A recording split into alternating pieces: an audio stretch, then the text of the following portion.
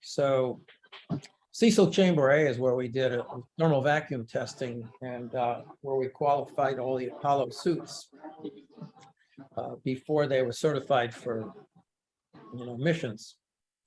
So the astronauts would go in there, and you'll see some of this later during my talk, and they would have to go through a whole protocol simulating what they were going to do on the lunar surface, but in a very close environment, thermal vacuum environment. So you see it, you see the picture on there is probably a space shuttle radiator test that was going on back in the 70s. But if you look closely at that picture and you've seen anything to do with the James Webb Space Telescope, you will know that the James Webb Space Telescope was placed inside Cecil Chamber A as one of the last steps before certification and launch. In fact, there was a great show on PBS on Nova it's called The Ultimate Telescope. It's shown this week.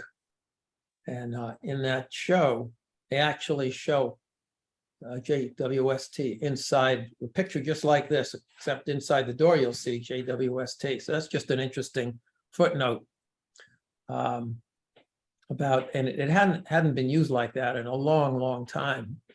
Had to be modified to accept JWST. What else can I tell you?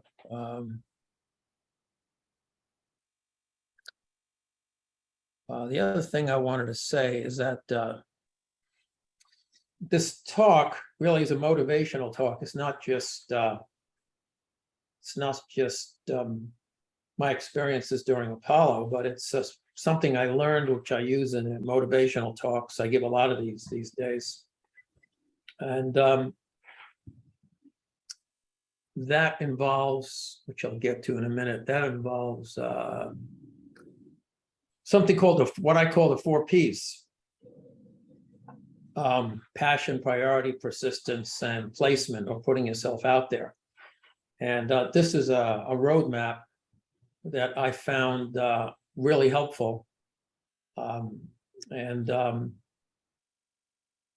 To achieve your goals, whatever they are. I don't care if you're in grade school or high school or university or professional.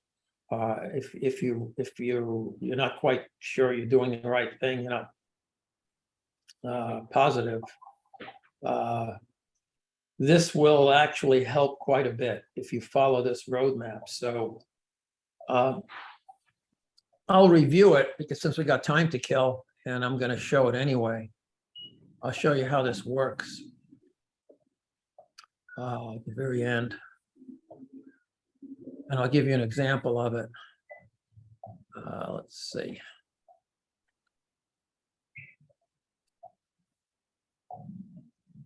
So,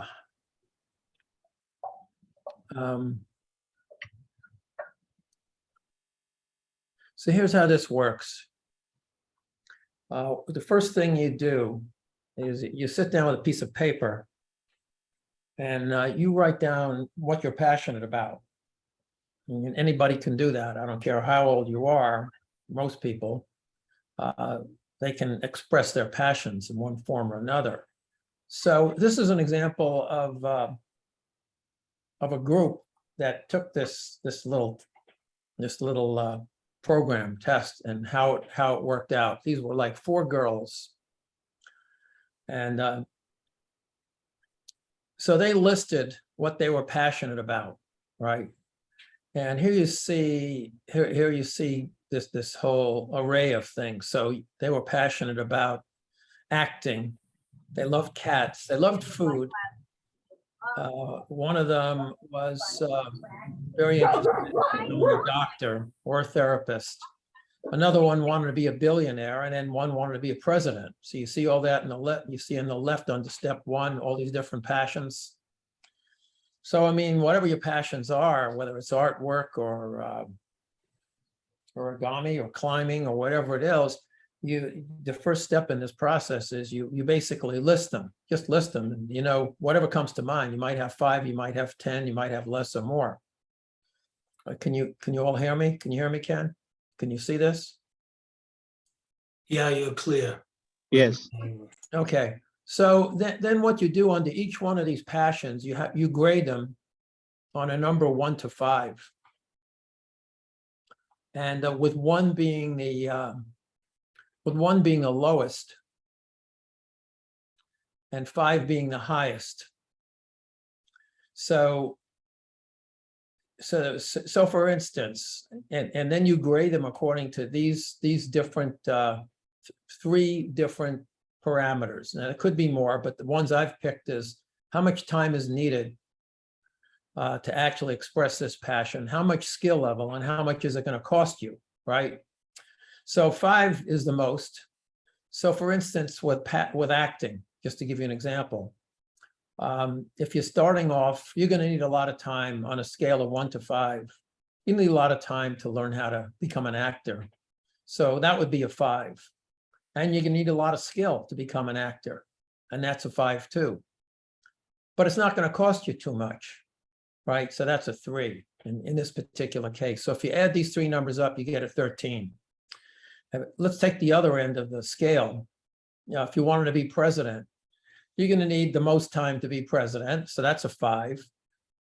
The skill level is pretty high. So you probably don't have that skill level. You probably know right off the bat that you don't have that kind of skill. So that might be a 1 or a 2. In this case, it was a 3. I don't know why it was a 3. And it's going to cost you a bunch of money to get to be a president. Let's suppose you wanted to be a Formula 1 driver. That's a real passion you have. I want to drive Formula 1. It's going to take a lot of time. So that's a 4. It's going to take an enormous amount of skill. That's a 5. And it's going to take you a lot of money to get to that point of driving Formula 1. So you get the idea. You use these parameters: time required, skill required, and cost required, and you grade each one on low to high, and you can come up with a number. So in the far right column, you see the numbers, right? 13, 9, 9, 13, 14, 10, 15, 13. So it turns out, if you add all of these up, you can then reorder your passions in terms of grades. And you look at step 2 on the left side, and you see the number 1 priority for these people. They all love cats. Wasn't that something? They all love cats. And cats was going to take a lot of time, a medium amount of skill, and it wasn't going to cost much money. And these girls were all they didn't have degrees. They weren't professionals. They were just right out of high school. They were looking for something to do. So then you prioritize this, and you see how it's prioritized. Cats is 1, food is 2, therapist is 3, PhD, get a PhD or a doctor, MD is 4. So this step that you go through orders your passion. So it tells you, if you're going to pick something to do, at least have a way of prioritizing it. So that was the second step. Then the third step was, once you've selected a passion based on this method, you have to embrace failure. That's the most important thing. And that's covered by the third P, which is persevere. Perseverance means it doesn't matter how many people tell you you can't do this. You just have to keep slugging away. And you just don't accept failure. You embrace it. And, by way of example, Tom Clancy had 158 rejections on the hunt for Red October before he got out there, right? So that's the third step. So you have this roadmap, right?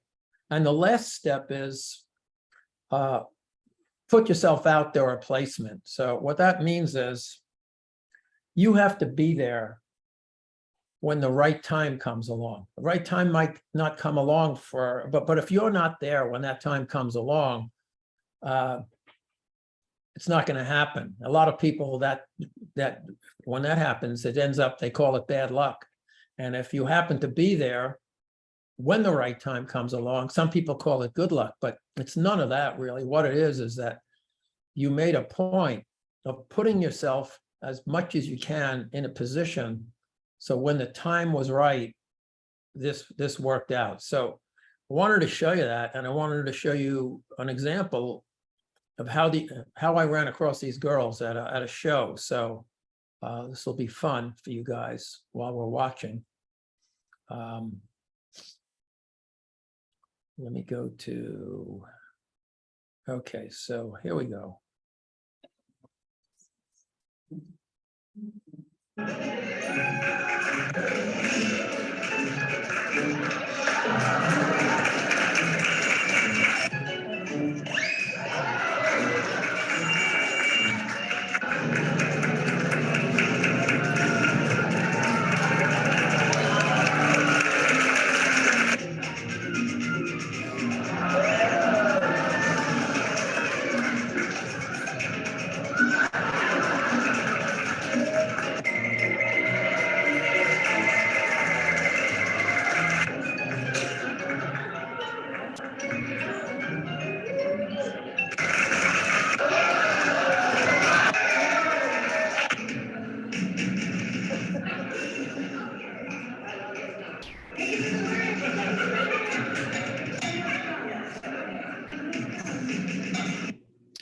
So I hope you get the idea what's going on here. Is that here people they end up going across the country in a van. They go to shelters. They pick up these cats. They train them into this amazing show. And if you look back at how they did it, there was a method, and it really was this kind of thing. You know, it's you don't think of condensing it down, but there is a way to condense it down. Anybody can pick their passions and actually determine what is the optimum way to do it. So, you know, how did I learn this? Because I look back on everything that I've done, and after a while, it became obvious that this is what happened. So that's the main point of this entire talk, is that how you can change your life, you can optimize your life, you can do things you never thought possible if you have a method of looking at it. So that's what I wanted to go through. There might not, may not be enough time to cover it to that length of detail during the actual talk, but it was important. Hi, Dr. Kosnet. I got the idea. Yeah. Looks like Dr. Gelzer is not signing back. I sent him a message that he's welcome to come back to moderate the panel, but there's a chance he might not come back. And then Michelle is here. So would you like to join the panel discussion? Yeah, well, sure. Okay. With this, we still have 4 panelists. So now the question, who is going to moderate the panel, since he may or may not join us? With Michelle, would you like to moderate it? Hi there. I am not really prepared to moderate a panel this Okay. morning. Then how about Dr. Kosnet? Would you be able to moderate this panel? I don't know how many. First of all, how many people are online, Ken, right now? Online right now is 14. Um, The sign up people is 30 to 40. So they might join later. yeah. They might join to listen to your talk. Yeah. Well, if you don't feel comfortable, that's fine. But you can join the panel, right? Yeah, no, I can join the panel. I'm not sure I want to moderate it, but I can join. Okay. Sure. Now, how about Aldo? Would you like to moderate it? No. No, Sorry, okay. Ken, I'm not prepared to do that. Okay. How about Alan? I don't have all that much time, unfortunately. Okay. Well, in that So- case, if nobody, how do you think I moderate it? Yeah, go ahead, moderate it. Sure. Okay. Okay. So because of this, I think initially, Michelle also indicate the time was not enough if we start from 10:15. So how do you think we start from now for the panel discussion to give each of you more time? It's Sure, okay with might as that well- now? we might as well just get started. Okay, so let's start the panel session now. And we will start with each of you to self-introduce for a few minutes. And then we'll start going around for the panel discussion. So go ahead. Let's maybe we start with Michelle. Okay. Just introduce yourself. Hi, I'm Michelle. I'm Michelle Evans. I am the founder and president of Mach25media.com. I wrote the book, The X-15 Rocket Plane, Flying the First Wings into Space, published by the University of Nebraska Press as part of their Outward Odyssey, The People's History of Spaceflight series. Yeah, today we're here to talk about Apollo 11 and Neil Armstrong, which is pretty great. Neil was a wonderful guy, and I look forward to speaking more about him. As for myself, my background is that I served for 8 years in the Air Force, working on missile electronic systems, and then finished my degree, got out of the Air Force, and worked in the aerospace industry for quite a number of years before deciding it was time to sit down and write my book. And so I got out of that industry and specializing in communications about aerospace, education, do a lot of events all over the world that we've done with astronauts, people like that.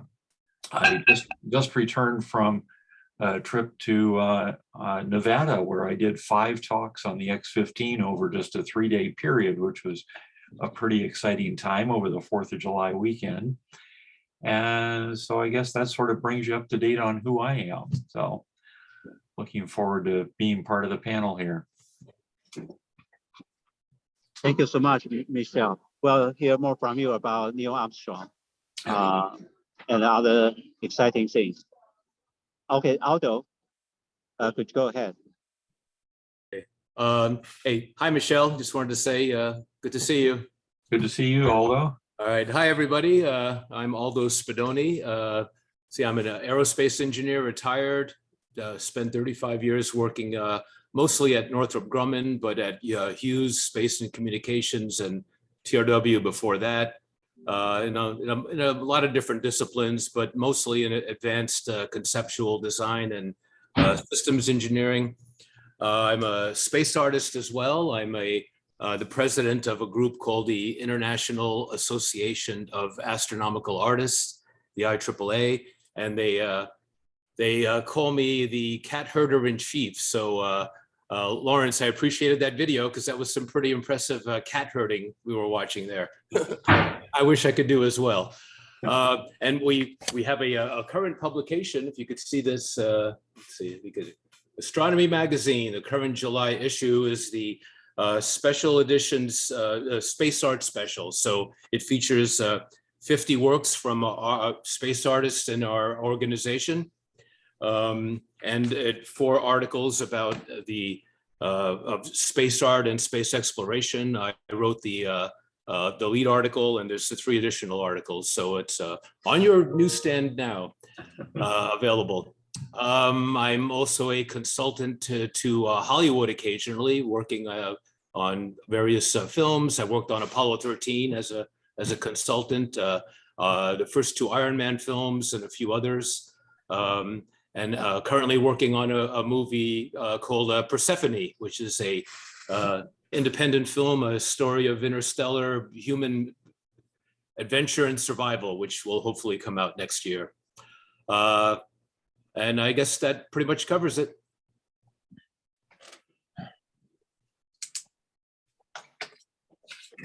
Okay, so we'll hear more from Aldo.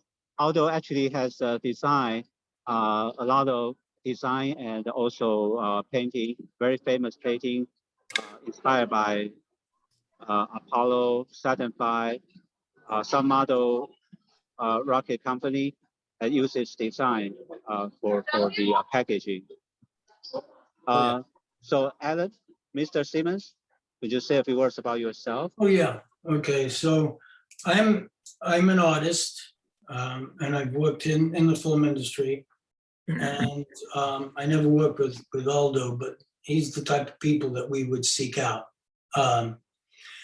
I worked in animation, game design, and what would happen is either I would doodle something, and the producer would have some ideas, or the producer would have some ideas, and I'd doodle something based on that.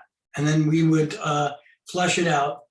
And if it's anything that requires any scientific input or engineering input, then we would find somebody who was an expert in that. And I always tried to do my designs with that in mind, you know, that they are thought out. So I worked in animation, like I said, and film. Well, it's not really called film anymore. What do we call it? Video? It's because it's all digital. So I don't know that there's any film anymore, but I recently did some storyboards for a short film project, and a little funny thing happened on 3 different occasions. 3 different people completely unknown to each other asked if I would help to design a remake on the British TV show Space 1999. Now, I have all these designs and all these illustrations, and nothing came of it. And I found that very interesting that 3 different people would do this, that it's such an amazing coincidence that they would pick me out to do a design for that particular remake for that show.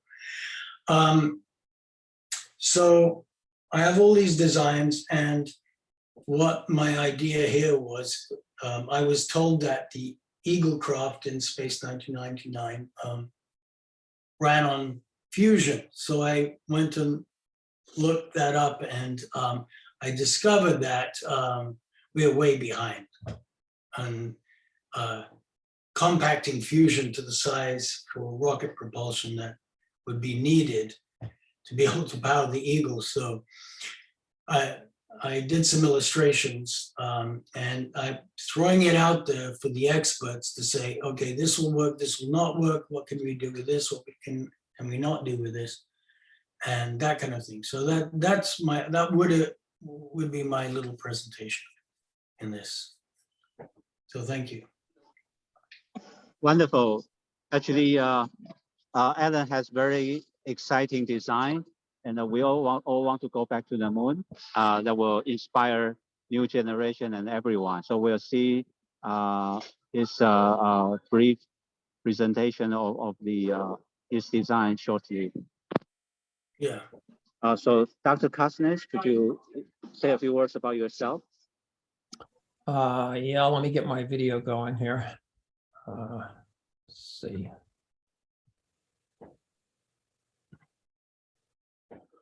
Well, most relevant to this topic, I was a flight controller during Apollo, and you'll hear that story later. I did want to talk about some of the people I knew and some of the stuff I'm doing now, but I think it's also relevant. So I knew Neil Armstrong reasonably well. I got to know him during the debriefing a little bit, but I got to know him more years later during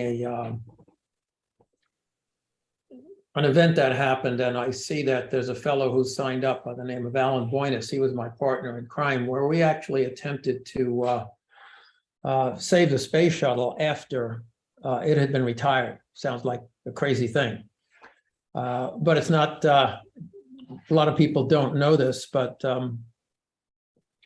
we actually came within a couple of months of pulling this off, privatizing and saving the space shuttle. So one of the reasons that happened was because Neil Armstrong became an advocate. And so if I can share the screen, I can show you some of the things that are relevant to this. So I've written, I understand, I've written a book about this. I've written several books. So one is a novel about the first human voyage to Mars, which is climate-based. it's all about climate change and how the atmosphere disappeared, and things that are happening here have a basis for on Mars, that they happened there first. It's actually a love story as well, and it's got a lot of dynamics in it, crew dynamics, but essentially it uses climate as the main driver. And then I've written a children's spacesuit user's manual, but the one that people seem to be interested in terms of chronicling now as a film is this one, Save the Shuttle, because there's a lot of unbelievable things that happen here. So let me see if I can get it on. So this is part of the book.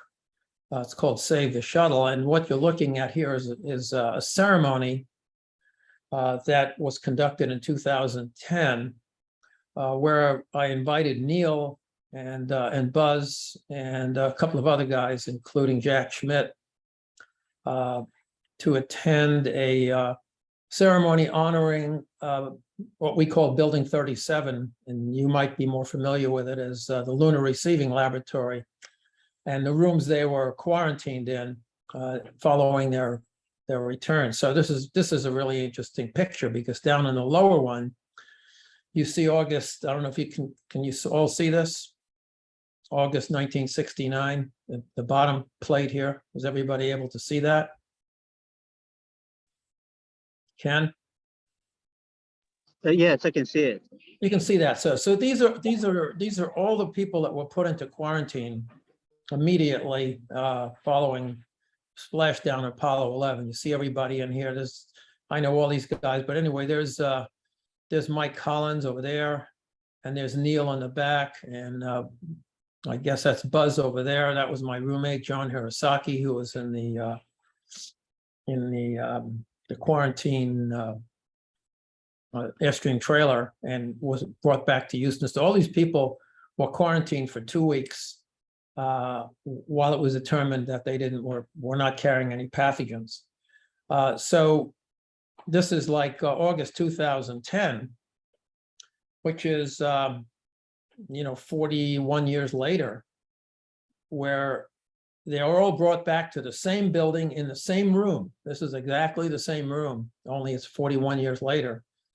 And here you see, that's me hosting the ceremony, and there's Neil over here, and Chuck Berry, the famous space doctor, and there's Jack Schmidt, there's Buzz. So I got to know Neil pretty well during this period, because what we were attempting to do was actually put together a business plan that would result in people in reactivating and repurposing the space shuttle as a private venture. And the reason we were able to do that, I don't know how much time you got, but I guess you need to use up time, is that we had a business. I'm looking for the business plan, just to give you some ideas of how. Anyway, they went during the ceremony, there was a cake, as you see Neil and Buzz, and they were looking at plaques. This is actually the intercom that was used to call the doctor's room in case anything happened. Right over there is where Neil slept, and these were plaques that were put in. So there's a lot of stuff. So anyway, Neil was an advocate. And this whole thing started, believe it or not, with a PowerPoint pitch overlooking the Pacific Ocean in bathrobes. Just fooling around one day. My friend Alan Boynes was on, and we wrote this PowerPoint pitch. And this PowerPoint pitch, we called it the STS-136 project, because the last shuttle was STS-135. So this was going to be reestablishing it. And at the bottom line of all this was money and income, because the shuttle had been costing $5 billion a year. And couldn't afford the NASA couldn't afford to have a $5 billion a year program and then start a new program on top of it. So something had to go with the budget constraints. And the new program that was coming along, of course, was the Space Launch System. So what we tried to do was find out, is there a way to get income to actually get the space shuttle to pay for itself.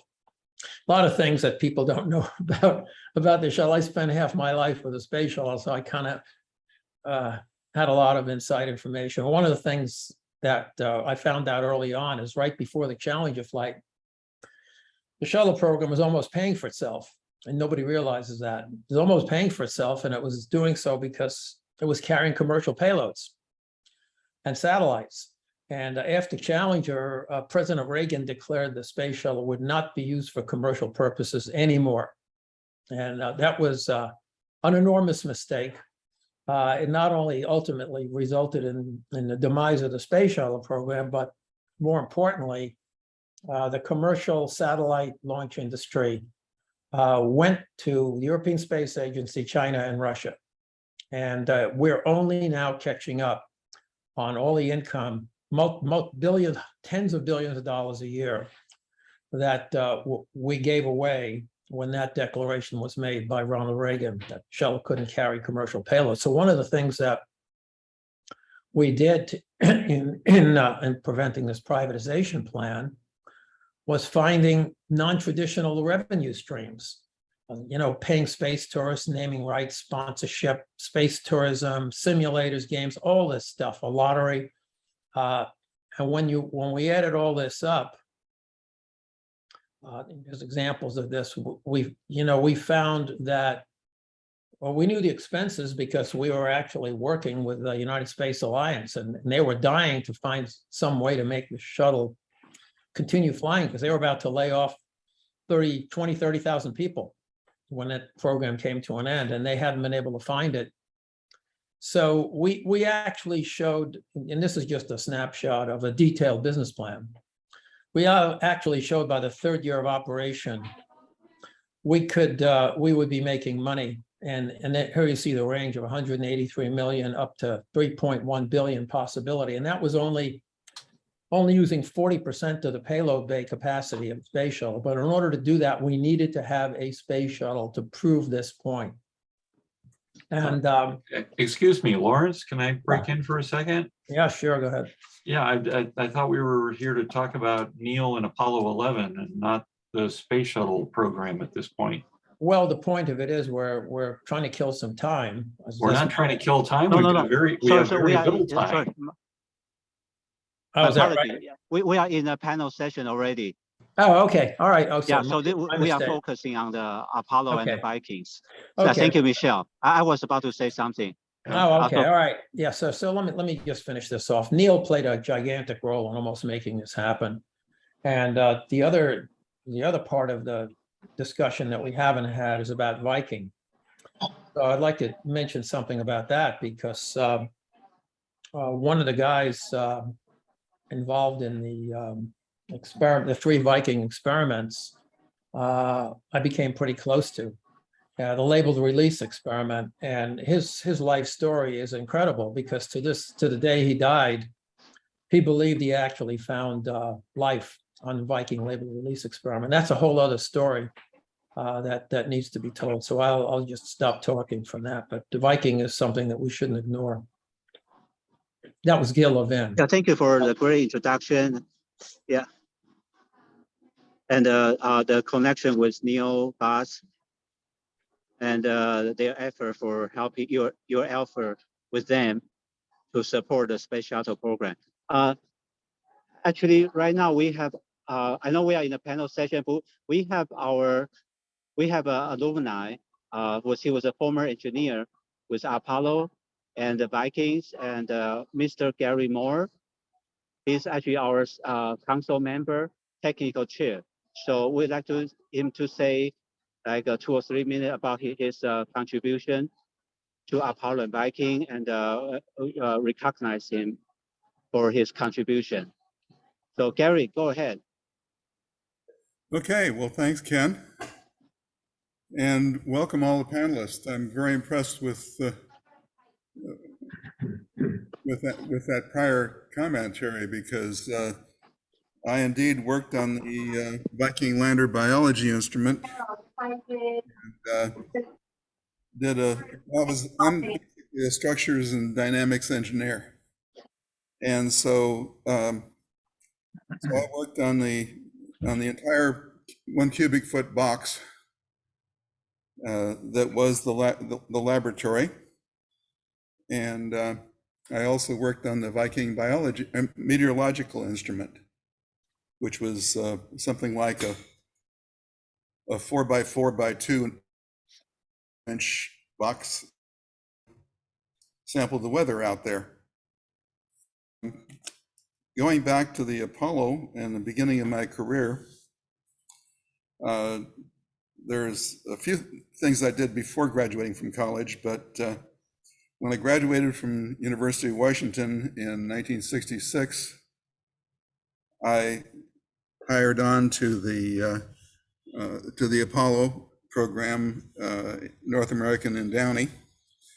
And as I was walking up the stairs to the first day of the work there, my boss informed me that in June 1966 they had completed the project, and so they were in the process of laying off engineers, and I could anticipate going to quite a few going away parties because the prior year they'd made 4 offers to engineers that were graduating and nobody took it. So this year they made 7 offers and we all took it. And several of those stayed on through the space shuttle era and rose to fairly insignificant. Yeah, it's very inspiring with Gary working on the Apollo and the Vikings. It's a great inspiration for the public and the next generation in STEM education, everything. And because Gary, he can only stay for a few minutes. Yeah. May or may not. Hopefully he can stay fairly longer. brief. I'll be fairly brief at as I wrap this up. So, you know, the beginning of an engineer's career is not what you expect when you graduate. You're not the Tiger team. You walk in there and you learn a lot of company procedures, you see a lot of the work that people have done, spend a lot of time checking various other people's analysis. And long about Thanksgiving that year, I started a new project that was a scientific airlock, we called it, to replace the side hatch window. So I was actually working on the command module inner structures. And so when the pad fire happened in January, that was what I was working on.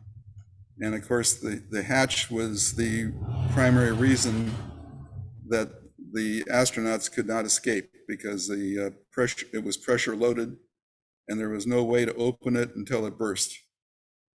So anyway, the next year and a half after that was a very busy time.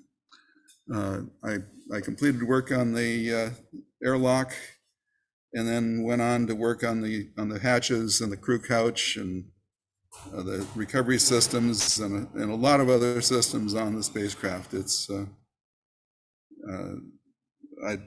I'd like to make a list of the things that I remember touching in the course of that work. So that anyway was the start of a career that was very fortunate. I just happened to be in the right place at the right time, and that happened a number of times through my career. So along with the Viking. So anyway, that's the wrap up of the beginning of my career and what I did on the on the Apollo and the Viking. Go ahead, Ken. Gary, we highly recognize you for your contribution to Apollo and Viking and the overall American space program. We salute you. I wish you can stay a little bit longer. So maybe after the panel, you can say a few more words. Really appreciate. Very I'll throw out one other thing. So after 2 years, I left and went to Lockheed, worked on some methods and some other things up there. And then after the second downturn of the L-1011, I went to work at TRW. And there I actually worked in the group that built and designed the lunar module descent engine. And I actually worked on that engine to repurpose it as a Thor Delta straight 8 second stage engine. So I've done quite a variety of commemorative meetings on the various Apollo programs. So a little bit of background on that stuff. Anyway, this time it's for real. I'm off. I'll be Oh, no, silent. Gary, we wish you can be with us, but it's just maybe after the panel, because we have a very exciting thing from the panel that you will enjoy too. So let's start with Michelle, because we are celebrating Neil's Day, and I know you have wonderful book about the X-15, and you have been involved with many Apollo program, and also the movie, The First Man. So would you like to share us about what you know about Neil Armstrong, and how is his great trait inspired the generation under the space program? Sure. Yeah, as I mentioned before, yeah, Neil was a great guy. I was very honored to be able to speak with him. I met him several times over the years. Not a good friend like Lawrence was, obviously working on the program directly. Yeah, Neil was really excited about the X-15 program, which is why he agreed to sit down and talk with me. And we had a wonderful conversation about that. And I was glad to be able to turn that into the chapter in my book about Neil. More importantly, it was interesting that I got to talk to Neil's boss, Paul Bickle, while he was there at NASA Edwards. And Paul really gave me some great insight into Neil. And it was one of the things that came out a little bit in the movie First Man, but not very much, was the fact that when Neil was on the program with the X-15, that he really messed up a bunch of times. And it's one of these things that a lot of people aren't aware of. And it actually led to him leaving the program, which ended up getting him into the astronaut office. And as we say, the rest is history. But, Neil lost his daughter in January of '62, and it really affected his work there on the X-15. And so it was probably a good thing that he left that environment and went on to Houston. Later on, when Neil and I talked, it was really interesting. I just want to share a little anecdote about when I first went to meet him for our interview. Was the fact that it was pouring down rain that day when I showed up in Lebanon, Ohio. And when I got to Neil's office, it was interesting because we went into the office and it was raining just as much inside the office as it was outside the office. And, I hadn't seen Neil in many years. And my first view of Neil when I walked in was him carrying around a waste paper basket trying to catch the rain coming down from his roof there. And he set it down under a big drip. And then we said, gee, maybe we should go somewhere else for our interview today. And so we ended up going across the street to an ice cream parlor and sat down there at the front window and talked for a long time about the X-15. And so it was just a really interesting thing to see that with Neil. And he was very down to earth on so many things. And I know some people berated him for not being more vocal about his work on Apollo, really promoting Apollo and the space program in general. And the people that berate him like that, they just don't know who this guy was. Neil was always a very private man. He was an excellent engineer, an excellent pilot, even though he did screw up a few times on the X-15. But he was very focused on the program. And I think in many ways, he was the perfect person to be the first man to walk on the moon, because he never tried to aggrandize himself because of what he accomplished. He always wanted to stay in the background. He always wanted to make sure that other people were getting credit for the whole program and not just him for being the first person off the lunar module that day. And it was great to see that. And he just never really understood this idea that, oh, people expect me to be out there being a cheerleader for this thing. That's not who Neil was. He just didn't do that sort of thing. He was very forthcoming with people that he knew, that he was around. He was very reticent to be talking to strangers most of the time and stuff. And the way he was venerated by some people and vilified by others was really terrible, because yeah, I just don't think they really understood who this guy was. And I hope that I was able to capture some of that in my chapter on Neil in my book. And with that, I'll let other people talk about him as well. You know, probably Lawrence has some great anecdotes about Neil, since you knew him much, much better than I ever did. Thank you so much, Michelle. The story you mentioned was so fascinating, really. Dr. Kastner, want to share a few words about how you know about Neil Armstrong or us, and how would that overall inspire the young generation and future American space program? Yeah. Well, you know, my job early on was to, which is what my talk is about, was how to use the suit data to measure the metabolic rates and energy expenditure while they were on the lunar surface. So there were a lot of people involved in that program, as most of you know, about 400,000. So it's just a matter of luck that you end up meeting somebody like Neil Armstrong.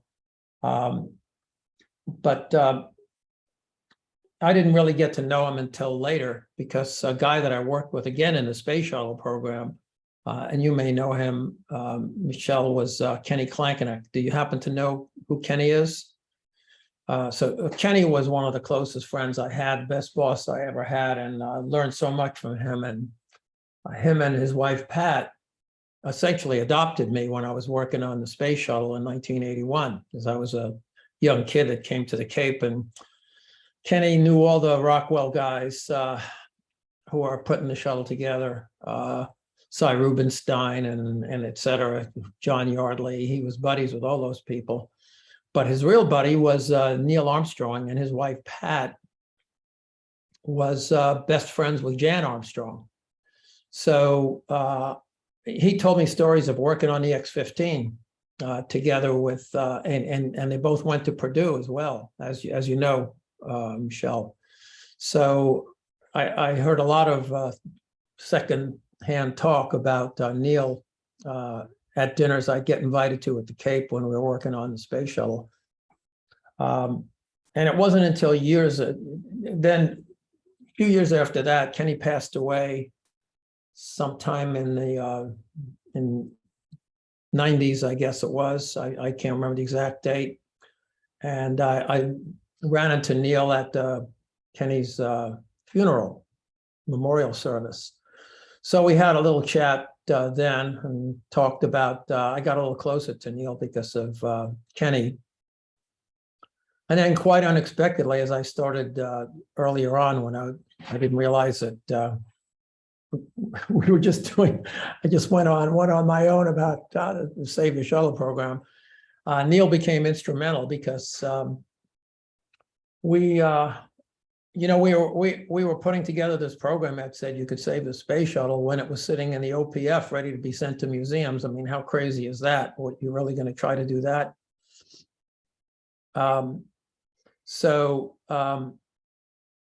Anyway,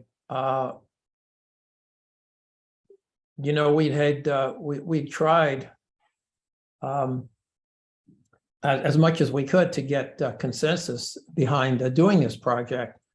And most people thought we were crazy, but little by little, we had this business plan, and that ended up being the tipping, that plus Neil ended up tipping the scales in favor of this. And I could tell you a whole story about what was happening behind the scenes at Congress and the House Space Subcommittee when this proposal came.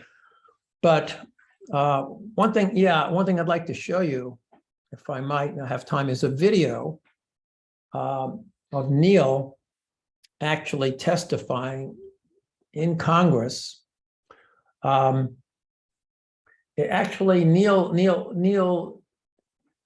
as Michelle said, Neil was very, very quiet. He was not prone to he was not prone to big expressions of support. In fact, and he would not favor any commercial entity over another. That's how balanced and even Neil was.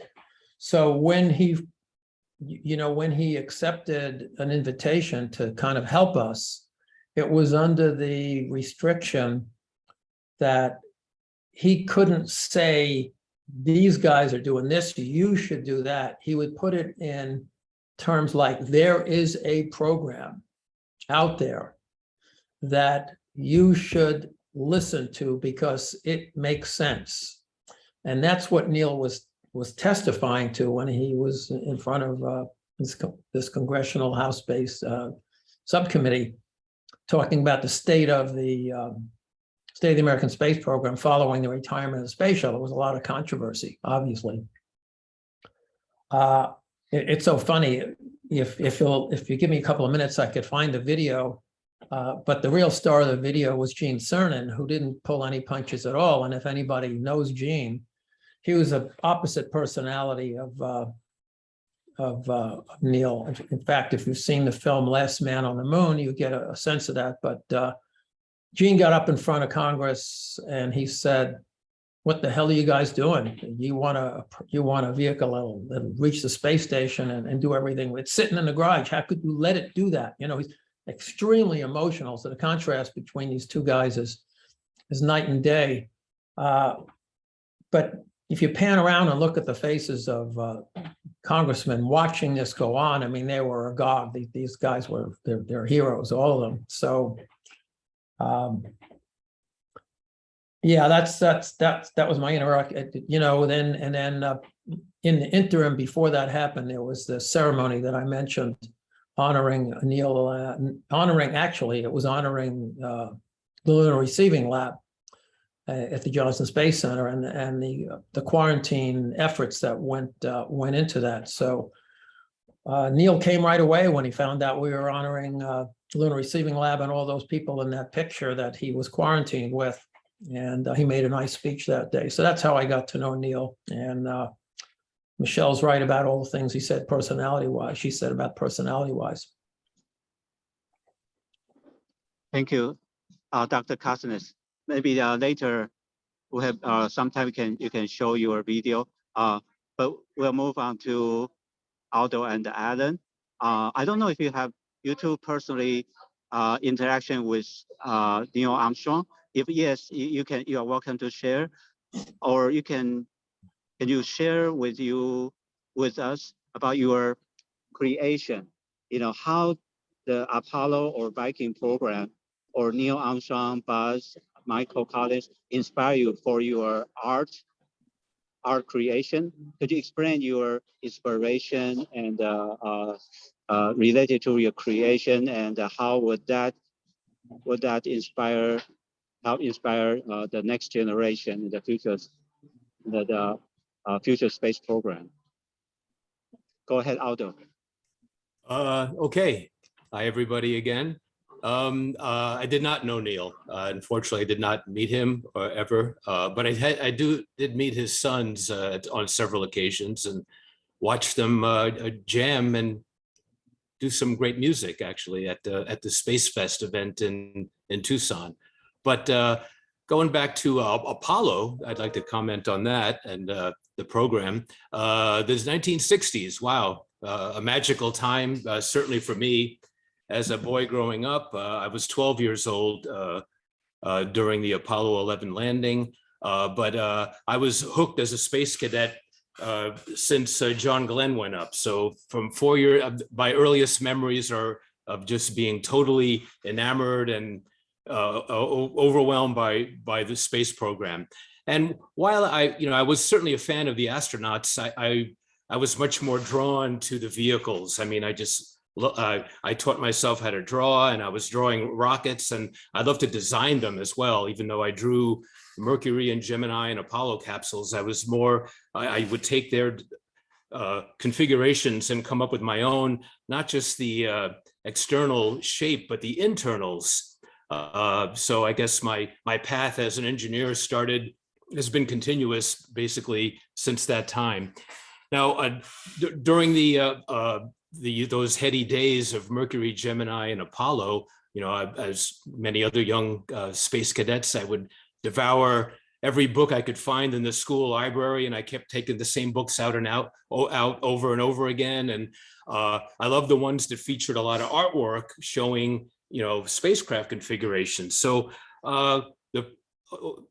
these programs taught me a great deal about the whole way things are designed, because I could distinctly remember in the mid-60s taking out books that showed at the time what I guess what they called lunar direct. In other words, not lunar orbit rendezvous, but a giant vehicle. I believe they called the launch vehicle the Nova, and it would basically just take a spacecraft in steps continuously all the way to the moon, the landing, and the crew would return back to Earth in the same vehicle they landed in. Each phase, of course, they would drop off a piece until a relatively small piece would return, and it made perfect sense. I mean, since that, everyone knew that rockets at the time were staged. We didn't have the cool Buck Rogers or Destination Moon single stage to orbit kind of vehicles. Those were beyond our technical capabilities. So people understood staging. So Nova made sense to me, even though it didn't occur to me at the time that the thing was absolutely enormous and we couldn't afford to build it. But and then at the same time, books were coming out showing configurations that were much more like what eventually landed.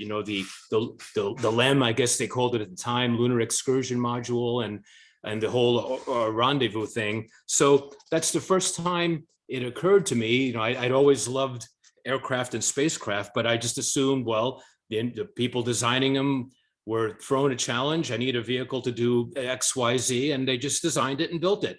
So looking at these books taught me the idea that you have to explore designs. I mean, it's a process, and not everyone is going to agree on the best way to do it. And it was pretty clear afterwards, when I thought about these things more as in college and even in high school, that they didn't know how to do it when the Apollo program started. I mean, now in retrospect, it's obvious they didn't know how to do it, but it just blew me away what it must have been like for the engineers when Kennedy made the challenge. And I'm sure many of them were saying, what the heck are we going to do now? Because it wasn't obvious how the program would proceed. So the fact that they were able to come up with all these options and go from the Nova, lunar direct to the lunar orbit rendezvous, and that wonderful story about how that got started, and then finally getting grudging acceptance from the NASA hierarchy. And I don't blame them for being conservative. At the time, no one knew that space rendezvous was even possible. So they had to commit to the design of the Apollo system before they really got all the Gemini experience and all the the wonderful missions with the astronauts figuring out, hey, we can do this lunar with this rendezvous in Earth, which means there's no reason we can't do it around the moon. So for me, it was just so inspiring to see the whole systems engineering process unfold while watching the wonderful missions of Mercury, Gemini, and Apollo. So and since I've always been a futurist kind of a person, I haven't spent as much time in my artwork career rendering all those vehicles. I like to kind of design my own stuff and put it out there, which is one of the reasons I do Hollywood work. But as we approach the 50th anniversary of the Apollo program, I kind of was feeling nostalgic, and then I started to create much more artwork to try to capture some of the moments of the Apollo missions. So it kind of came full circle in that regard. So that's kind of how Apollo influenced me to become an engineer, and now I'm much more involved in kind of STEM activities and trying to give back and try to get young people excited to follow a similar path.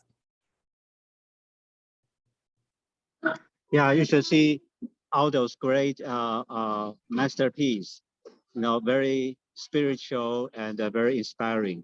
Well, I can So- share my Saturn V staging picture if you want, Ken. Oh, go ahead. Yeah, give me a moment and I'll find it here. Let's see, portfolio. Yeah, in the meanwhile, just try. You are encouraged to look at all those website and his design and artwork. All right, here we go. Let me share screen for a moment. Wow. All right, can you guys see that? Okay. So yeah, this is an artwork I created a few years ago. I was trying to capture the staging event, and of course, as you look into a vehicle, the magnificent Saturn V, you realize, wow, there's a lot to it that you don't immediately see unless you kind of read into it a little bit. For instance, a lot of people don't know that the vehicle had these retro rockets on the base of the S1 stage, because at the time they really wanted to make sure the second stage and first stage cleanly separated. So you had the ullage motors, and I finally figured out that they were ullage and not ullage. These motors up here and then the motors down there that would actually, the lower retro would actually fire right through the nacelles. They had like frangible panels on there. So the first to second stage event was exceptionally violent. There was all kinds of explosives and explosive bolts and around the staging adapters and all these retros. And each vehicle was slightly different. As they learned from each launch, they wound up having much fewer of these devices by the time they got to Apollo 17, because the data showed they didn't really need them. But in any case, I was trying to capture in a few seconds of events, and I love rendering plume phenomenology, and a lot of this is just eyeballed, but just try to give a feel of the energy of the staging as this thing was moving along. So I named this piece after the line from Apollo 13. Get ready for a little jolt, fellas. Bam. Okay. It's amazing. Yeah, this is to capture the dynamic and the moment. Yeah, it's really I'm interesting. curious. Do you know what Mach number they were at when the first stage separated? I did at the time. I was researching that picture, but offhand, I don't recall. Okay. It's a graphic example, but I was just wondering about the shock parabolas. Oh yeah. I mean, those were strictly eyeball engineered. Obviously, again, it's my artistic interpretation. But you watch the footage of the launches, and a few of the launches, they captured that staging, and you could see that ring of fire shoot out for a moment. And matter of fact, my illustration is rather benign. That ring of fire was enormous for momentarily as the stages separated. But I don't think any of the videos at the time captured the, you couldn't see the separate plumes from the ullage motors or the retros in the first stage. But as far as the shock shapes, no, those are strictly eyeballed. Most of the artwork I create, I do under contract for various aerospace companies or individuals. So in that case, if they want accuracy and they're paying me. I'll put the detail in. This was a image I just made for me, so I freewheeled. That's wonderful. Sorry, Gary. So Alan, I mean, Space 99 was certainly a well-produced TV series inspired by the space program, like Apollo. I know your involvement with it and you have some design. So could you share with us, how were you inspired by those and your new designs? Yeah, And the- how would those link the Apollo space program and the future space program? I was unable to find this, but there's a watercolor I did rendering when I was 16 of Apollo 11. And a friend of mine has the original. I'll look for the file. It's gonna take, I can't even remember what I put in. I guess I didn't take it that seriously, but I think I captured the lighting and because when they landed on the Sea of Tranquility, it was a very low sun angle. And I think as a 16-year-old, I got that pretty closely. Now, I've always been, my big criticism for all the renderings of, the Space 1999, which I love, but I still had certain criticisms, was getting the lighting in space right, because I've been looking at this since I was a kid, when I was 14 years old. And so I think that when I illustrate, I try to get that right.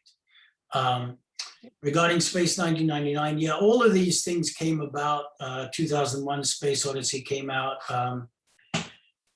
around about the same time, I think a little later than the landing at, I think maybe it was the same year. Was it 68 or 69? So 2001 may have come out at 68 and the landing was 69, right? That's correct, yeah. 2001 was 68.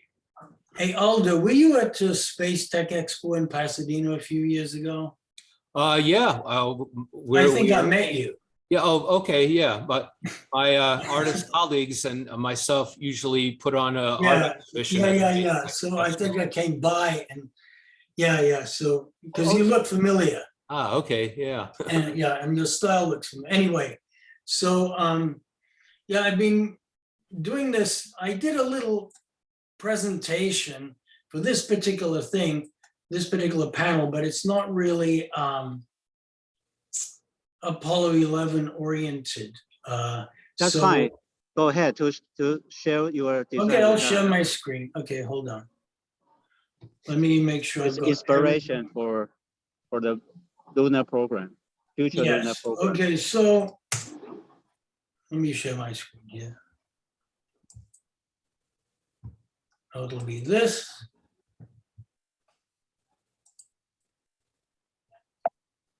Okay, so can you see it? Okay. I can see it. All right, so Great. thank you. What this is speculation. And that's what I do, I speculate. And then engineers and scientists said, that won't work, this will work, blah, blah, blah, and they fix it. So what I did was, this is thermonuclear spacecraft. And here I did a little, what I did was, did the interior, and around here, this is very conventional thermonuclear reactor, which would probably not be used in space. I just did this as an experiment. It would probably look more like this. Oops, I'm sorry. This is, some of you guys probably know this already. It's a thermonuclear, it's a fusion rocket propulsion system. It's already been designed, it's being worked on right now. So I thought I'd grab some images and put it in this spacecraft I was working on. This is sort of a glorified lunar module. I wasn't too happy with this rendering, actually. In the beginning, I was kind of pleased with it. The geodesic dome is made from the regolith of the lunar surface. As you know, better than I would know, that the hydrolytic bonding of when you fuse the lunar sand to make glass is much stronger than steel, and it won't break like glass on Earth. So a lot of I was thinking about aneutronic fusion, which is fusion that really that does not release neutrons, but instead charge particles, so that the radiation will not be so harmful. So it's all speculation. It's all from an artist's point of view, right? But an artist who likes to have a certain logical background behind what they do. So this one is from the show Space 1999. This is the craft. How do you convert thermonuclear reaction into such a small space? So I looked at this schematic, and these are they don't give you much detail. That's a deuterium chamber. This is with a plasma accelerator. And this is as much detail as you're going to get with no real engineering behind it, but it kind of looks cool. And this is what I did. I did a little more research on what it might look like thermonuclear reaction of the reactors on this. And then here are the brief explanations of certain components of this. Magnetic fields, lasers to achieve the pressure and the temperatures necessary for what they call thermonuclear break-even. And let's go on. This is to show you the size of the shuttle, which it's pretty small. I mean, not the shuttle, I'm sorry, the Space 1999 Eagle. Interior does not match the exterior because it's a lot larger than the exterior, and the windows are flat, which I did not like. So what I did was this. I redesigned the interior just as an artist, something that looks cool, and it fills the shape of the Eagle. And these are two workers, these are two astronauts. And here we have another angle. Obviously, he's weightless. You can see a space station in the background and the Earth. And here's the scale that I created.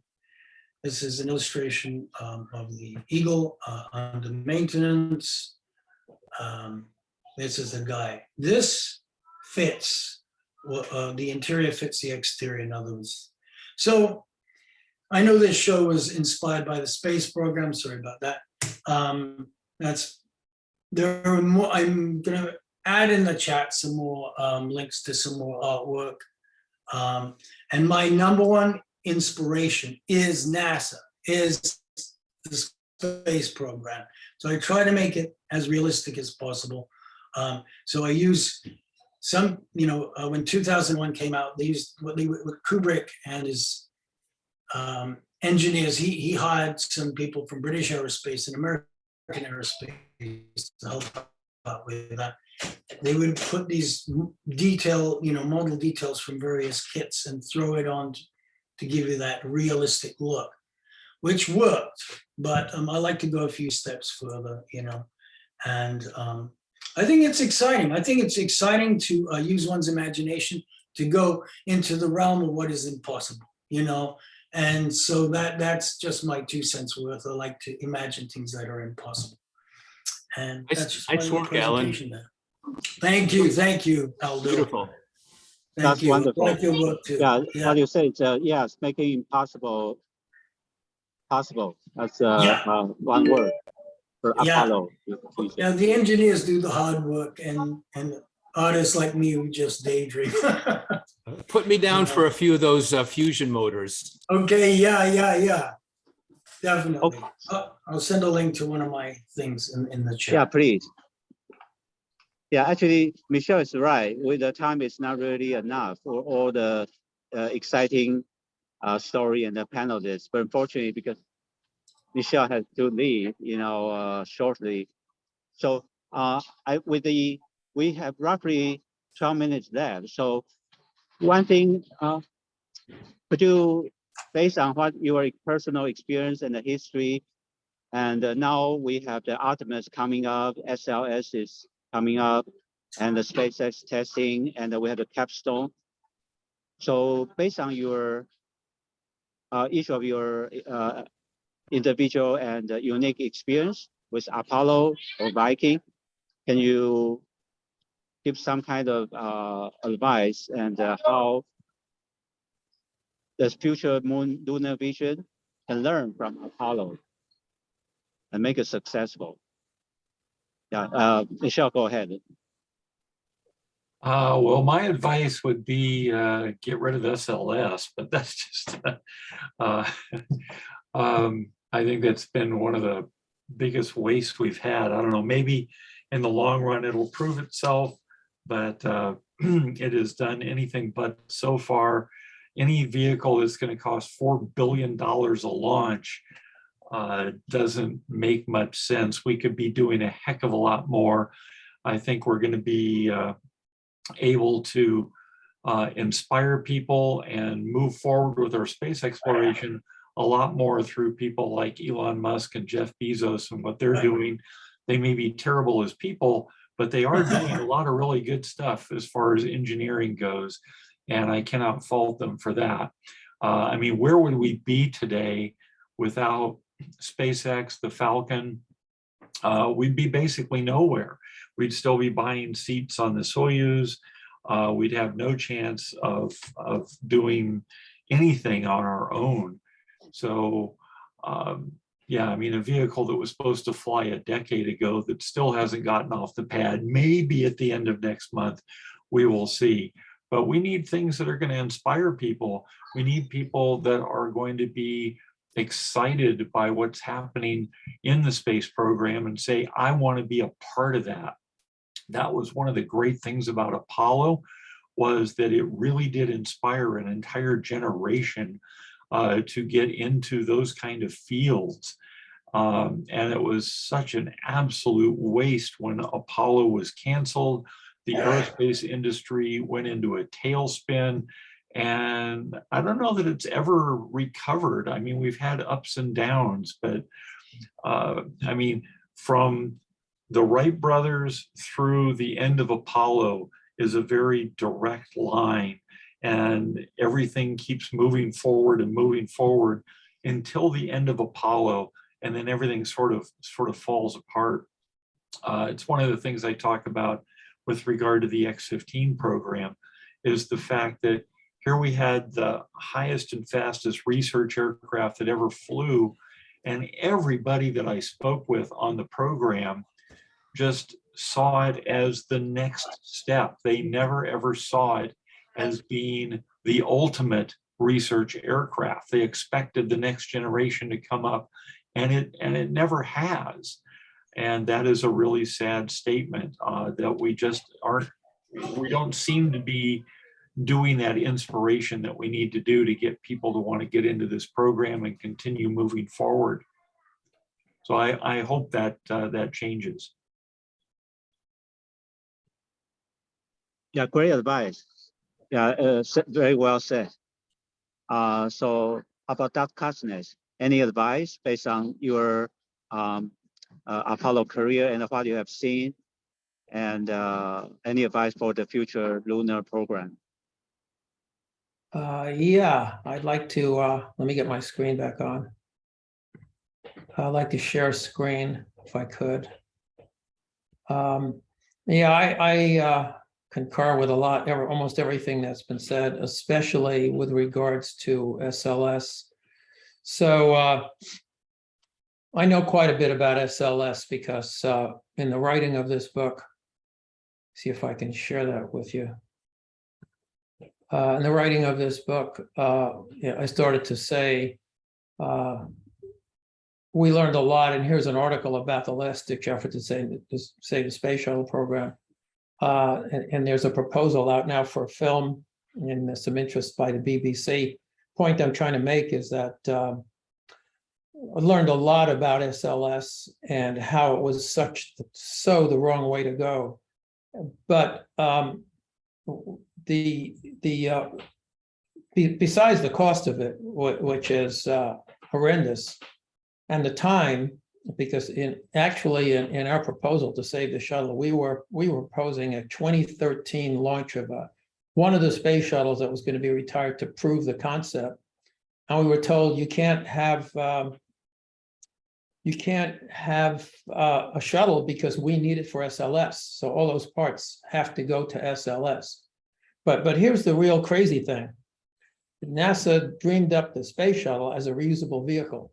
The whole idea was reusability. And that was the message that actually was passed, that NASA used to pass on. And that's what really got Elon Musk and SpaceX started. The whole notion of reusability is what cut the cost all the way the hell down. And now you have, the crazy thing is you have NASA building an SLS, launching an SLS with shuttle main engines that it is going to drop into the Atlantic Ocean, never to be used again. So not only is it crazy from a cost and a time standpoint, but the whole notion of reusability, which the space shuttle and NASA started, is now gone out the window. If you think about, the only way to describe that is insane. And for somebody who worked for NASA on and off for 50 years, I am so gobsmacked by this complete lack of transparency or understanding. And you hear NASA people trying to somehow justify SLS. I just don't get it, but thank goodness that SpaceX and the commercial entities that came along didn't buy into that, and that's why we have a program that's viable. And if you ask me, one of the last parts of this book addresses Elon Musk and the chances to go to Mars and who's going to go to Mars and how and when, and it talks about the cost difference. And it talks about a commercial entity that is not saddled by bureaucracy or politics. The thing about Musk and Bezos is they can do whatever the hell they want. They don't need to go through all the bureaucratic political gates that NASA has to go through in order to do this. And that's why they probably will end up getting there a lot faster. And that is, by the way, I describe this in the book, that there's another side to the story, which many people don't think about.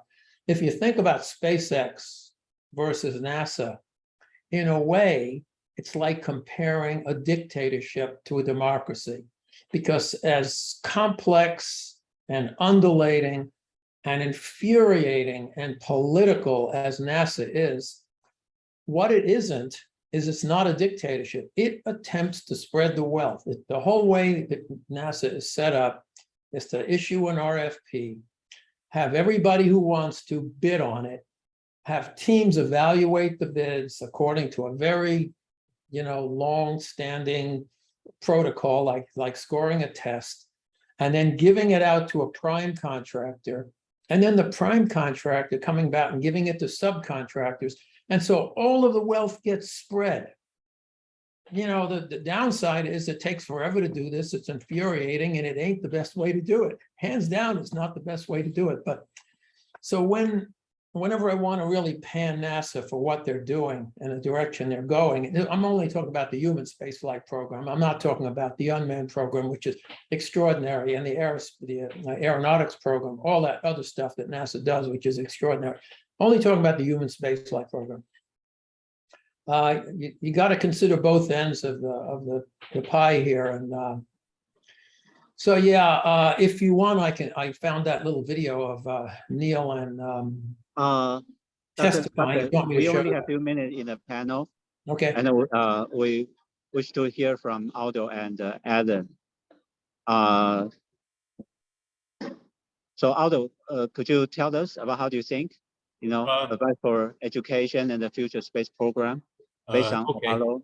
Yeah, unfortunately, I'm going to have to get going here shortly, but I just wanted to say I agree with just about everything that Michelle and Lawrence said, especially about SLS. I wish them luck. I hope the vehicle works, at least for this massive investment. But it just seems to me the logical thing to do is let commercial worry about Earth to orbit. They're obviously doing it well. I can't wait till we see New Glenn launch from the Blue Origin as well, and hopefully get into they seem to be much slower at deploying as opposed to SpaceX, but that's okay. Behind the scenes, I know that a lot of good stuff is going on. So I think NASA should just focus on exploration and move their operations outward. Let the commercial world handle getting stuff into orbit. It makes perfect sense to me to do that.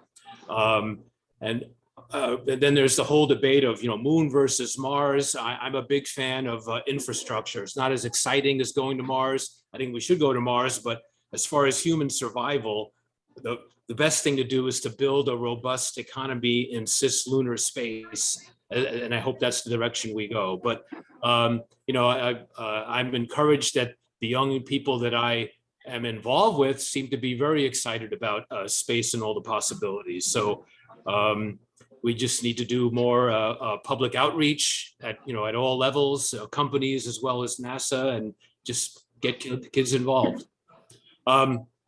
It's been a pleasure being part of this. I'm going to have to bail out, but thanks everyone. Thanks, Ken. I appreciate being part of this. Yeah, thank you. Thank you, Aldo. Thank you, Aldo. Yeah, your work is very inspiring. Ken, Okay, I'm Alan, gonna how have do to you run think? as well. I'm sorry, I apologize. Space 99, there's the Eagle transporter, and your designs, certainly very inspiring. Thank you. Eli doesn't fully understand 100% what's going on, but But he's very excited. He's very advanced, 4-year-old, very, very advanced for a kid. I have great hopes. Anyway, cheers, guys. You guys are really great. It's been an honor.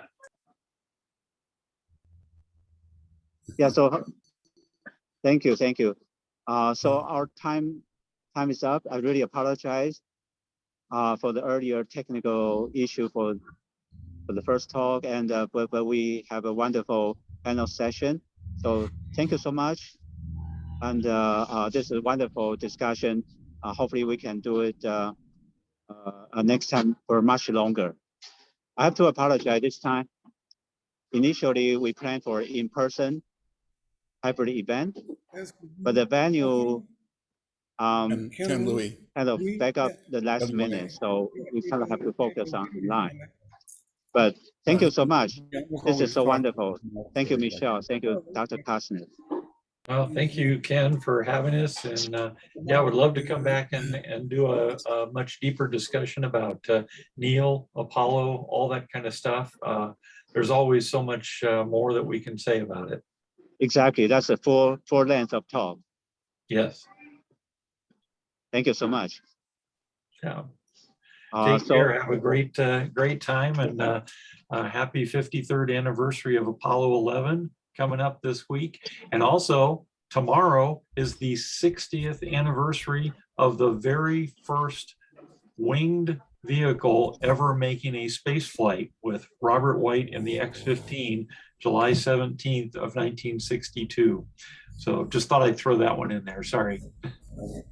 we should start to do the anniversary for X-15. Sounds good. Excellent. Thank you. Thank you, Dr. Kostner, too. Okay, and I'll throw in a little additional thing here if I can.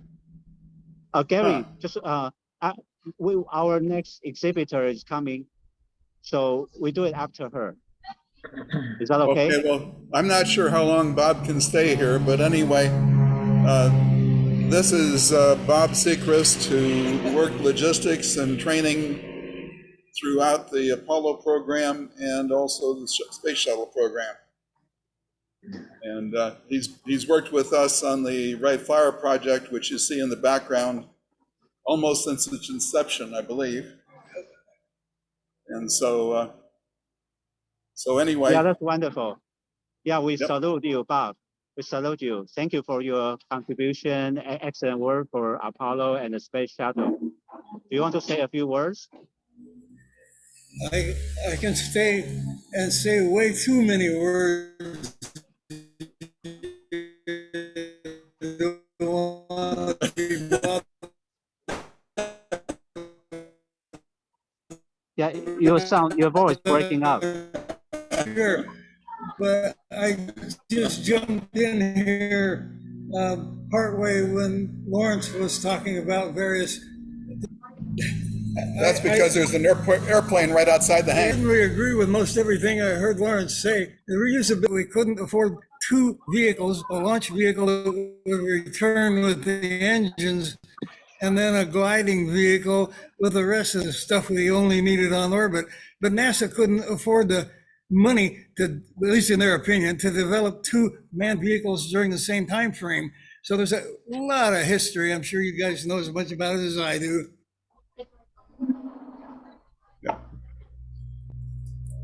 All right, so, yeah, well, I'm not sure how long Bob can hang around. We're waiting for one of the former chairman of the Bright Flower Project. So, We're waiting for Professor Kulik from Caltech to show up, and I wanted to meet him outside the door here, so we'll hear when he gets here. Yeah, thank you, Gary. Thank you, Bob. And it's wonderful to have, we salute you for the real contribution to Apollo and the shuttle and American space program. We actually have another gentleman here, Mr. Randy Dawson, is also involved with Apollo. But we have Leah here. She's going to talk about STEM education, because Apollo and the Viking was so inspiring, and it's very important to pass on the experience and use it in the STEM education. So she is going to tell us about the in course and her and their effort in the STEM education. So go ahead, Leah. All right. Thank you, Ken. And just thank you to everyone who's on today's meeting. I'm just going to give you a quick 15-minute briefing presentation. Let me share my screen. But I just wanted to say it was really awesome to hear the last panelists and hear how passionate they are, and also just learn a little bit more about how it is important to continue on, inspiring the youth for STEM in general. So that's kind of what I'm going to talk about today. So again, thank you so much for having me. I am here from Encore STEM Teacher Program, and I'm going to talk to you a bit about two programs that we currently have here at Encore to become a fellow or to become a STEMX tutor.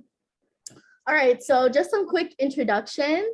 This is our team at Encore right now. We are working to expand, so perhaps the next time I present, you'll see some new faces.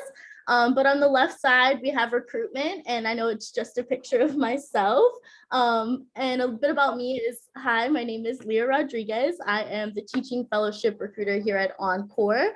I recruit for all of California, Colorado, New York City, and New Jersey. And I am actually a 2020 first generation college graduate from DePaul University. DePaul is in Indiana, so I'm not sure if anyone knows it, but I'm currently stationed in LA, so I'm a long ways from home, but I'm enjoying the weather and just enjoying the landscape of LA. And I love working for Encore because, as I mentioned, I'm a first generation college graduate. So I know how important it is to have great STEM education and just great educators in general in your low income schools. And then right here on the right side, we have the program team. If you were to engage with Encore and become a fellow, you would be assigned a program coordinator based on which region you reside in. And all of our program coordinators have been teachers before, so they've been through a career transition of some sort, and they've gone through the process of becoming credentialed. So they're a great resource for you to have, and you'll get to know them quite personally during your Encore journey. So I'm going to give you a bit of background about the mission and impact here at Encore. So here at Encore, we believe that all students should have access to great STEM education and opportunities, but unfortunately, that's not currently the case. There are actually crisis level teacher shortages in California and Colorado, and those are just two of the regions that Encore is currently serving, right? So And when we look at these shortages, they're even more pronounced in schools that have high numbers of students of color and students that are living and learning in low income communities and schools. So this is where STEM industry leaders like yourself can come in, because you all have the expertise and perhaps you have the want or interest to get involved in public education. And with Encore, you can truly make a difference by exploring teaching. So Encore is currently the only nonprofit in the nation that is enabling STEM professionals to make a career transition to teaching in a low risk, highly supported way. Our fellowship is an innovative long-term solution to enduring that STEM opportunity and literacy gap that we see disproportionately limiting low-income students and students of color. And we at Encore, we truly believe that STEM industry leaders bring that technical skill, leadership, and real-world expertise to these classrooms. And with this, they're able to deliver an authentic, rigorous, and relevant STEM education to those students who need it the most. I'm sure we can all think back to school where we'd either said or we heard a student say, "Why are we learning this? What is the point?" Well, with you being an accomplished and learned STEM educator, and you've been out in the industry and you've really seen, like, you're seeing what the point of that lesson really is, that makes all the difference as you being like a part of representation in those classrooms. So we're trying to tap into this resource that we don't see anyone exactly tapping into and engaging in the same way as Encore. To share a few statistics, Encore Fellows impact about 38,000 students annually in low-income communities, and we have an 88% five-year teacher retention rate, which is compared to the nearly 50% of teachers that typically do remain in low-income districts after 5 years of teaching. So that's a pretty cool number for us to share. And we're also proud to say that we bring diversity to the classroom. So about 45% of our fellows identify as teachers of color, whereas the average is about 18% in schools. So that's also a statistic that I'm really proud to share. We do believe that our support, professional development, and preparation contribute to these awesome rates. And speaking of support and professional development, I'm going to talk you through a few of the benefits of becoming an Encore teaching fellow. So we really just want our fellows and future educators to have those connections and experiences in order to thrive as a new teacher once they get into the classroom. So beginning with your Encore Fellowship begins with 1 semester of guest teaching in a classroom, and you'd be paired, we have partners in each region. You'd be paired with a teacher that has 3 or more years of teaching experience under their belt. So this is a great opportunity to kind of just dip your toes in and kind of observe and see what it would look like to even be a STEM teacher before you make any crazy changes or begin your career transition, so to say. But this would be a commitment of 2 hours per week for 10 weeks. And again, this would be a match between Encore and yourself. Along with the guest teaching experience, you're going to be supported by your program coordinator and the program team. As I mentioned, they can guide you through the process to earning your credentials so that you're qualified to work as a full-time teacher in these classrooms.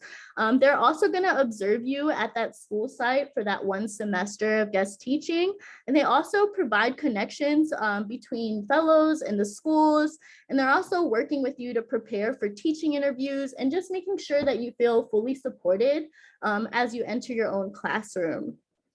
Now, Encore also provides credentialing resources, research, and exam study materials. So in order to be a full-time teacher, you will have to go through credentialing and earn a credential to teach as a full-time teacher. Our program coordinators, they have personal relationships with a lot of the university partners and county offices of education. Again, just making sure that you're succeeding as you go through teacher licensing or credentialing.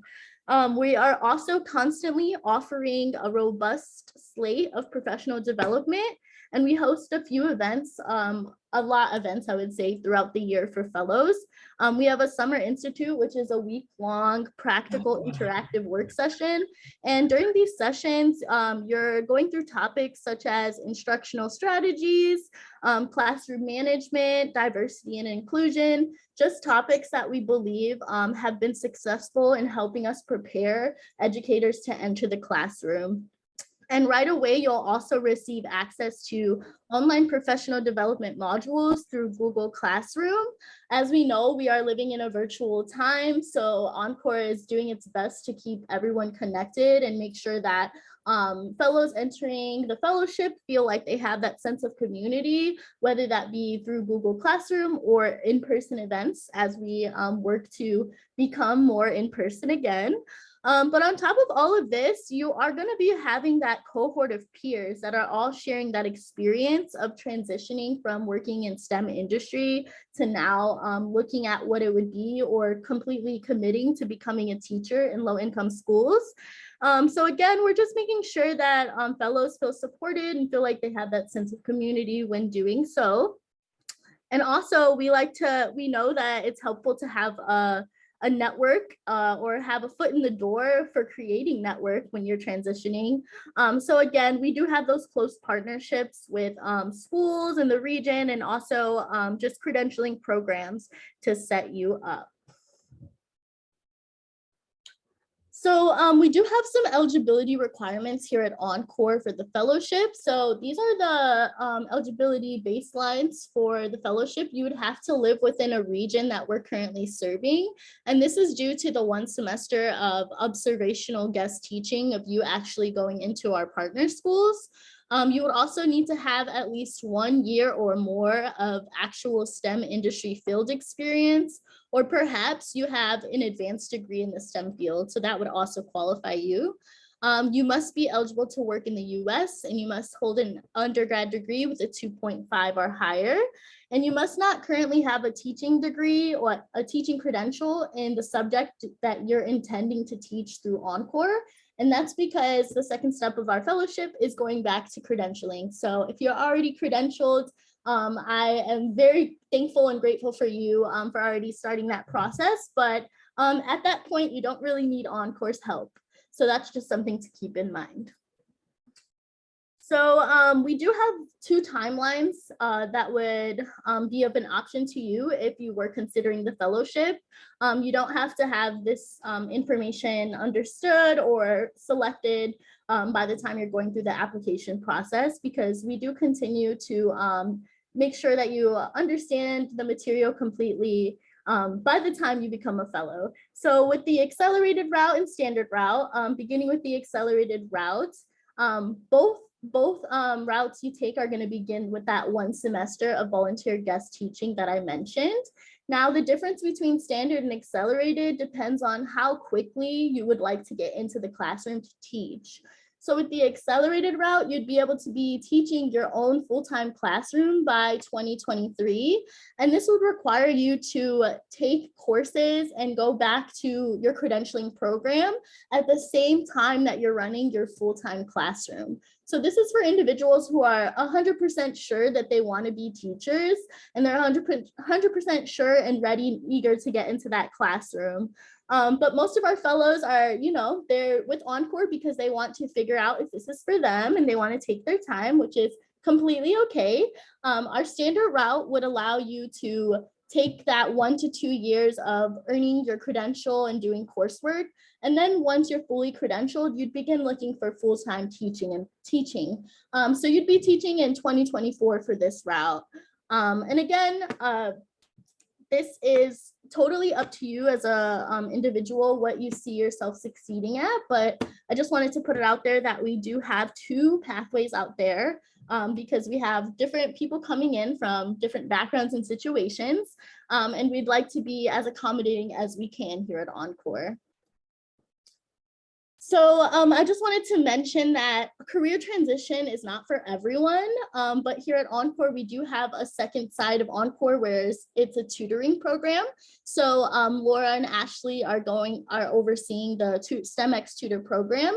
And this program is 100% virtual and it requires 1 semester of commitment, but you'd be getting on Zoom to tutor for about 2 hours per week at a time that makes sense for both you and the student. As you can see, there's a lot more different scenarios that would allow you to be eligible for this program. But if you're a STEM individual, a STEM professional, and you love STEM, you're not thinking about transitioning at all, perhaps you would consider becoming a STEMX tutor and just dedicating your knowledge and providing representation in that way. I do encourage you to kind of look into this program instead of Encore, instead of the fellowship. And also I just wanted to say that a lot of people begin with the STEMX tutor program. And if they love it so much and love working with students, then perhaps they'll come over to my side. So I just wanted to make sure that everyone knew that that was an option, as I know career transitioning is a very serious thing. And for some people, it's not on their radar, and that's okay. That does bring me to the end of my presentation. I just wanted to say that if you are interested, I do host info sessions that have much more information. It's about 40 minutes long, and I hold those monthly. You can also reach out to me via my information that's here. So email preferred, but you can also reach me by phone by leaving me a voicemail. And I just wanted to draw your attention that we just opened our applications for the fiscal year on July 1st, and we have a rolling application here. So if you are interested at any point, please feel free to begin your application at www.encore.org/apply, or just reach out to me directly if you have a few questions. But again, I just wanted to say thank you so much to Ken and to everyone at AIAA for inviting me back to present on something that I'm so passionate about. And it's really awesome to also hear the passion in everyone else's panel, introduction and presentations. It's really cool to see, and I hope that some of you consider impacting the just education right now. So thank you so much. I think I used up all my time. But again, I hope you all have a great rest of your day, and thank you again so much. Thank you, Lei. It's very important for STEM education to carry on the Apollo and the Viking spirit and the experience.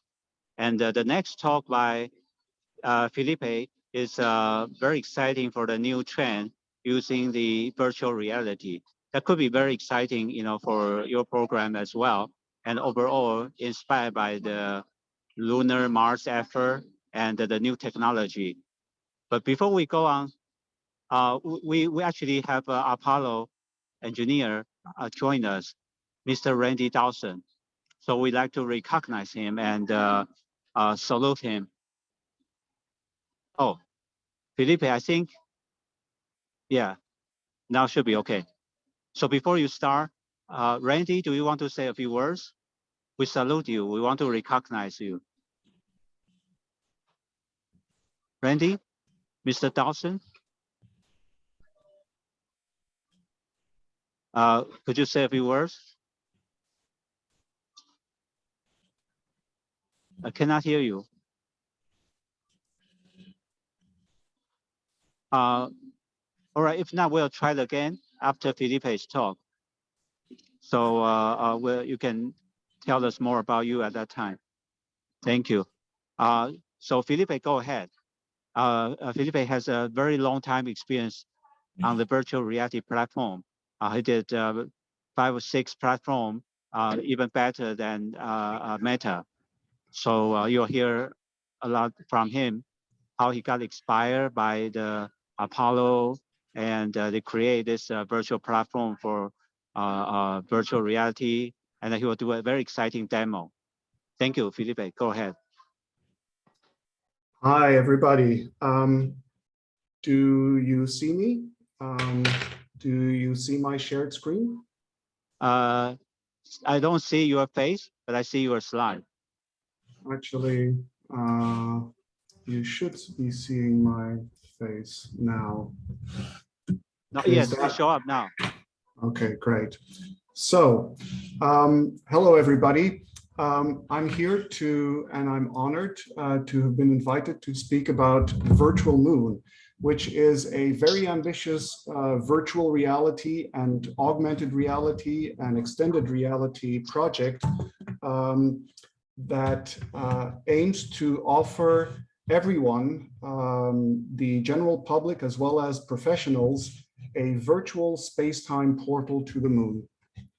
So let me start by introducing myself, perhaps. So I have been called a pioneering metaverse and XR, extended reality creator since 1991.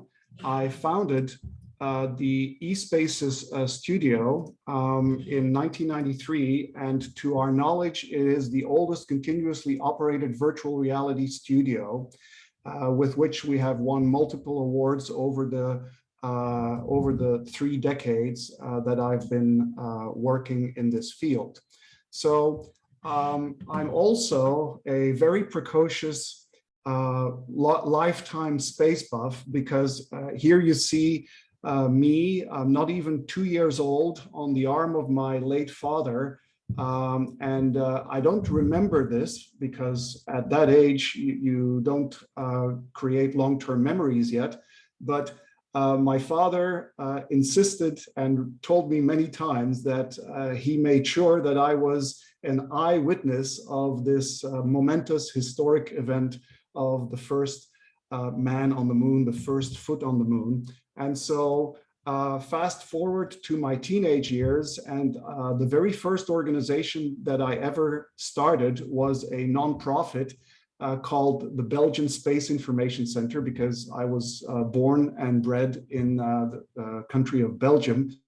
And so from age 12 to 18, I collected to my knowledge, the richest documentation center, and with models and movies and everything space flight in the Low Countries. I also dabbled as a, oh, you have been signed out because you're coming to sign in from that device. Am I still okay? I saw a notification from Zoom here. Hello? Please confirm, because I got a notification from Zoom. We're good? I think your slide is kind of truncated. Maybe you should reshare. Okay, I'm going to reshare. So I got a strange notification from Zoom. Okay, are we good again? Slides? It's coming up. How is it coming up? Okay, it seems good with the Belgian Space Yes. Information Center. So, but you're getting it truncated? No, now it's okay. Okay, great. So I was saying that I've also dabbled as a precocious spaceflight journalist, publishing in English, which is not my native language. My first cover article in Astronomy magazine about the European spaceflight in May of 1986. And so big space buff and actually lifelong advocate of space settlement here. And of course, it was a great joy for me to be able to combine my passion for spaceflight with my 30-year professional career as a virtual reality creator. And that is where the Virtual Moon project arose. The Virtual Moon project itself is actually the brainchild of Manuel Pimenta, who was going to try and join us here. I don't know if he succeeded in that. Who is an electrical engineer and computer scientist by training. And he also has a storied history as a space settlement enthusiast and advocate.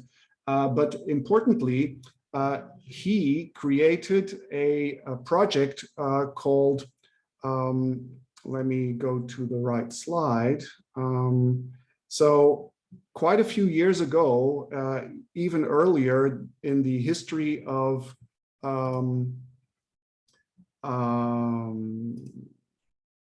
here it is, yes. So he created and launched and published in 2006 a first virtual reality simulation of the moon called Lunar Explorer, and that was available for sale for multiple years. And he showed it off at multiple events. So it was basically a Windows PC application that you could look at on your PC, but that you could also access in what were then extremely expensive immersive VR headsets. And so here you see Bert Rutan trying out the Lunar Explorer application. And so fast forward to today, Manny and I found each other, and we wanted to create together.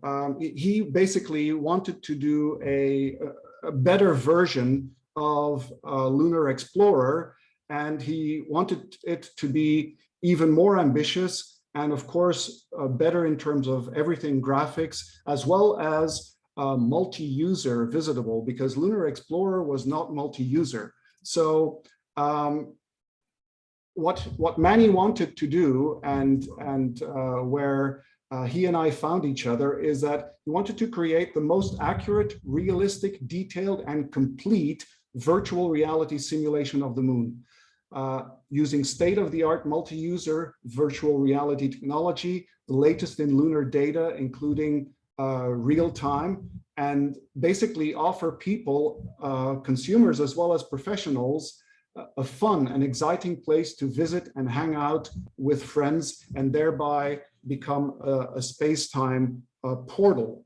So to our knowledge, this is a slide about the firsts that Manny achieved with Lunar Explorer. So back in 2004, it already was the first fully immersive interactive VR simulation of the moon, with the entire moon visitable.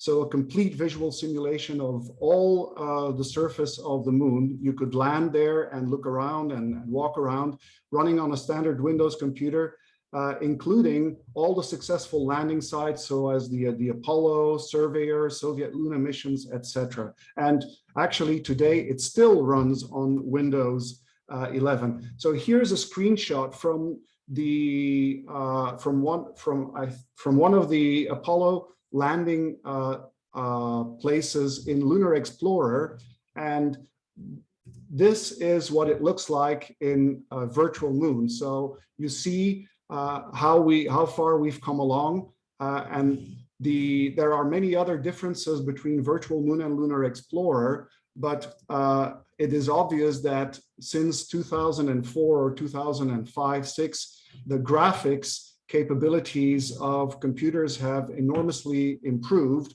Not only the graphics capabilities, but where Lunar Explorer only ran on Windows PCs, Virtual Moon will run on any device, any browser, and anywhere, anytime, using the web as access. So the Virtual Moon, when it will be complete, will be accessible on smartphones, tablets, laptops, desktops, virtual reality headsets, augmented reality headsets, and even on game consoles. So, and it will also use the latest in rendering technology. So not everybody has a fire-breathing gaming PC in their home. And so for those people who still want real-time photorealistic views and access to the moon, we will offer that with real-time ray tracing, etc., through a technology called cloud rendering. And so this has been pioneered by NVIDIA and others, and enables people to show ray traced real-time graphics at very high frame rates with crazy numbers of polygons on underpowered devices like a smartphone or like an untethered VR headset. So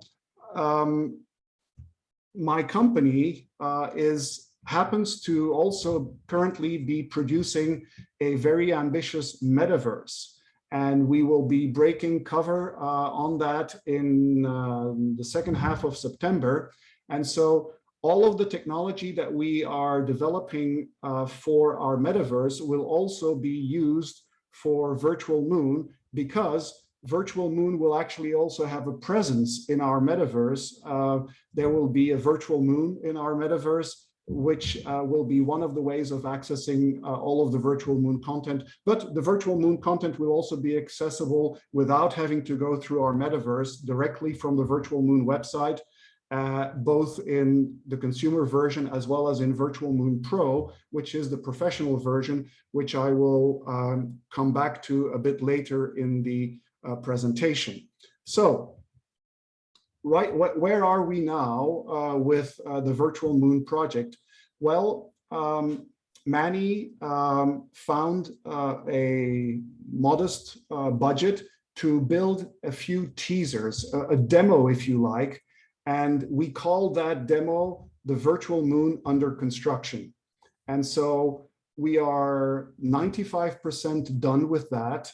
So we will be soon publishing the Virtual Moon Under Construction, which is, again, a demo. It's not the full Virtual Moon, but it gives people a taste of what Virtual Moon will be like by means of offering 6 vignette experiences. And the rest of my presentation will mostly be a show and tell, where I give you an avant-premiere preview of some of these vignette virtual reality experience that are part of the Virtual Moon Under Construction collection.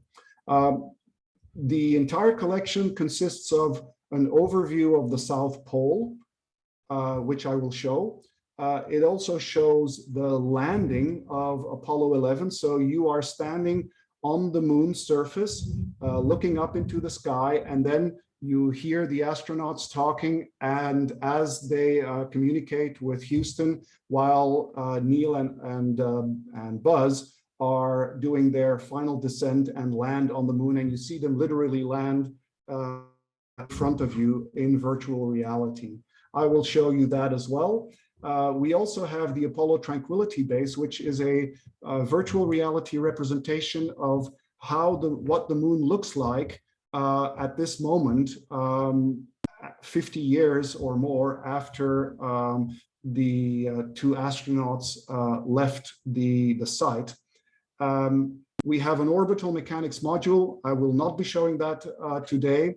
And we we'll also have a Malapert Summit panoramic lounge, which I will not be showing, probably not, but it is, the idea is that as part of Selene, which I will talk about in a moment, there will be a panoramic launch, a surface observation dome right at the summit of Malapert Mountain, which is the tallest lunar mountain on the south pole of the moon, and maybe even probably even one of the tallest mountains on the moon, period. And then the 6th and final element of the Virtual Moon Under Construction is the Selene construction site. So I will get more in depth there as I show it to you, but that basically is will show a virtual reality scene of the last phase of the construction, the excavation of a huge volume inside the top of the mountain of Mount Malapert, in order to put in there later, the virtual reality doesn't show that, but it shows the final stages of the digging of the tubes and the big central volume of a lunar city called Selene. Selene is the name of the ancient Greek demi-goddess for the moon, Luna in Latin. And so Selene is to be a city of 3,000 to 5,000 inhabitants, about which I will tell you a lot more. But importantly, the Selene construction site and Selene itself is intended to be a realistic design of a future lunar city, so realistic that once we are done with building Selene construction in virtual reality completely, one should be able, in principle, to build exactly the same thing in the real Malapert Mountain, inside the real Malapert Mountain on the south pole of the moon. Okay, so now let me switch to some demos. The first demo that I would like to show you is the south pole of the moon. Let's go there. I will need to stop sharing and just give me a second to go there. Okay, and let me share that with you now. Okay, and okay, there we go. So here you see we're already landed, and I want to zoom out because I want to give you the overview first. And so this basically is a virtual reality interactively navigable version of the south pole of the moon using topology data, so geometry and textures captured by the Lunar Reconnaissance Orbiter. And then we cut out some of that data, and we turned it into a virtual reality space that you can visit on the web. And here I'm at sufficient altitude now. So if the frame rate in what you are seeing on your screen is a bit choppy, then this is because of the screen sharing of Zoom. I can assure you that when you see this in your browser on your computer, the frame rate is very high and buttery smooth. So I switch on the labels of the various craters. And then the one feature that we have in this overview of the South Pole is that this is the magic of virtual reality. Here at the bottom, I have this slider, which enables me to interactively change the position of the sun vis-a-vis the moon. All of this is astronomically accurate. And so thanks to a feature in this VR platform called Dynamic Shadows, we can literally dynamically have the shadows be recalculated using the moon topology in real time. And so this is, it also shows the ice deposits on this is an overlay showing where there are water ice deposits on the south pole of the moon. And those of you interested in that will know that, you know, there are some cold traps in these craters. And that's the overview of the South Pole. We can also navigate to some different viewpoints, such as here we inserted a little fictional lunar settlement on the rim of Shackleton crater. And just to give you a bit of a reference of the dimensions. And so zooming on to some other sites here, I will go forward through the list of available sites until we see Malapert Mountain.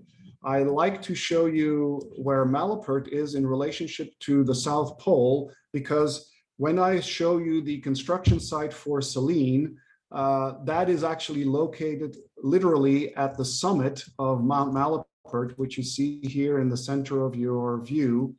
And there again, so this way I can give you some context, and you can see here how the Malapert Ridge, because I mean, yes, it is the highest point, but it really is a ridge rather than a single peak mountain. And this is the site that Manuel Pimenta selected for locating Selene, the Selene lunar city. Okay, actually, I will go to the Selene construction site first. So let me switch screens again. And where is it? Okay. Yes. So I hope you guys see that properly. Do tell me if it doesn't show up properly at your end. So here we are at the top of Mount Malapert that you just saw in that overview. And here we show you, whoops, that was a bit fast. We show you the, in red, the built volumes, man-made volumes of Malapert, of Selene, the city inside the tip of the mountain of Malapert. So the main place of the city is what we call the atrium, which is a circular area 300 meters in diameter and 100 meters wide. And so that is all underneath the summit of Mount Malapert, which is marked here. So the highest point of Malapert Mons is 5,174 meters high, right there at that vertical yellow line. And so right under that vertical line is the dome of the surface observation dome that I mentioned earlier. And so the Selene that is buried under the surface also has these two tubes. And so each of these tubes is 485 meters diameter, length, sorry, and they are 40-meter wide and 17 meters high tubes. The atrium, together with those two tubes, comprise the pressurized volume of Selene, the lunar city. And then to the left and right, you see what we call terraces.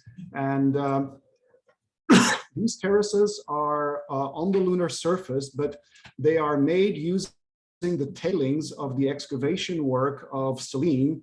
And let me zoom in on one of them. So the length, so here you have the exit of the tube where the tube intersects with the lunar surface. So this is where it comes out. And all of this is just a blocking diagram and a work in progress. So we haven't done the fine detail work on the tube, etc. yet. So this is just to give you a general idea of what we're building there. But so in front of the entrance or the gate of the tube, there is a terrace that is 550 meters long and 100 meters wide, at the end of which there is a landing and launch pad for SpaceX Starships.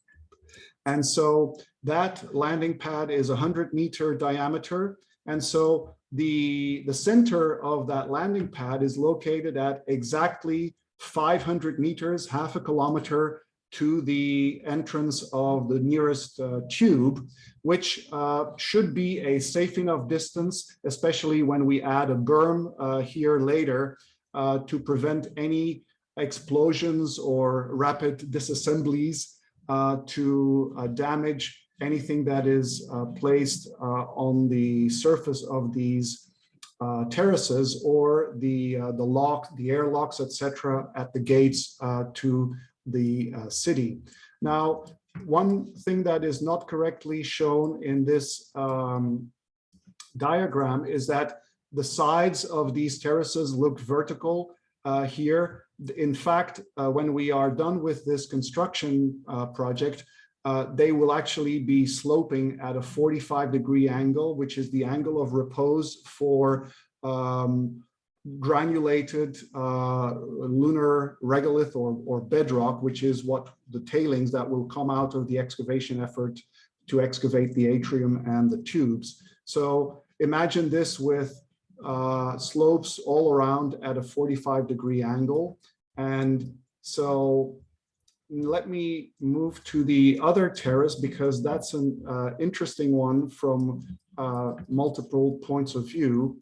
So here, there are not many, but still a few craters in and around the top of Mount Malapert. And in fact, there is a set of three, which you can see here. I'm going to change the angle of illumination a bit so that you can have a greater appreciation of the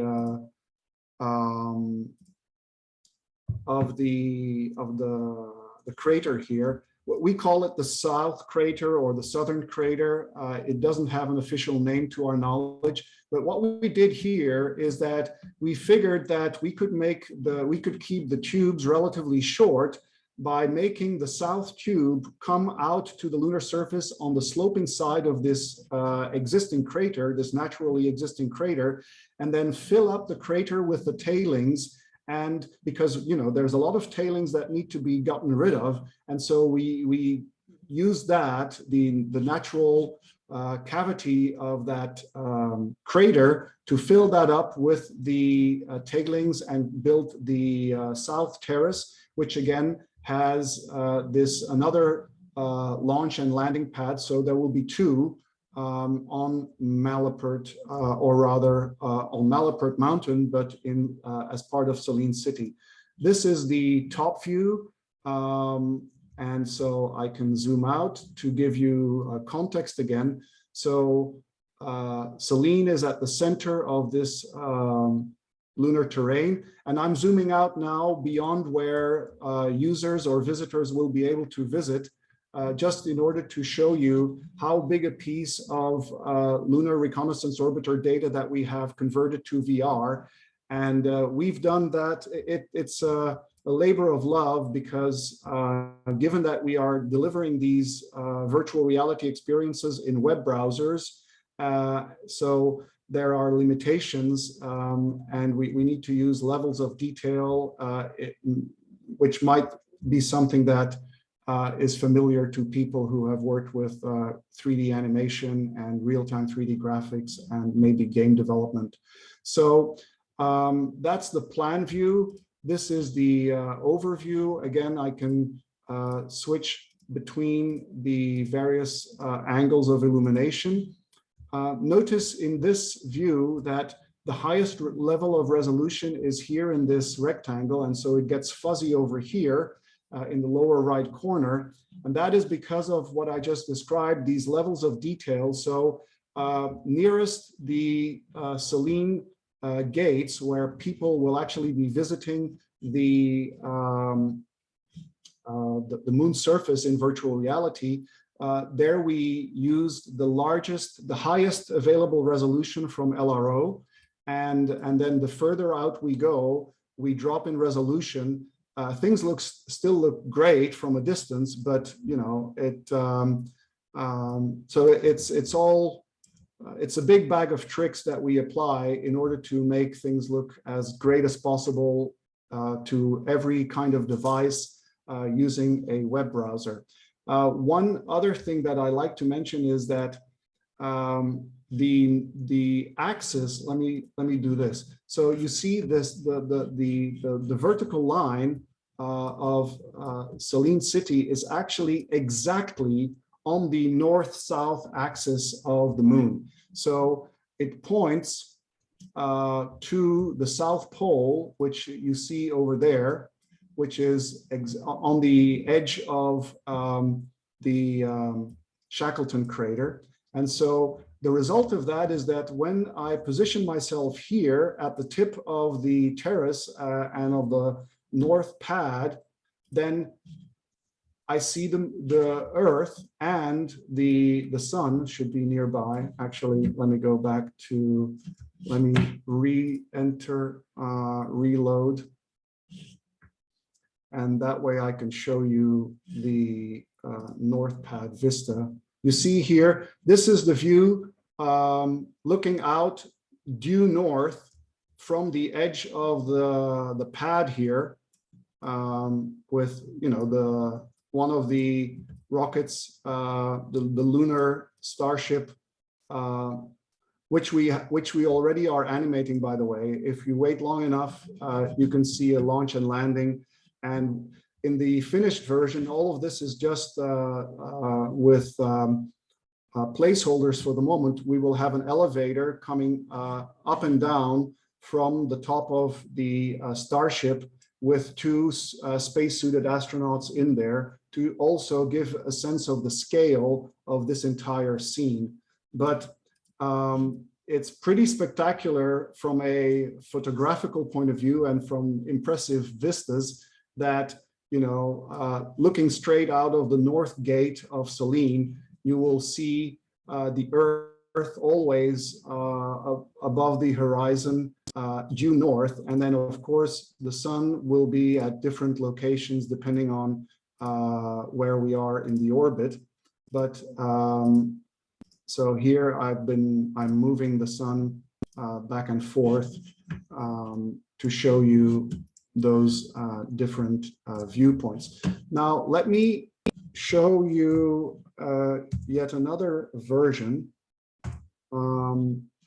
of the same scene with better graphics. We are working hard on making the lunar terrain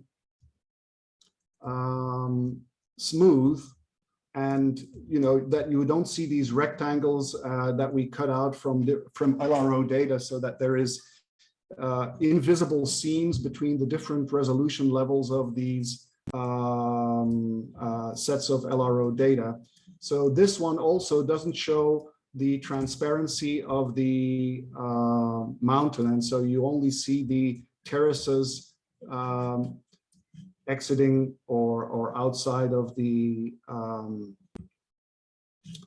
on the lunar surface. One more thing that some of you will have noticed is that there is a path, a string of dots, of light dots, going from the top of Malapert Mountain, from very near Selene, Selene City, all the way to the South Pole, to Shackleton Crater. What is that? Well, one of our people at eSpaces is as big a space buff as I am, and he said, what would be the best path for driving in a wheeled vehicle from Selene to Shackleton? And so basically this path shows the easiest path so that you don't have very steep graded hills, all the way from the top of the summit of Malapert and Selene all the way to Shackleton. It's a long drive, and so,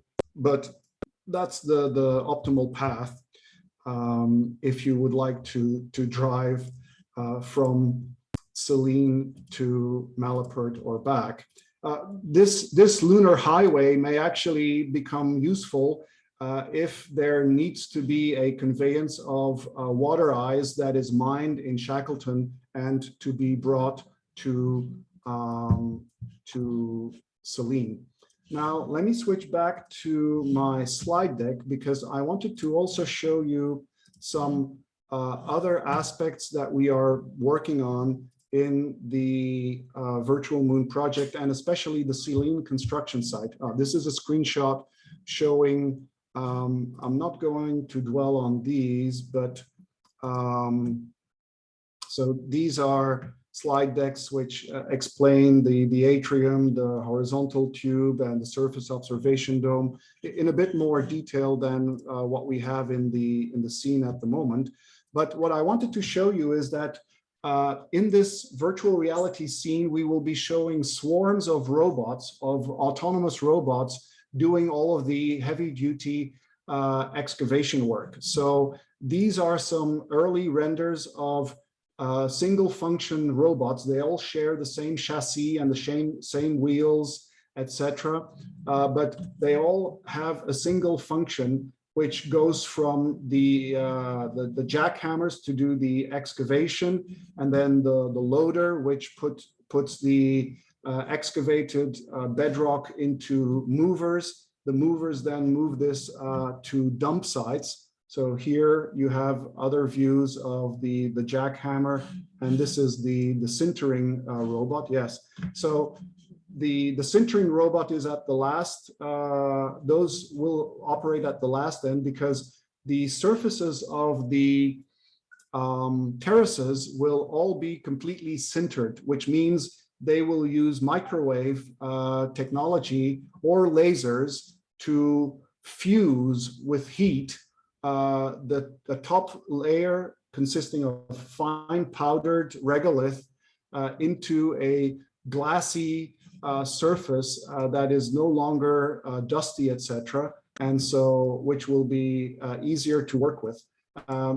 These are some of the robots working in concert to do filtration, and here are some different views of the loader. Here's a family shot of the various robots. So these are not final designs, but I wanted to show these to you to show that in this virtual reality scene, we will be showing a lot of movement, a lot of animation. There will be small armies of these robots, swarms of them, milling about the scene in virtual reality and explaining how this huge excavation work is done. And so these are some render shots, not by us, of the lunar SpaceX Starship. So imagine this one on the landing pad of the surface. And so we will have this in the virtual reality scene. We will have the elevator with 2 astronauts going up and down, showing, giving a sense of scale to the entire operation. The entire concept of Selene does suppose or presuppose the availability of the Starship, the lunar Starship, for bringing an enormous amount of cargo to the moon. Without that, we will probably not be able to get the robots there, and also, for example, the pressure envelope for Selene, we are thinking of doing that by means of graphene, which is much stronger and lighter than steel. But still, you would need 2.5 Starship fully loaded with graphene plates, out of which we can make the pressure envelope to contain the atmosphere, etc., in of the pressurized part of Selene. So I am running out of time. I wanted to show you the lunar landing experience and the Apollo 11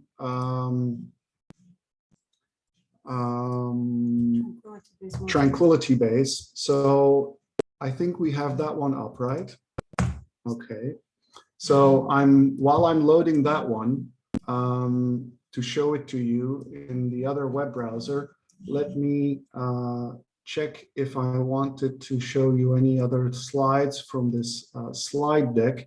We will have Q&A in a moment, so ready your questions. This is an interior shot of Selene, so we want it to be very eco-modernist, and so this would be the atrium with a simulated Earth sky, etc. And so it's a very ambitious project. I am about to switch to the other web browser for showing you the Apollo 11 Tranquility Base. Okay, here we go.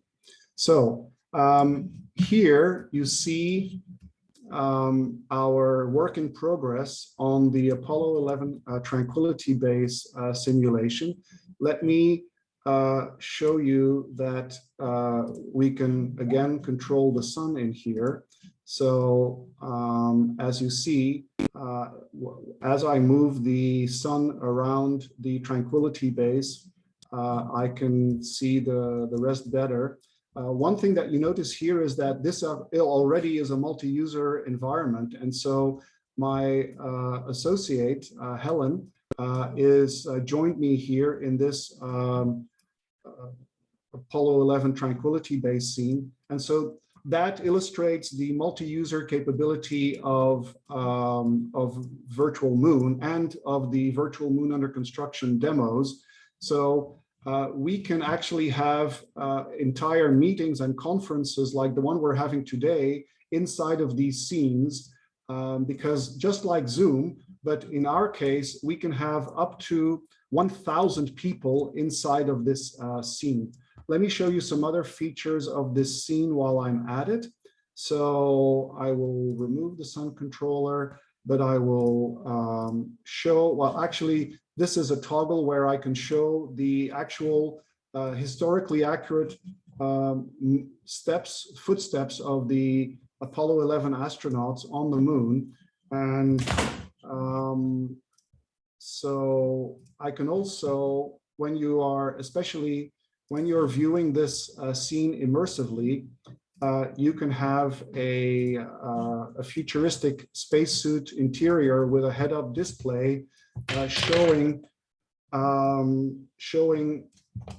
inside the spacesuit. You see how when I move my head left to right, the dynamic lighting and shadows correctly also shows things inside of the visor visiting the Apollo 11 scene. Now, some of you may say, well, it's probably not the case that the flag is still standing 50 years later, and that the flag has probably also faded. So we are working on figuring out what is the most likely state of these Apollo 11 experiments and features,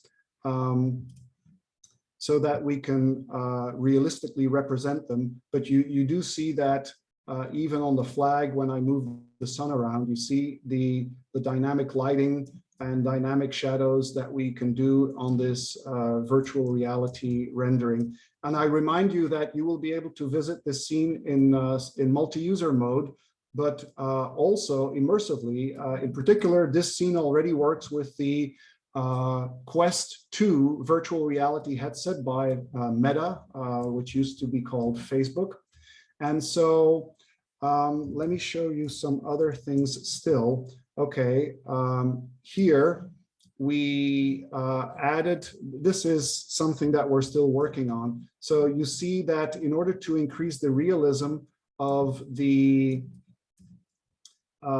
scene with small rocks, which obviously are not in LRO data, we have a generator that automatically adds small rocks. Okay, I think I'm out of time. I wanted to also show you the Apollo 11 landing experience, but maybe I will load that while I'm dealing with some questions, and I may be able to show it while answering questions. With that said, I did show you the main things that I wanted to show you of the Virtual Moon project, where we are at the moment. Virtual Moon under construction will be published before the end of this year, and there will be a Virtual Moon website, etc. the goal of which is to raise the funds that will be needed for completing the virtual moon project in itself, which again is extremely ambitious because we want to offer everybody the next best thing to being there on the surface of the moon, any part of the moon, and in multi-user fashion, so that you can have field trips with entire classrooms of pupils going to the moon immersively or on their web browsers. And maybe one more word about the pro version. So our virtual moon will be so accurate that we already have professionals in the space industry expressing interest to use a professional version of virtual moon in order to do mission planning, for example. With the astronomically correct simulation of the moon, we can calculate the optimal path of a rover that depends on photovoltaics for its energy, to make sure that it has a path that is as maximally illuminated by solar light hitting its photovoltaic cells. And so we can calculate a path with optimal illumination at the challenging, in the challenging topology of the southern and northern poles of the moon. So that, you know, they don't get lost in shadows where, of course, they won't be picking up any electricity. So there are other uses for the professional version, but I've run out of time, and maybe I'll have an opportunity to mention some of these in the questions. With that, I rest my case. I thank you for your kind attention, and I open the floor to questions and answers. Thank you, Philippe. It's so exciting. I'm glad to see that your virtual is going to be published later this year. Hopefully, AIAA can work with you for some extent for the effort. Actually, this is a great point. You brought the visor and the spacesuit. Our next speaker, Dr. Kastner, actually was the spacesuit engineer for Apollo mission. Wonderful. So kind of nice thing. Yeah. So we'll hear from him, and this is great transition to his talk. But because we are kind of running out of time, if you have any question, please type in the Q&A for Felipe, and we are certainly looking forward to future opportunity again with Felipe to have more detailed information and update of his Selene and the virtual moon.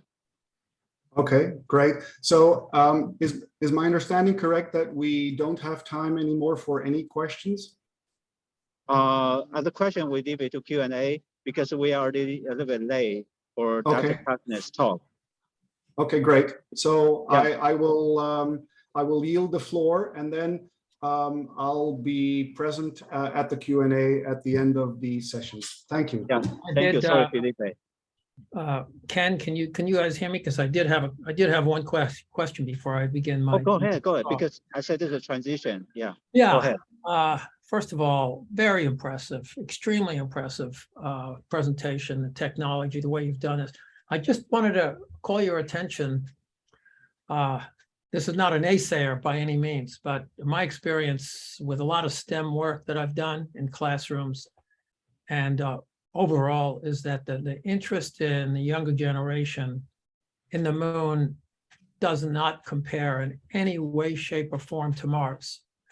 And there are many people, myself included, that believe if we do the kind of infrastructure that you're talking about on the moon, we will never get to Mars. And it's a history track. We've seen this before. It's a black hole where once you get into something, so much money, so much time is put in, you virtually never get out. So I would alert you to that as a caution. And I would say that there are programs similar to this. In fact, I worked on one 20 years ago called Take a Walk on Mars, where you actually see the Mars Reconnaissance Orbiter images, surface images through a helmet as the person's walking on Mars. And there are games. I'd like to talk to you about the games, but before I just want you to, I'm not by any way demeaning anything you're saying, because it's spectacular. I'm just saying that there's other things to concentrate attention on. And the last thing I'd like to show you is this image that was taken by Apollo 8, this video, very quick. Hopefully you can see this. I need to stop sharing, which I've done now. I do see it. That's wonderful. But what I wanted to say is, Just keep watching a second. Just watching a second. Okay, taking picture.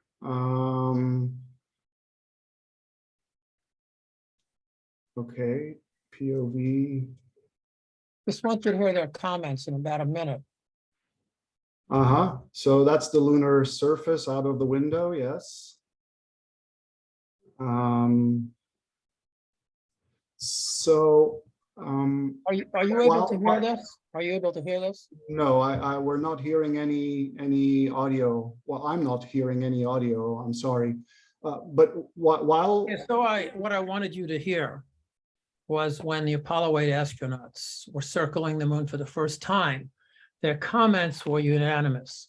This is not a very good place to live and work. This is a foreboding existence. This is their reaction.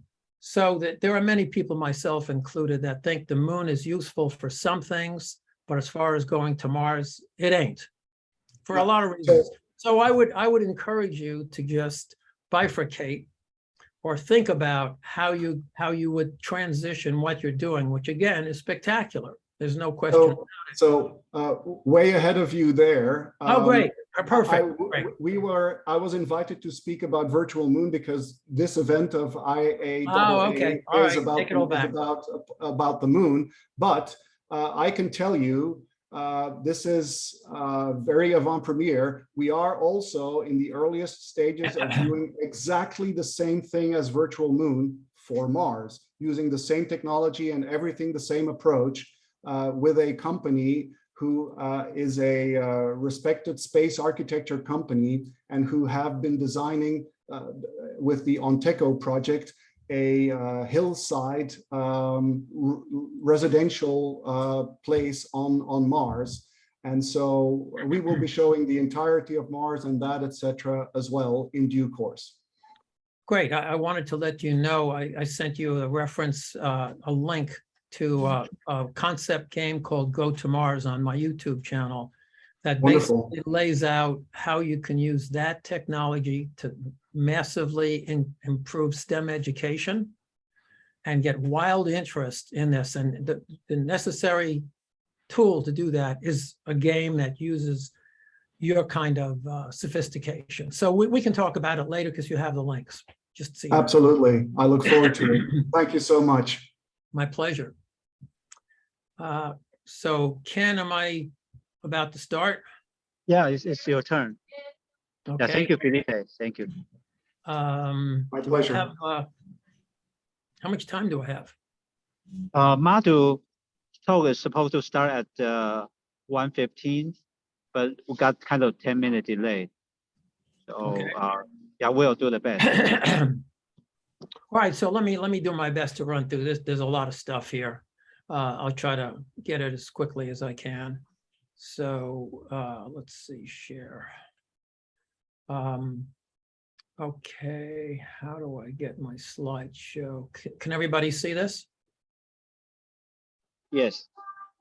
Okay. Oops.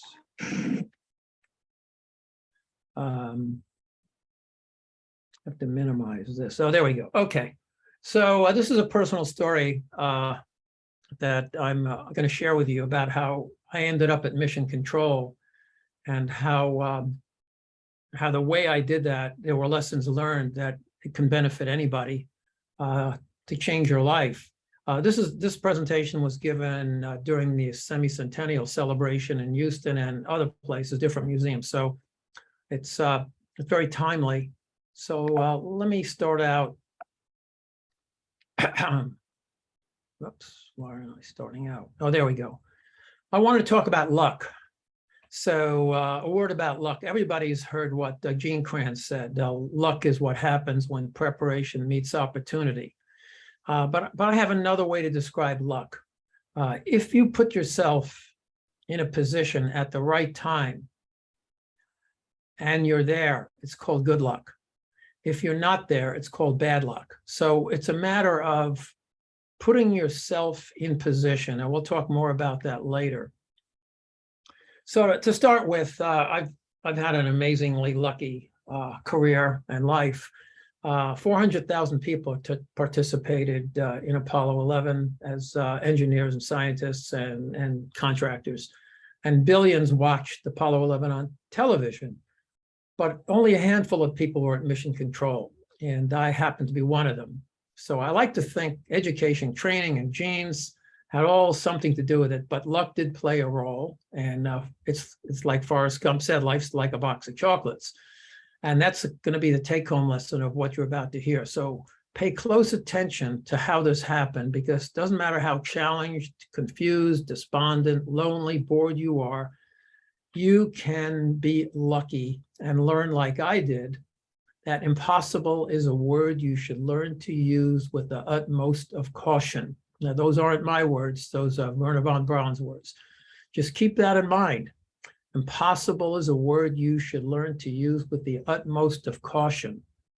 So with that as a backdrop, NASA has a credo. It's called "Let your reach exceed your grasp." It's all about dreaming. So dream beyond what you think you can do. And finding that dream is easier said than done. It's not, you know, if you just kind of hope it's going to happen to you, that's one thing, but there's a roadmap. And that's what we're going to talk about really under all of this. And the roadmap I call the 4 Ps. They stand for passion, priority, persistence, and putting yourself out there. So we're going to revisit this later, but the whole time I'm talking, in the back of your mind, remember the 4 Ps. Okay, so my dream was to explore, and it began early. So here's a picture of my mom 6 hours before I was born, and she's already holding me in, you know, get me out of here. That was it. That's how early this thing started, I guess. And then, but I ran into trouble very early on. I wasn't a very good student. I was a cut up, a misfit. I used to fill little tiny water guns with ink and squirt them all around. And I ended up like this little kid with a dunce cap on and then writing on the blackboard, "I will be good."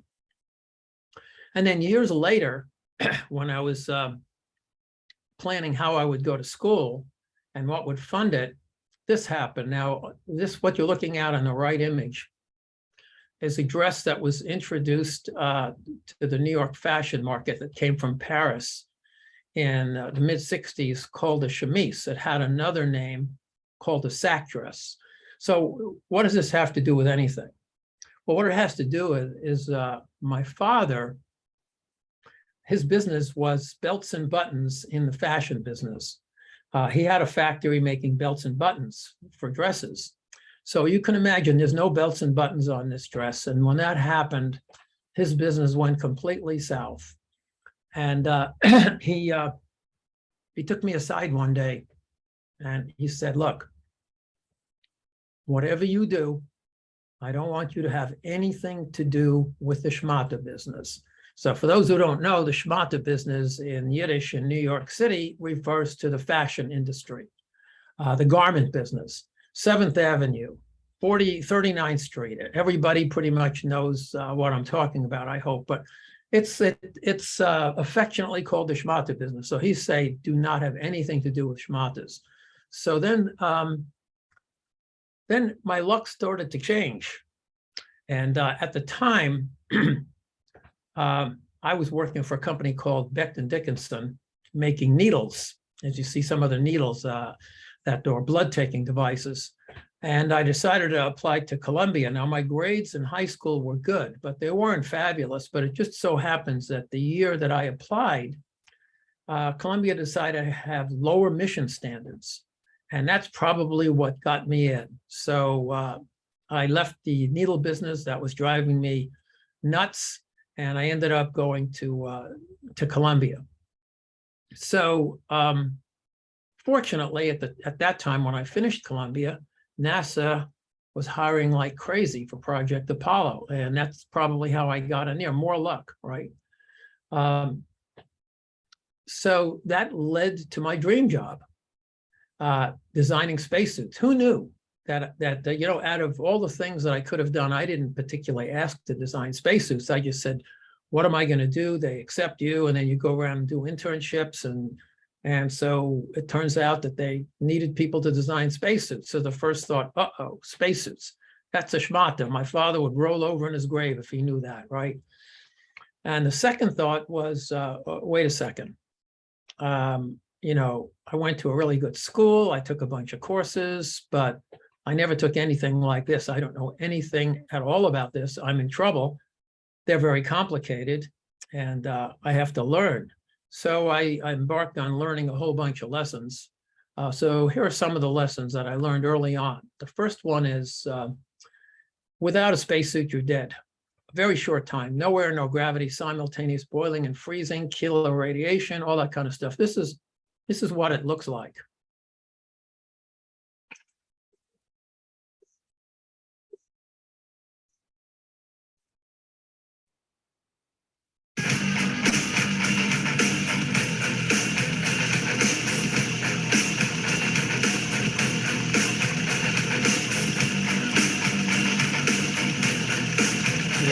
All of your fluids start to expand, blood vessels start to burst, the lungs start to burst, your body gets bigger, and boom, there you go.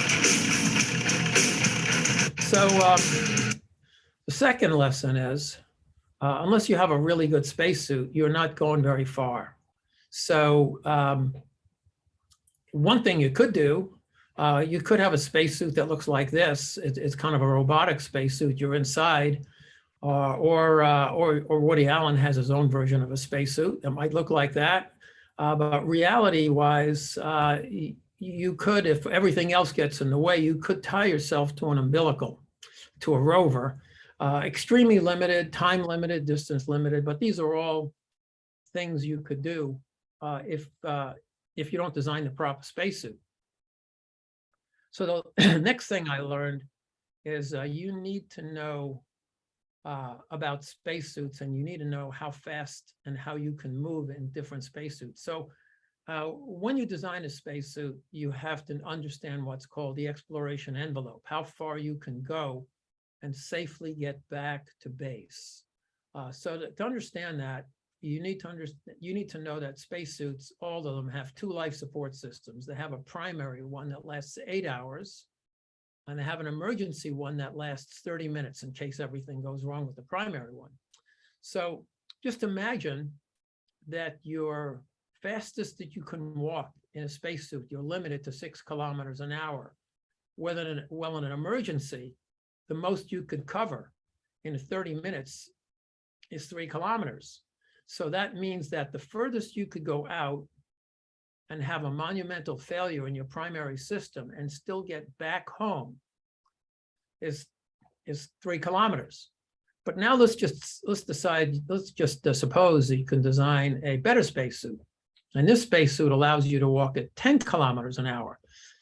Well, in that same time, you could cover 5 kilometers. So your exploration envelope each day goes from 3 kilometers to 5 kilometers simply because you built a better spacesuit. Well, if the name of the game is exploration, you spent billions and billions of dollars to get there. You want to be able to cover every ground and spend every minute. So clearly, spacesuits are a very important thing to consider, how you design them. Next lesson that I learned was never put yourself in a position to run out of life support. And that's critical. So when you look at life support in a spacesuit, a lot of it, probably 80% of all the life support consumables, battery, water, carbon dioxide removal, is dedicated to this, to removing metabolic heat. That's the heat generated by the person. And that depends on the task you're doing, right? So what does that mean? There's an analogy. Well, metabolic rates like horsepower in a car, and oxygen, water, and battery in a spacesuit are like gas. And your gas mileage depends on how you design the suit and how hard you work. So if you work too hard, it's like putting your foot down on the accelerator and your gas mileage goes down, right? So how does this relate to the mission that you're on? So here's how this is done. On this axis, you see EVA time in hours. That's how long you'll be out.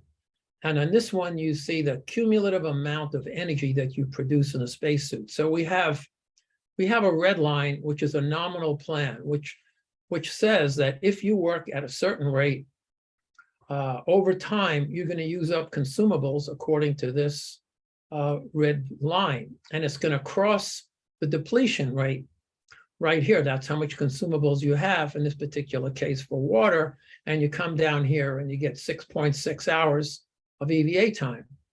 Now, let's just suppose you have to work harder and you're up at the yellow line. So if you have to work harder at the yellow line, you will hit this consumable depletion line here, 5.2 hours. And on the other hand, if somehow you have a better spacesuit, you learn how to use it, you're good at controlling, you're fitter, you're more fit, then you're in the green line, and here you can go all the way to almost 9 hours. So this is all by way of showing you how important metabolic rate is in terms of EVA and how long you can be out there doing your exploration. Next lesson I learned is that if you cool a spacesuit down with air, it can be really bad for you. This is a lesson we learned during Gemini. And the reason for that is because spacesuits, lunar spacesuits, this is not true for Mars, that's a whole other talk. Lunar and low Earth orbit spacesuits are designed like thermos bottles. So they're designed to completely eliminate exposure to very high temperatures when you face the sun, very low temperatures when you face the sun, plus or minus 250 degrees Fahrenheit. So, but the whole time you're in the thermos bottle, you're adding heat, body heat, metabolic heat. And that causes the temperatures inside to rise. So you've got to get rid of them. And if you don't do that, your core temperature is going to go up. And it's going to be like running in a sauna with your clothes on. And in the case of a spacesuit cooled by air, you will begin to sweat. You can be blinded by your own sweat. It can lead to hypothermia. It can lead to worse. It could actually be fatal. So back in the 60s, through relationships with Royal Aircraft Establishment in England, NASA came up with the liquid-cooled garment. Now, the liquid-cooled garment is a very simple idea which carries through to today. Instead of removing heat by air, it removes heat by circulating cold water in tubes against the skin. Technically, you use conductive cooling instead of convective cooling or evaporative cooling. Much, much more efficient. When you wear one of those things and exercise, it's like being in a cold shower with your clothes on, but not getting wet. Key point is this drastically reduces sweat and dehydration. It improves endurance and the ability to work. But it also, because of its nature, is actually a calorimeter. If you know the temperature of the water coming in and the flow rate and the temperature of water coming out, you can use it to measure metabolic rate, which we've just seen is really important. What you're looking at here is Buzz Aldrin's liquid-cooled garment, which I have hanging in my house right now. And if you want to know why I have it hanging in my house, because I actually did my PhD thesis on this, which we'll get to in a moment. But you might be asking, what has this all got to do with moon landing night? Because this is about 1968. I'm really out of school just a couple of years. In fact, I'm only at NASA a year and a half, and Apollo 11 is coming right up. I don't know much about spacesuits, but this whole topic really got me interested. It got me interested in temperature control in the human body and liquid cooling garments. So, in the beginning, when we started talking about passion and the 4 Ps, this became a passion. I didn't expect it. I didn't anticipate anything like this. And it was a schmata after all, but there you go. All of a sudden, I'm really passionate about this. So I was given this job, one of my very first tasks, which was to build a model of the human body that took all of this into account. And it started off with a very simple equation. And that simple equation ended up changing my life. which I'll elaborate on a bit later. The equation is called the energy equation, derived also called the first law of thermodynamics, and this is kind of what it looks like. You have, it starts out with, the simplest version is you have a lump of tissue generating heat, and you have a way for that heat to get out. And so the idea is you generate heat, you remove heat, there's the equation over there, and the difference is heat that's stored in the body. And that heat stored in the body is critical because the heat that's being produced is metabolic heat. Metabolic heat, the heat that's being stored is if it's excess. So the liquid cooled garment actually enabled us to remove much more heat and balance these two, which kept you from going over the edge and being comfortable. So what I did with my first job is I took this 2-node model and I added a bunch more nodes. It went from 2 to 4 to 8 to 16 and finally to 41 nodes. And then I started adding physiological parameters like blood flow and sweating and shivering. And finally, it was able to add a liquid cooling garment model. So, I mean, that's what I'm doing with my time at NASA early on. I'm learning about how to do all this stuff. And here you see a pictorial view of all of this. So this 41 node man enabled you to take a look at the human body, the spacesuit that's around it and the environment that's around that, and run simulations.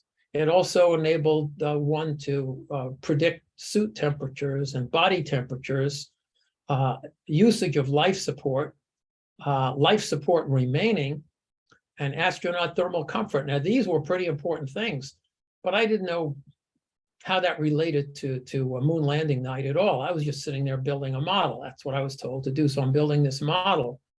And that's when more luck came. And again, if you push your passion hard enough and you're at the right place at the right time, this is what happened. Two worlds collided. The world of me working on 41 node man and the world of mission control. So unbeknownst to me at the time, Apollo Mission Control was responsible to ensure astronaut safety and comfort at all times. They were responsible for managing all EVAs in real time. They were responsible for measuring and monitoring oxygen, EKG, and metabolic rate, and life support consumables usage. And they were responsible for determining how hard you had to work to do jobs, tasks on the lunar surface. And finally, they were responsible for providing algorithms for all of this. So that's what they're doing. And then one of my bosses realized, hey, 41 node man is that kind of guidance algorithm. Why don't we go over to mission control, which is a different division, and tell them what we got? So we went over there and they said, hey, you know what? We're well ahead of what you're doing. You're not in the same division. We have our own people doing this, but what we'll do is we'll have a little contest, a competition, an open competition to see who is best at predicting how much life support is left at the end of a certain time. And to do that required a test, putting an astronaut in a thermal vacuum chamber, simulating the moon. In this case, the largest thermal vacuum chamber in the world, called Cecil, and those who are watching may look upon this and recall that this is exactly the same thermal vacuum chamber that the JWST was just put in prior to launch. The James Webb Telescope was tested for the first time in the environment that it would be used in this very chamber. But instead of putting the JWST inside this chamber, we put astronauts in it. So here you go, you see tests first of test subjects, and we would have them walk on a treadmill and simulate the kind of activities they would do on the lunar surface. They would do steps up and down. All the while, they would be looking at a simulated sun up from above, and the walls would be cooled down with liquid nitrogen to get very, very cold temperatures inside, as if you're looking away from the moon. And the vacuum would be 10 to the minus 5 torr, the equivalent of a vacuum on the moon. So all except gravity was a pretty damn good simulation of what you were going to see. And actually, there were some simulations where we had weight relief system to simulate the gravity at the same time. So you can see what's the amount of detail that was going into running tests like this. Here you see some images of astronauts during the certification test walking into the thermal vacuum chamber with the door closed behind to actually do these tests. Quite an elaborate, dangerous set of tests. Takes over 100 people to run one of those tests. They're remarkable. Here you see all the data processing that was going on. Everything that you could measure and send out, we did measure to get the data that was happening. So what we were trying to do here is actually see what the computer programs that were in competition were measuring.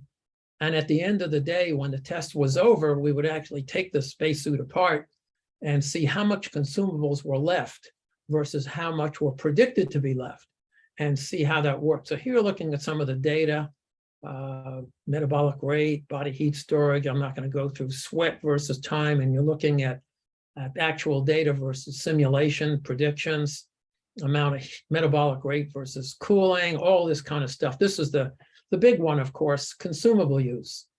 How much consumables are left versus time as time ticks down? That's what you really want to know when you do an EVA. Now, some of you might be saying to yourself, well, didn't you have a gauge? Couldn't the gauge just tell you how much consumables were left? And the answer is no. First of all, you have 4 different kinds of consumables. Second of all, under those conditions, there was no gauge that could be produced that was accurate. The only thing we really had was a warning chime that went off with 30 minutes to go, that's all you had left. And you better get back, you better find a safe haven or it's all over. So it was really obviously important to understand consumable usage. So anyway, we did all this tests, and after all the challenges and the struggles and all the competition, that simple equation I'd almost knew nothing about a year or 2 earlier, actually won the competition and landed me on console. Again, a luck. Was it luck? Was it being in the right place at the right time? Was it passion? Was it perseverance? All these things come into play. So the job I got was to be a member of the MAT team, the metabolic assessment team at Mission Control. So what did that mean? That meant we would sit on console, we would use the program that would be actually a real-time program embedded in one of those consoles to calculate all of these things that needed calculating. But of course, there was a caveat. Even though the job was to measure all this stuff, none of it would have mattered if Neil and Buzz did not first land safely and then step onto the lunar surface. And then everything, of course, had to work on top of that. So there's still a long way to go just because you get on that team. And one last thing that we had to take into account also was radiant thermal energy from the lunar surface itself, especially from being in a crater or a depression, would add heat to the spacesuit the same way metabolic rate would. And the only way to differentiate the two was to have a pretty good understanding of how much heat was coming in from the ambient.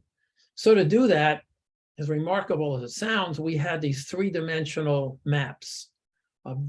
These maps measure about 2 feet by 2 feet. Some of them even bigger for every mission. We had these maps, and you can see the relief, and you could see what the pathway was going to be. Here you see one from Apollo 15, where you have the 3 different EVAs. And using thermal programs, we were able to determine a best guess as to how much heat was getting in from the lunar surface into the spacesuit, which we needed to know to back out the metabolic rate. So that's the last thing we needed to know. So, of course, you put yourself in my shoes. I've written all the stuff. I've got a seat at Mission Control with the MAT team. But we know that we're not going to be in business unless they go land on the moon and they get out the door now.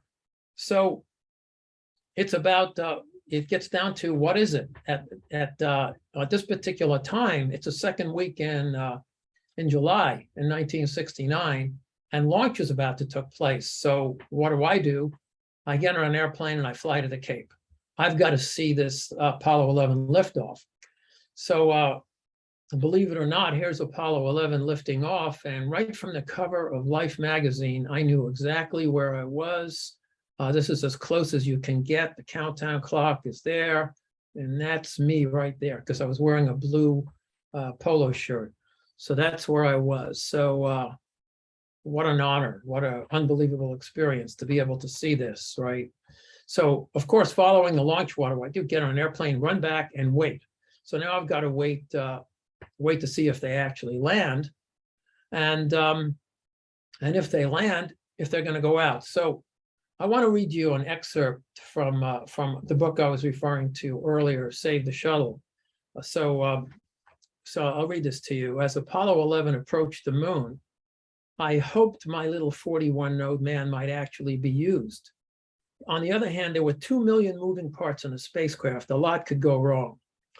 The 41-node man would not start cranking numbers unless almost every one of those parts worked. Being the first attempt at a landing, that was a long shot. I recall going to bed at 9 o'clock on the night of July 19th.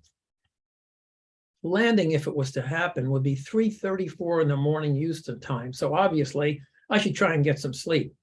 That was a joke. How are you going to sleep on the night you're about to land on the moon when you've got a job to do?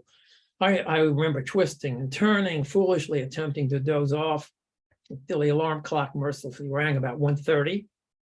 I should have been exhausted, but instead I had more energy than any time in memory. I dressed quickly. I drove the 2 miles along NASA Road 1 past a security checkpoint at the Manned Spacecraft Center in a cloud. And as I parked and made my way towards Building 30 at the Mission Control Center, I looked up in the sky, and this is what I saw. So what you're looking at is the moon waxing 1/4 full that night. And here you see the Terminator as you looked up in the sky, and here was the Sea of Tranquility. I knew where the landing site was to be. And if that doesn't get you, really taking in a sense of history like that, it doesn't get you excited, I don't know what will. So the next thing that happened, I had to go into the building. So into the building, I've been given this badge. This is a badge unlike any other probably NASA's ever issued. This was a badge that would get you into the Mission Control Center. And so I walked in through different levels of security to make my way to the console. And as I entered into my console, you could have heard a pin drop because things were not going according to plan. You could cut the tension with a knife. And so many of you have heard this. I don't know if you've seen this high fidelity rendition of it, but I'll just take you through what we were seeing at the time over here.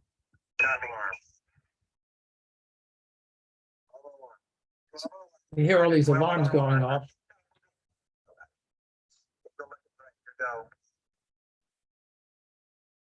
Up to the next, looks good. Roger.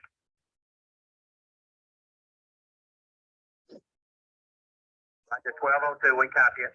How you doing, Control? Okay, we're go. We're go, same time, we're go. Flight settle right on, real 2,000 feet, 2,000 feet, into the ag, 47 degrees. Roger. 47 degrees. You looking, Bob? It looks okay, we've got 4.5. Roger. Eagle looking great, your go. I think we better be quiet. Right. 400 feet down at 9. Okay, the only call out from now on will be fuel. Head forward. 150 feet down at 4. 30, 30 half down.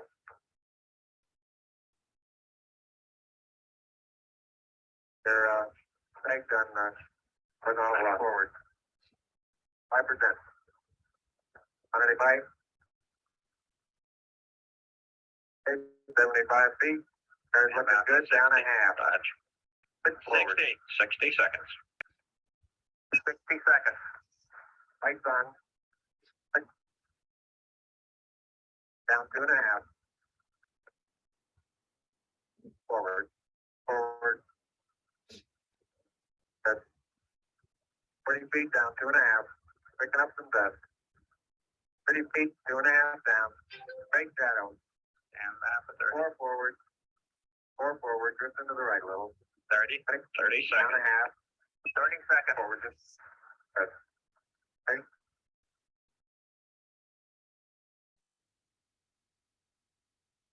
Back right. Okay, engine stop. Tranquility base here. The Eagle has landed. Rocket 20 Tranquility. We copy you on the ground. You got a bunch of guys about to turn blue. We're breathing again. Thanks a lot. Now, most of you heard a lot of these cuts, but some of the things that I just wanted to point out is first Steve Bale saying we're go for flight in the face of these alarms that are going off inside the LEM. Lights are flashing, alarms are going off. Nobody but this guy knows it's okay to proceed. They were just seconds away from abort, but Steve had come across this in a simulation. He knew you could override and go through, and so that's the first thing. The second thing is there's a line in there where Neil says pegged on horizontal velocity, and what that means is the landing site was not what it was supposed to be. It was covered in boulders. It was unacceptable. He grabbed the controls and starts flying horizontally to look for an alternative landing spot. And of course, the whole time he's doing this is using up fuel. So at the very end, when you hear the guy saying 60 seconds, 30 seconds, actually at the time of touchdown, there were 22 seconds of fuel left in the descent engines of the LEM. So that's how close all this came. Just imagine sitting on console in mission control, not knowing any of this, or watching it happen as it happened. It's incredible, only way to describe it. So the next thing, I start thinking, well, what's going to happen next? So I want to point out my position. So, so here's the lunar module. It's going to be transmitting to the Deep Space Network. Here's a pictorial of Neil and Buzz descending the spacecraft.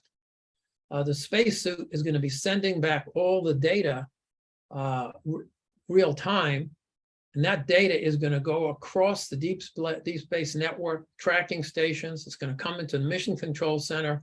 It's going to go into what we then call the Real-Time Computer Complex, RTCC, run, by the way, by punch cards, right? My program right here, 41-node man, the embodiment of it was punch cards built into this console. And so here's me looking at the console.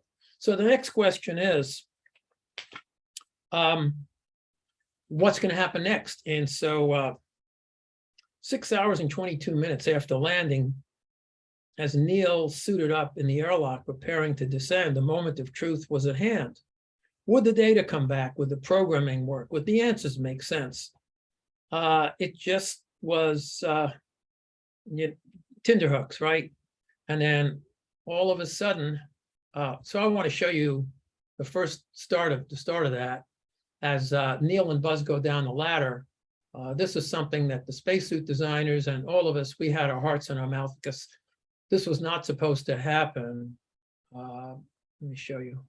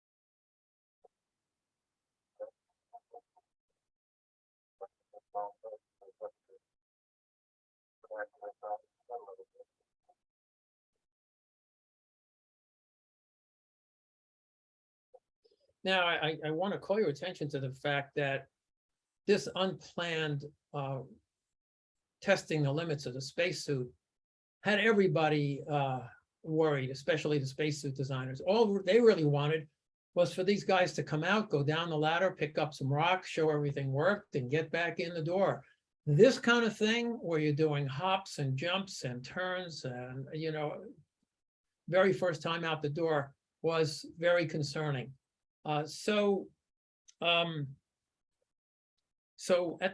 this is all going on, I'm sitting on console waiting, and then all of a sudden, there's a depiction with million of parts start working. It's showing me look over a console, looking at the data, and then all of a sudden, the EKG starts.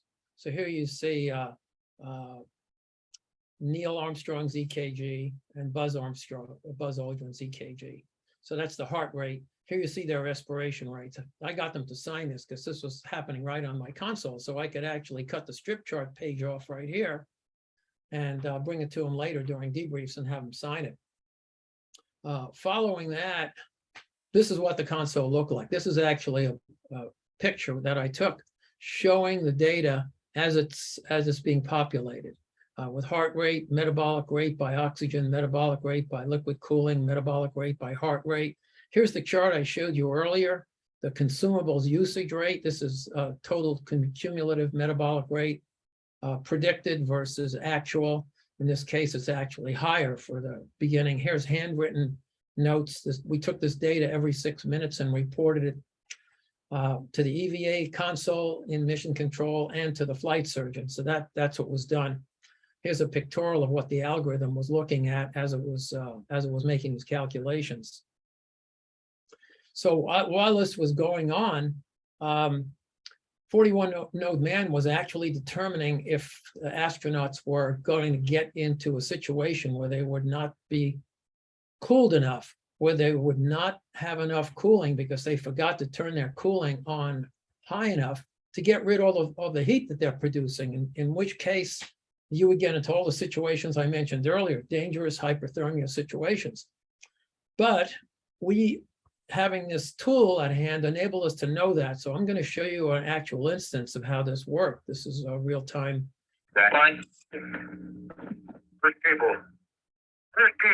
Watch the cable. Yeah, you all right? Yep. Fine, EVA. Good. He's going to show jacket max cooling at an appropriate time. Capcom might remind him. Okay, LSG is going on. Okay, if it's not, no, I think he deliberately did that. LMP, Kelly. Yes, fine. I'm not doing too badly on keeping things clean. So what you're hearing all is this back talk that this is actually from, let's see, Apollo 15, or you can see the imagery is a lot better. So we didn't have to worry about this in Apollo 11, which was very short. But we had the ability to actually know when they were in the wrong position and tell them to change their cooling. All this happened that you saw because it was clear from 41 Node Man that they were in the wrong position. They were either getting too hot or too cold. And we went through the flight director, and he went through the EVA. You heard all the call outs, and the people in the back chat are doing this. So that was the beauty of this. And then after it was all done, there's another heart-stopping moment. We're all in mission control, and as you see, I'm not going to give you any audio here because it's pretty self-explanatory. They're getting back in the LEM. And we had these images that we could actually see on console.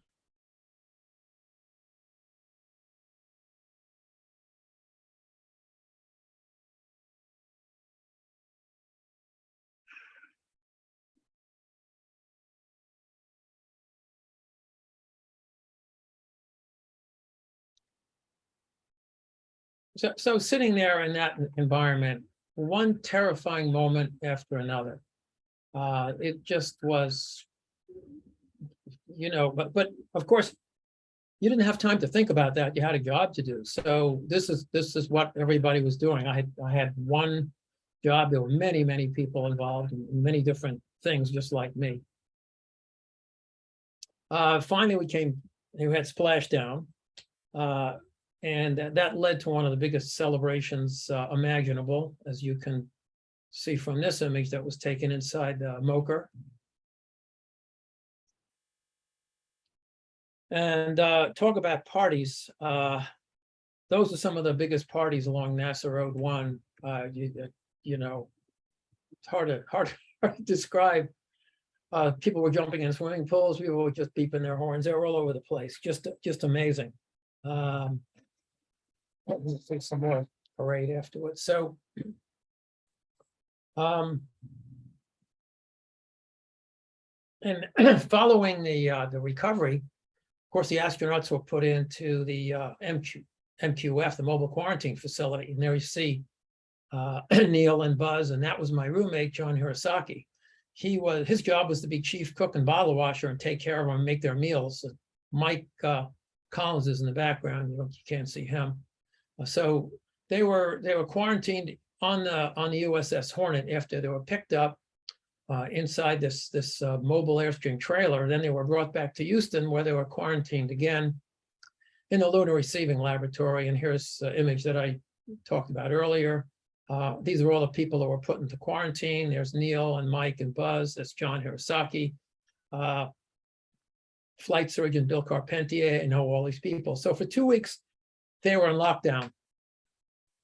And I could give a whole talk about this, but basically the building was kept at a lower pressure than the ambient, because if there were any pathogens, they wouldn't go out. Stuff could come in, they could get colds, they could get sick from the outside air, but keeping everything on a lower pressure inside prevented any pathogens from going out. And this was sustained for 2 weeks. So that's what happened then. And then of course, following Apollo 11, we did this again. We did this a total of 6 times, and you see all the landing spots. So if anybody ever comes up to me or anyone else involved and say the whole thing was faked, the short answer is, okay, you want to fake it once, you're going to fake it 6 times. You're going to go to all that trouble to do this 6 separate times. Come on. There's a lot of other reasons you can use to prove why this wasn't a fake, but I won't get into that. During all these missions, there were instances where life support became of concern. Here you see in terms of removing the carbon dioxide, on Apollo 16, we finished the EVA with only 2% left. All of these in yellow were instances where life support consumables were under 10%. So we had a total of 16 incidences by the time they got back in the lunar module of 10% consumables, life support remaining, 11 of 8, 3 of 5, and 1 of 2. But because we had so many people working on it with so many algorithms like 41 node man, we were able to handle it. And not only were we able to handle it, we were able to learn from it to the point where we could use expert systems and artificial intelligence to basically go in the direction of replacing mission control. So I'd like to show you the last job I was doing at JSC before I started designing Mars spacesuits with Planetary Protect, which is what I'm doing now. This is a test of a new kind of spacesuit that NASA was developing, a precursor to the Artemis spacesuit, but a lot of the technology is going to be embedded in Artemis. This is Chris Cassidy, who had 5 shuttle flights taking it through its ringer. And what you're going to hear is a software system called Violet that we use to design, learning everything we learned. Violet stands for, let me see, what does it stand for? Voice operated integration of life support tracking. So here's how it works. Instead of a mission control, all that's in the space.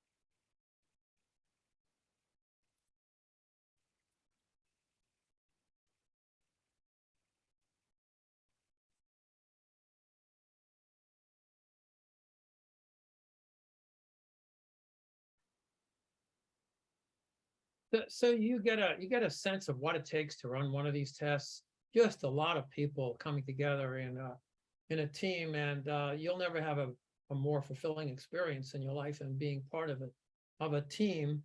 A team like this, yeah, that's pretty elaborate, but any team that works towards a common goal that expresses your passion is basically the same thing. So as time went on, my whole life unfolded from this point.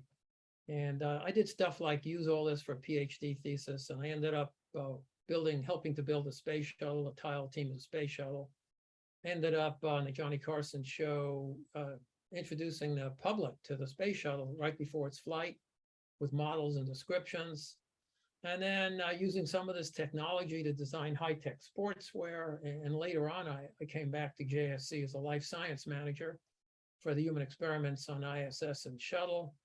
And this is one I'm particularly proud of. After Challenger, I had a class of 400 students, and we were talking about all things space when the Challenger explosion happened, and the students decided to do this. It seems real down to the last switch, even to former astronaut Lauren Acton, who took his first tour of the model tonight. Unbelievable, and think that it was done for practically nothing. You know, and these things usually cost millions of dollars. It's truly impressive. Sitting high atop the Berkeley Hills behind the Hall of Science, it's a memorial to the 7 Challenger astronauts. This is a fantastic way to fulfill the mission of that flight, which was teaching children about the wonders of science, and that's what we want, and that's what we think it can do. A quiet ceremony today featured one of Christy McAuliffe's best friends from high school. I mourn the loss of my... I could go on and on about that, but I mean, it's funny how once you're on this path, all these things happen, and ask yourself why they're happening. And the answer is perseverance and putting yourself in a position to be at the right place at the right time. So that's how I've kind of formulated this 4 Ps thing. It's all a matter of, passion, prioritizing, perseverance, putting yourself out there. And that's led to all kinds of things like honoring Neil and Buzz in a ceremony, writing books about these experiences, kind of amazing. And that's led right up to today, where we've actually just finished testing and proving the concept of a radically different spacesuit for Mars that uses the Mars atmosphere to pressurize the torso and oxygen to pressurize the helmet. And we just got back from the Mars Summit, where we demonstrated that this actually did that job. We had CO2 sensors, we pressurized the suit. We showed you could have absolutely normal PCO2 in the helmet, and the torso would be pressurized to 2 PSI, 100% CO2, and it was completely separated. A lot of other reasons to do this. You'll stop a puncture from killing you if it's in the torso. You don't have to use heavy fans and pumps and heat exchangers, which enables you to get this suit down from a 300-pound Artemis suit down to about a 120-pound Mars EMU suit, which, if you think about the gravity difference between 38% gravity on Mars and 16% on the moon, you cannot use an Artemis suit in any way, shape, or form for Mars. You can't even evolve it. So you needed something completely radically different. So all these things began with this dream, simple dream, passion, and then following the lesson learned is dream high, let your reach exceed your grasp. Remember these passion, priority, persistence, and putting yourself out there. And embrace failure. That's the most important thing. Failure is a way of learning, and don't get upset if you fail. That's all. That's what perseverance is all about. Last thing I want to show you is how you might do this for yourself. Start with a clean sheet of paper, and the first step, list your passions. So here's somebody who listed their passions. They wanted to be an actress. They loved cats. They loved food. They had an idea about going to school and becoming a doctor. They also would have loved to be a Formula One driver, and possibly they could have been a therapist. And at the top of the list, maybe they'd like to be a billionaire or a president. So those are the passions. Any of us sitting down, if I told you list 10 passions and don't even think about the restrictions, just what comes into your head. If you could do anything, what would it be? And then list them. And then the next step is the prioritization step. What happens in the 4 Ps plan is you look at each of these and you look at them from how much time is needed, how much skill is needed, how much it's going to cost you.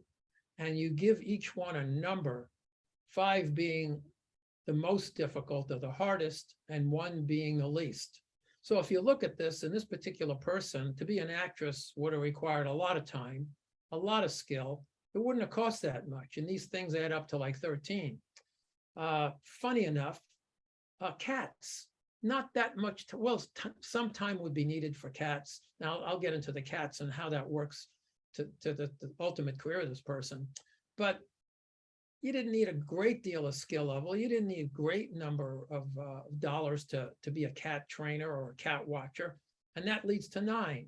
And the same thing with all these things, right? You go down the list, and when it's all done and you add up the scores, this is what the scores look like, right?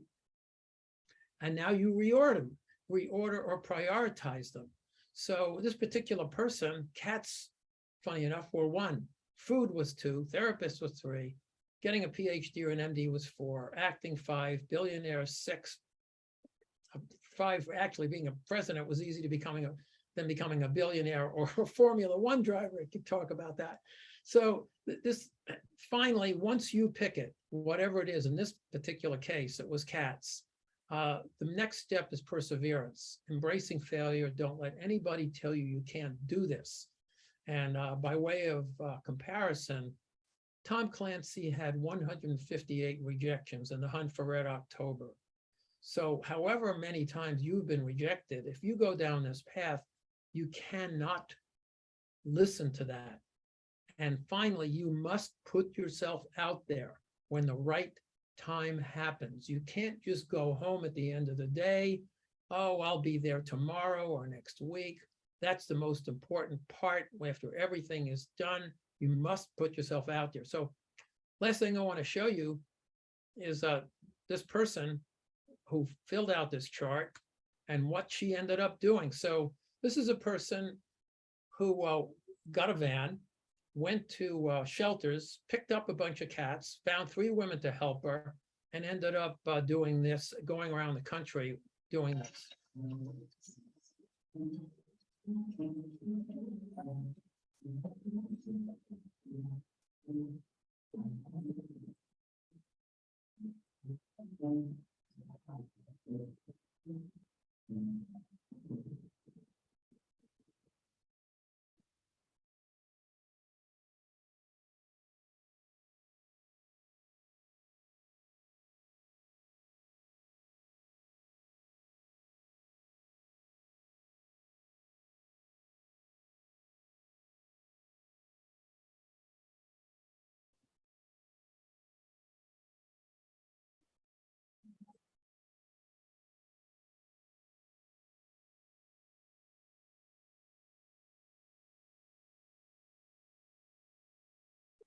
Right, you all get the idea. So can you imagine this? How did these people end up giving shows all across the country doing something like this?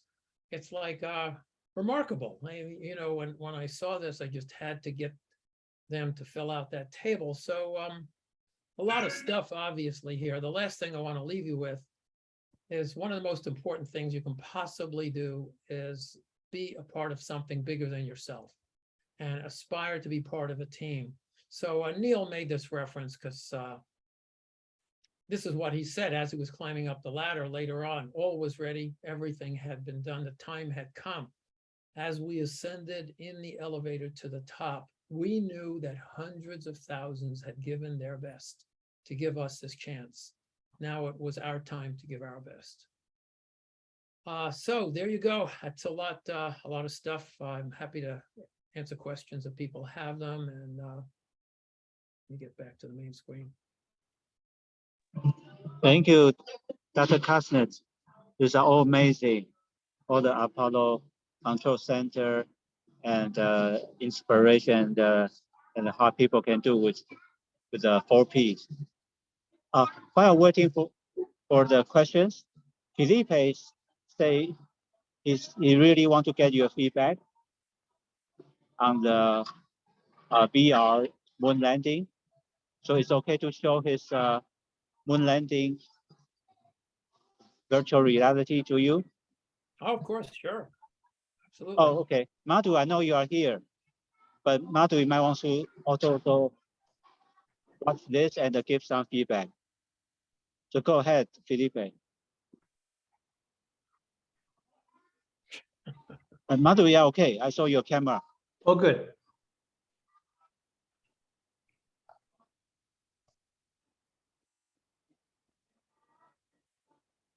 Yeah, watch this camera, this simulation. I mean, this VR, and see if any feedback.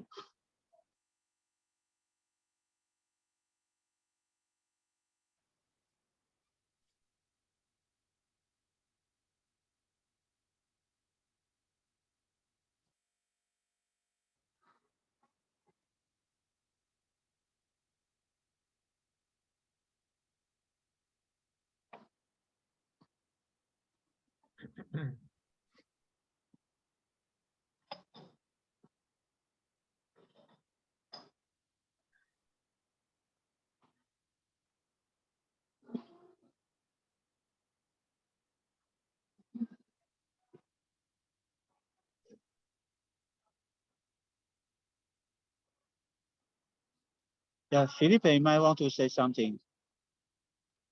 Yeah, Professor Madhu Sangabinu is also here. So you can hear from Dr. Kasnes and Professor Sangabelu feedback for your virtual reality demo. Well, you know, it would be, is there more to it, or is this it? Or is it going to be some more? I think he's trying to get this started. Oh, okay. Oh, I'm sorry. I had muted my microphone. So what you're seeing here is I already restarted the landing approach. And so about a finger's width from to the left of the sun, you will start seeing the plume of the lunar lander as a very faint blotch, which will grow bigger. So this is a simulation of for experiencing it in virtual reality. So this works in a Quest VR headset. You can stand very, very close to the place where the astronauts landed on the moon. So right now we are here looking around on the still pristine Tranquility Mare Tranquillitatis base, and you see the plume here. So they are approaching. If I click on this button in the top left corner, you will hear the chatter between the astronauts, etc. But then it will be hard for me to talk over that. But this is what you would have seen, Lawrence, if you were on the moon at that famous historic Apollo landing. So I'll manage the camera, but I'm going to switch on the audio for the final moments of approach and landing. Here we go. Altitude velocity light, 3.5 down, 220 feet. 13 forward. Up, forward, come down nicely, 200 feet. 4.5 down, 5.5 down. 160, 6.5 down, 5.5 down. 9 forward. 20 feet. 100 feet, 3.5 down, 9 forward. I'm moving my position a bit to the left. Notice that the sun is in their back, so looking good, down a half. we see the lunar lander in shadow. But here we go for the final touchdown. Forward, forward. 40 feet down, 2.5. Picking up some dust. 30 feet, 2.5 down. Straight shadow. 4 forward. 4 forward, just into the right a little. 6, down a half. 30 seconds forward. 8,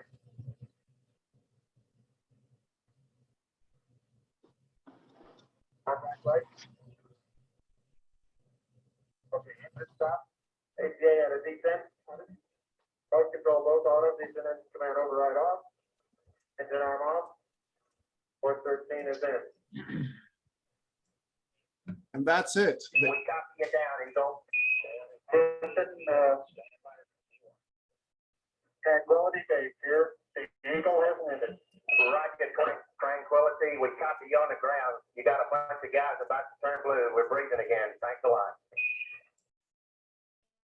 So that's it. All of this is astronomically correct. The sun is in the right position. The terrain is exactly the terrain with the craters, etc., of Tranquility Base, and the timing is correct, etc. You see that they, you hear and you see that they are just above this big area with boulders and a crater that was not suitable for landing, and then it's tricky to set this up in VR because the imagery, it's hard to see the lunar lander initially because it's counterlit by the sun, which is in the back.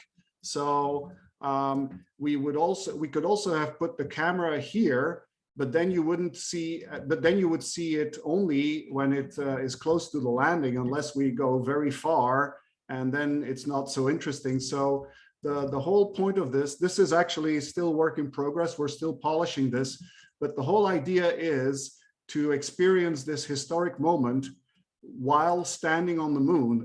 Imagine that you had a spacesuit and that you were standing on the rim of this little crater here, an actual crater at Tranquility Base, and that you literally saw this historic event unfold before your eyes. So what do you think, Lawrence?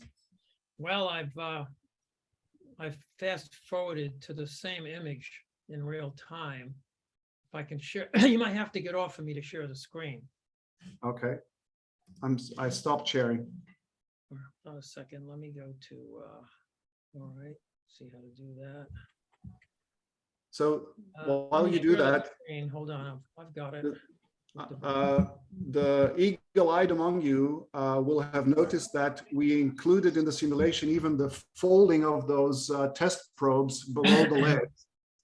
Yeah. As they touched and folded and buckled under while landing. Go ahead, Lawrence.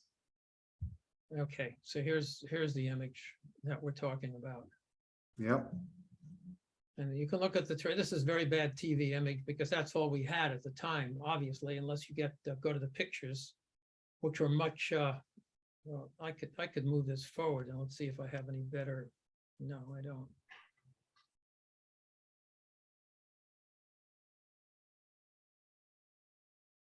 So you can see what the lighting looks like, and you can see Yep. Buzz and Neil over here, and you can see what the terrain looks like and how the LEM is oriented in the sun, the flag. Indeed. So it's nice to have these two side by side. Absolutely. So far, we basically have the entire approach and landing sequence timed to be shown and experienced together with the capsule communications. And but we may also have an inset where we show some video of the view. Actually, they did. I don't think. Do they have footage looking down at this? Yeah, I think they do. Picking up some dust, etc. The view from one of the windows of the lander. So, but the whole idea here was to have this, to witness as a kind of an eyewitness this experience from the surface of the moon, to be there, to relive that experience, standing on the surface of the moon and watching humans land there first, as if you were a lunar inhabitant or an alien or a fly on the wall. Yeah, no, it's great. It's being able to sit down there and watch it come in as if you're standing there. It's great. So a lot of work, a lot of kudos to you and your team. We just need to move on to Mars. Yes, absolutely. We'll we will be there when the first human landing on Mars happens, and we'll be recreating that in loving detail in VR in the same fashion. I did have a question. Now, is that supposed to be the sun? Yes, that's the sun up there. So why does it look so small? It's astronomically correct, and so we could make it much brighter, which would make it appear bigger, but this is the correct size as seen from the lunar surface. I don't know. It's still 93 million miles away, more or less, and you know how it looks from here. So it seems to me it looks smaller than it really is. But anyway, I think, Larry, I think yeah, Philip is right. The solar disk and the lunar disk, as you know, when when we look at it in the sky, you appreciate how tiny they are. And, well, I understand the atmosphere, our atmosphere magnifies it to a degree, but it's just very hard to believe that the actual size without So small. atmospheric magnification is that small. That actually looks smaller than the view of the sun from Mars, which I've seen from, you know, from all the rovers. But anyway, it is what it is. you know, and I think Philip, I think you know that the approach angle was selected so that we have the appropriate amount of shadow, so that you can have visual flight rules. Right. And it's Yes. critical. It's critical, this angle of approach, because I think it's going to play havoc for us thinking about the polar landing. And we have brought this up in our papers in the past. And I know some of you will say, oh no, we're going to fly by instrumental flight rules and so on. But we'll have to face the music from the pilot when the time comes. But it's a beautiful visualization. I agree with Larry that dust, showing the dust would be an interesting thing to see how the dust flies out as the lander approaches Actually, we are showing that. So I restarted the simulator, and I cannot make it go faster, but in a few, we only show the last couple minutes of the approach and landing. And again, I will not switch on the audio yet, because then it will be a challenge to talk over it. But I will put you in a different spot on this time. So you see, I can move around on the lunar surface rapidly to change my position vis-a-vis the approaching eagle. Yeah. But you will see that we have actually simulated the dust kicking up from during the landing. And the idea is that you will experience this. It already works in a Quest headset. And so we are going to simulate the striking of small little pieces of dust of regolith on your visor, etc., so that you of course, there's no sound in space, but you can still feel the impact of that spray of dust on your spacesuit and especially on your visor. And so that's how we make the experience multisensorial, so that it's not just hearing the audio of the astronauts. So do you already see the little splotch here? That's the exhaust plume. Yeah, we can see that. So you can see that. And you know, I'm thinking, Philip, I'm thinking if you have the angle, from the sun looking towards the lander, you may see the dust ejector flying better because of the sun angle shining on the dust. I'll go more to the side this time. So as we see now, I'll switch on the audio. So here he will notice this crater and fly over it, and so as not to land there. Okay. 50 down at 2.5. 19 forward. Altitude velocity light. 3.5 down. 220 feet. 13 forward. Left forward, coming down nicely, 200 feet. 4.5 down. 5.5 down. 160, 6.5 down. 5.5 down. 9 forward. Good. 20 feet.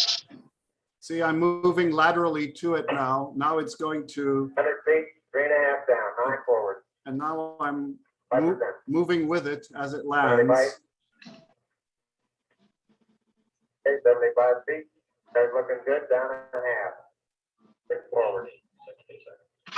Now it's almost hovering with very, very little forward distance. Watch the Down dust. 2.5. Forward. Forward. 40 feet down, 2.5. Picking up the set. 30 feet, 2.5 down. Straight shadow. See the dust? 4 forward. 4 forward. Drift to the right a little. 30 seconds forward.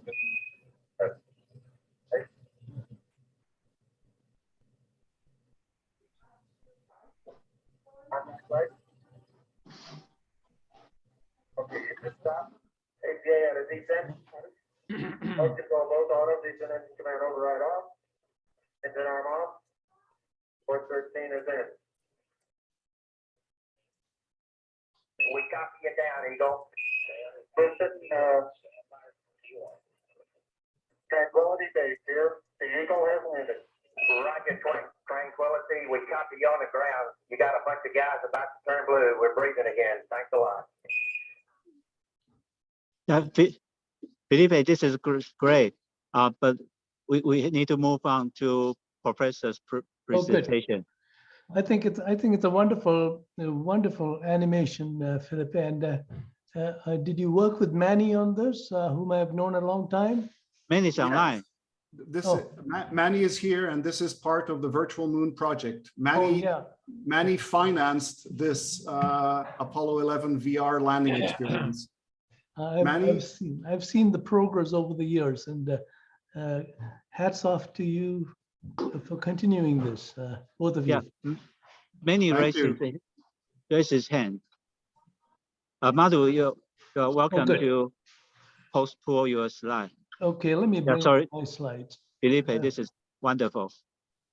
My pleasure. Thank you so much. Thank you, Felipe. So Manny, do you want to say something? Well, anyway, if he doesn't say anything, Professor, go ahead. Okay, I need permission to share. Well, you have the capability to share. No one prevent you. Not that I can tell. Okay. Or Manny, if you want to say a few words.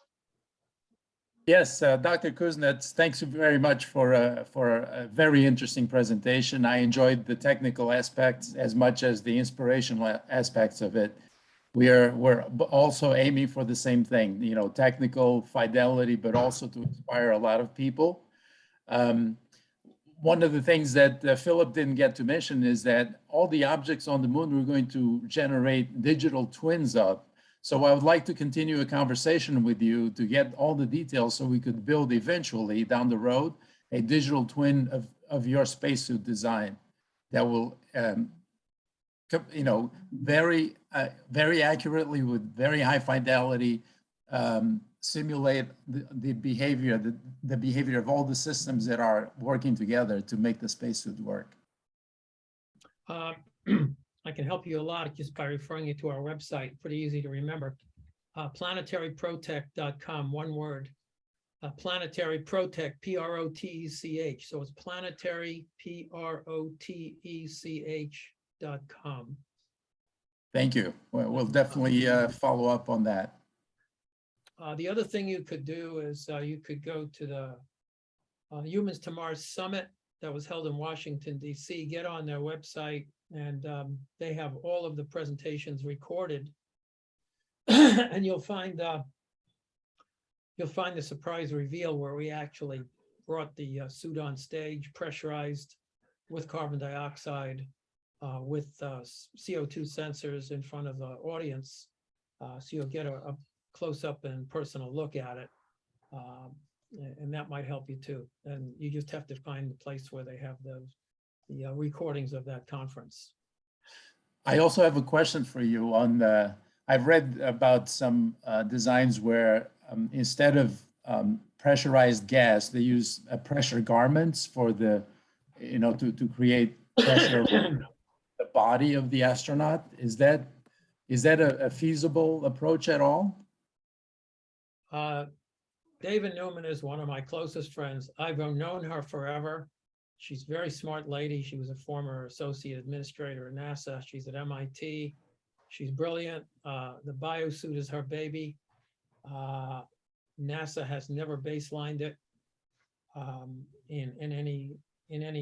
And by the way, the design dates back to the 1960s, where God, forgetting his name, the guy who wrote the famous red book, Paul Webb, Bioastronautics Data Book. He actually pioneered the first mechanical counterpressure suit. There are a lot of issues to overcome. I mean, a lot. The donning and the doffing issue, the fact that you cannot provide an even pressure in places like in between the fingers and in between the toes, where if you don't supply an even pressure, you're going to have fluid migration, capillary bursting, discomfort. This is a really difficult problem, and I don't think it'll be solved by the time we get to Mars. As far as, I've been working on the Mars spacesuit now for 27 years. Never really built one to test until about less than a year ago, and we've run it through the ringer. We've got like 22 hours of testing on it, and it is such a simple design. Basically, replacing big tanks and oxygen with an atmosphere that's outside and infinite source that you just blow in and blow out, and it takes all your metabolic heat with you. And more to the point, the most powerful point of this design is that it's conducive to embodying viral filters at the inlet and the outlet, and conforming to the 1967 Outer Space Planetary Protection Treaty, which no spacesuit has ever done. And the Artemis suit will not do it either. It's in clear violation of Article 11. And the closer we get to human missions, I guarantee you that the planetary protection world is going to come down harder and harder. You see what goes into sending Perseverance and Curiosity to Mars. Basically, it's a gigantic clean room. Everybody's wearing clean room suits, the sterilization. Now you've got space. Dr. Kuznets. Yeah. I think we are very late. Right, anyway, I'm done. Yeah, very good point. Yeah, we'll arrange another event just for you. Spacesuits are very important, and Larry is definitely saying some of the things all of us are scared to hear. And Ken, maybe we should have a special dedicated day for spacesuits. And I think we'll do that. Okay, good. So more than happy to do that. Bless you, Lapa. Can you hear people sneezing? Okay, good. Hello, everybody. I was just looking over the folks here, and I know a few of them. And again, I want to remind you, Larry and I go as long as I've been working in this field, and it's a pleasure to hear. I heard the last part of Larry's talk when I just dialed in, and Larry is an inspiration to all of us, and to the point that it makes you do dangerous things. But that's how it is. I mean, that's what teachers do. But with that, let me share some slides. Neil's Day is special to AIAA, and thanks to Ken, who is adamant that Neil is American and the moon landing is American, but the world has moved on. So the way USC connects to the moon is through Neil Armstrong. He was in the class doing his aerospace engineering work at USC when he was assigned to the Apollo 11 mission. Of course, Buzz Aldrin, the pilot on that landing, is a champion and a very close friend of our studio. He comes in unannounced to the class because if he doesn't, he will have to charge an honorarium, which my studio or my university may not be able to afford. But please visit our studio when you get a chance. I'll let Ken have the URL. Can take a look at the things we do. This is his thesis that ended up as a seminar. And here you see Neil Armstrong suited in the Gemini G2 suit, which is my favorite design for a spacesuit. Of course, he couldn't have done the lunar mission with this suit, but there was a time when space people were considered superhumans. And these are the beginnings of our spacesuit technologies. We have far exceeded all this going to the moon. And as Larry mentioned, it's not going to be easy, particularly for the planetary protection people, to convince them that we can do things on Mars. Anyway, we have the biggest, baddest sculpture of Neil in our courtyard near my classroom. And every time we get guests, classes are usually in the evening because my students, most of them work in the industry, in the defense arena and so on. So we pose whenever we have guests. And you see Neil, it's a very beautiful sculpture. USC has an astro program. It's kind of new, but we are growing. And you see that it's here we depict Conus, but it's all over the world now. And I get students in the wee hours of the night, the other side of the world, tuning into our classes. That is how it's progressing. And now we have a sizable number of students both in the undergraduate and the graduate program and the doctoral program. So what is my class? My class, the studio, is nested in this program. It's just 3 units. And the focus is on purely unbridled imagination and creativity. Unbridled, that's a term you underline, unbridled.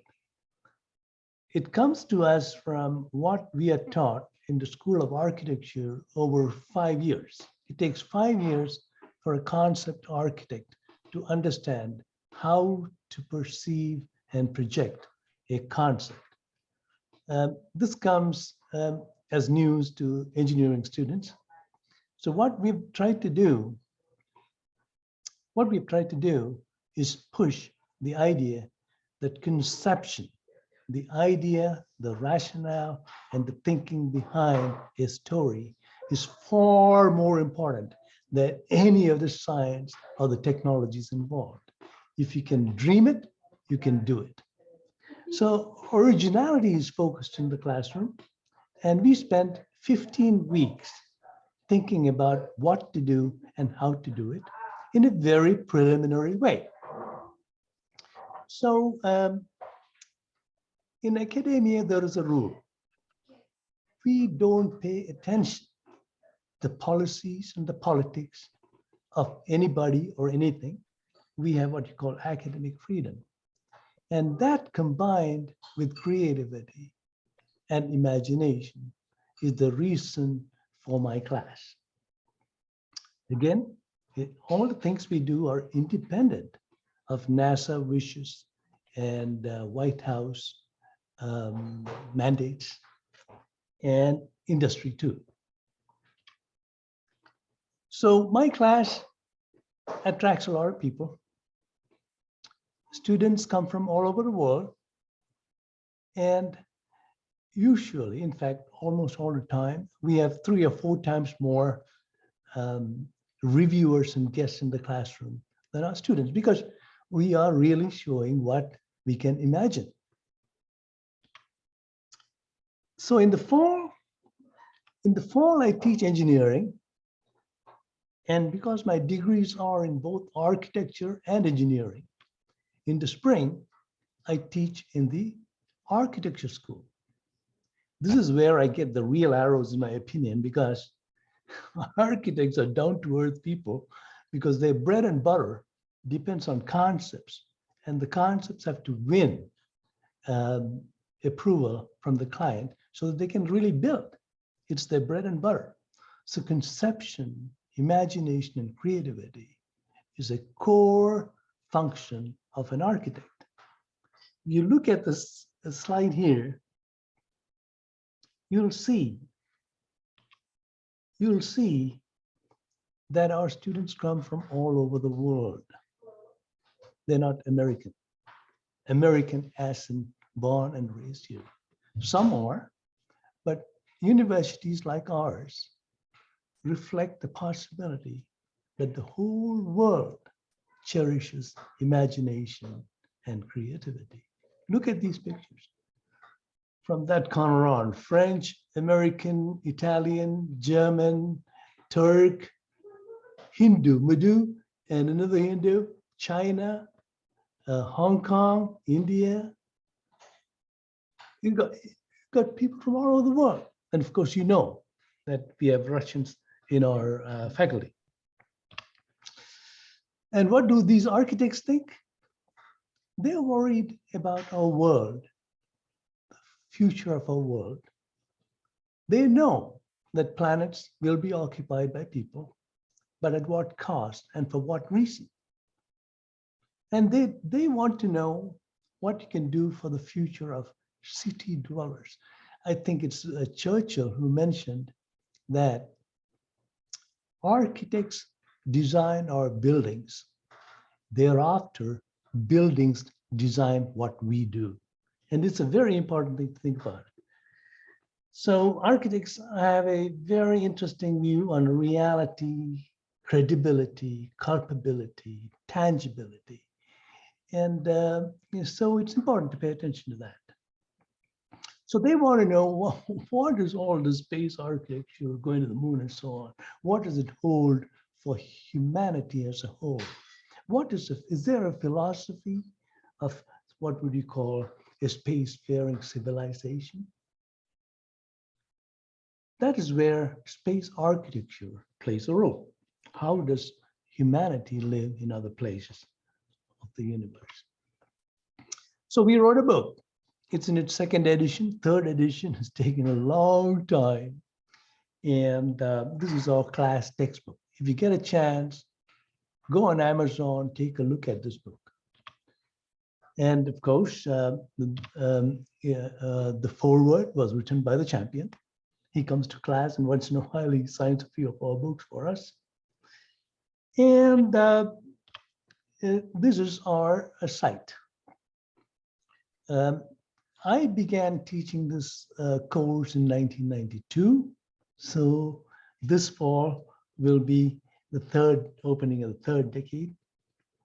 And if you look, we have paid attention to the moon more than Mars, though you will see that the turn of the century, we did look at the exploration of Mars, and I think the report is on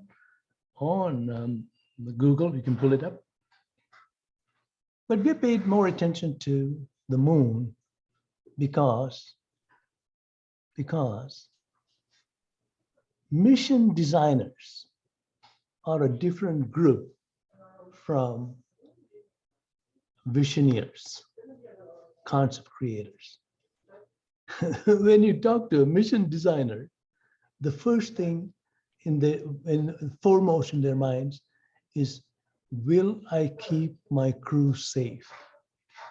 Everything else, science, technology, arts, acts, stunts, all don't matter to them. If you get a chance, take a look at Gene Kranz's talk to the Smithsonian Institute. I think it was last year. Ellen Stofan introduced him, and he gave us a talk on the rules of engagement for a mission manager. And you'll start to appreciate how much they care for the crew. So anyway, back to this. So we've been following the moon because it's more real. It is more close to what, because we've done it. We did it 50 years ago, 50 some years ago. So if you come down to the last 3 or 4, that is 2018, 2019, 2020, and 2021 presentations are very close to the US space policy of today. And what you see here, what I'm going to show you is one idea that came about in what we call the CHASE, Commercial Human Space Flight Expeditions team project. It happened in the fall last year. And that is what was on the flyer. Here it is. So again, it is about things that already are, not what we can project later on and so on. And that is partly fiction. This is happening now.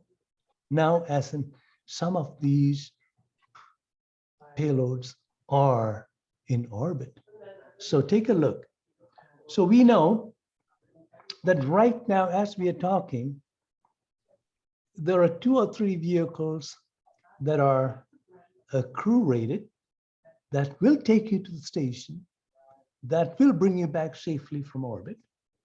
And they include the Dragon spacecraft designed by SpaceX, and as soon the Orion that is showing signs going up there. Of course, we did not want to get into the Russian vehicles, but I am of the opinion we should have them too. In terms of the launchers, we have the Falcon 9, which is quite a capable vehicle. It is certified at 3 times the safety of the shuttle. We got the Orion, which can do payloads, and maybe in the coming, by the end of the year, we may have the SLS. We'll have to wait and see. Anyhow, in orbit are things like the TDRS and the lunar communication relays satellite, and of course Starlink is already operational. And these are all very important pieces of a giant puzzle that will be a part of our lunar exploration now, not tomorrow, and not 2027, 2030. I mean, those numbers are mixing up technology development with reality. Now we're talking real design. So now, what would you do? We would fly, of course, optical comm is the thing. If you're not doing optical comm, you're not doing space anymore. So we think what we should do is very quickly fly what we call a plant and animal lab into orbit. And the way this would remove the specter of radiation that can be, we think, can be a showstopper for interplanetary flight. So how do we do this? We would fly a Dragon and an Orion module, dock them together, and conduct experiments, first in LEO to certify the system, and then slowly fly it up into geostationary orbit. In geostationary orbit, you will have direct view of your crew and your vehicles and your systems over corners so that you're communicating optically with the system, with the plant and animal lab, which is equipped with a variety of different vertebrates that we can study at very quick change outs.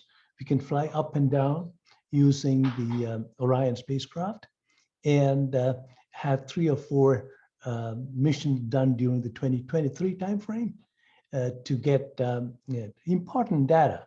Because when you go up to geostationary orbit, you're kind of beyond the Van Allen belt for most of the time. And you can see the impact of deep space radiation on animal tissue. Once that is done, we quickly come down, get it fixed up with more systems. And in 2024, we start what is called the buscraft architecture.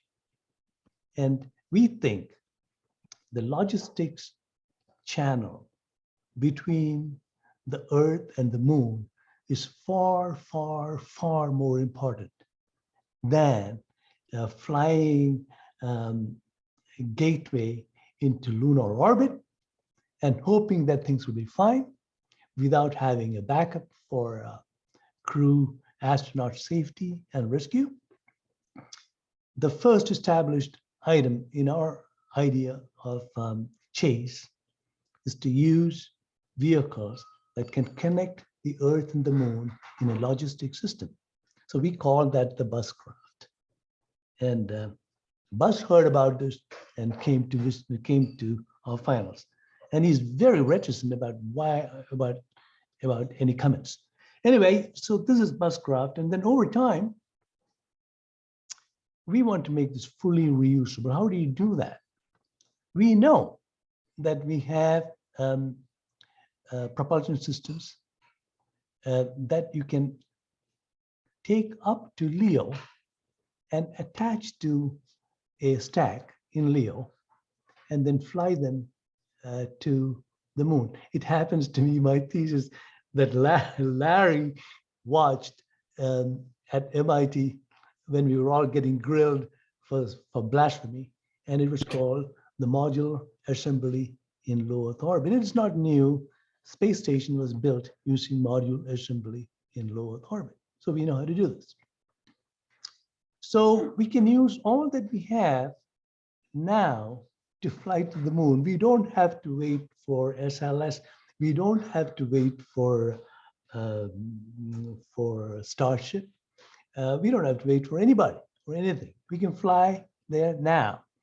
It's all a matter of putting them in line and executing. So we can fly to the Moon, land people on the Moon yesterday if we wanted to, but there are other policy implications, I suppose. And so this is our main project. And for most part,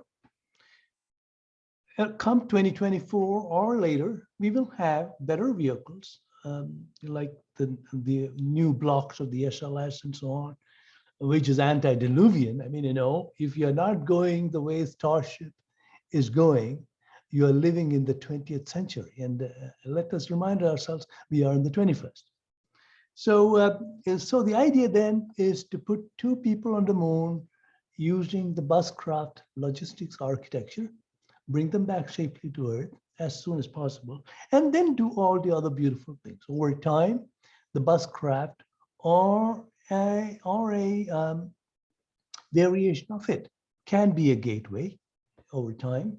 And then all of these works help us to build a real interplanetary transit architecture. So this is what I wanted to share with you. Artemis Accords is right now happening. And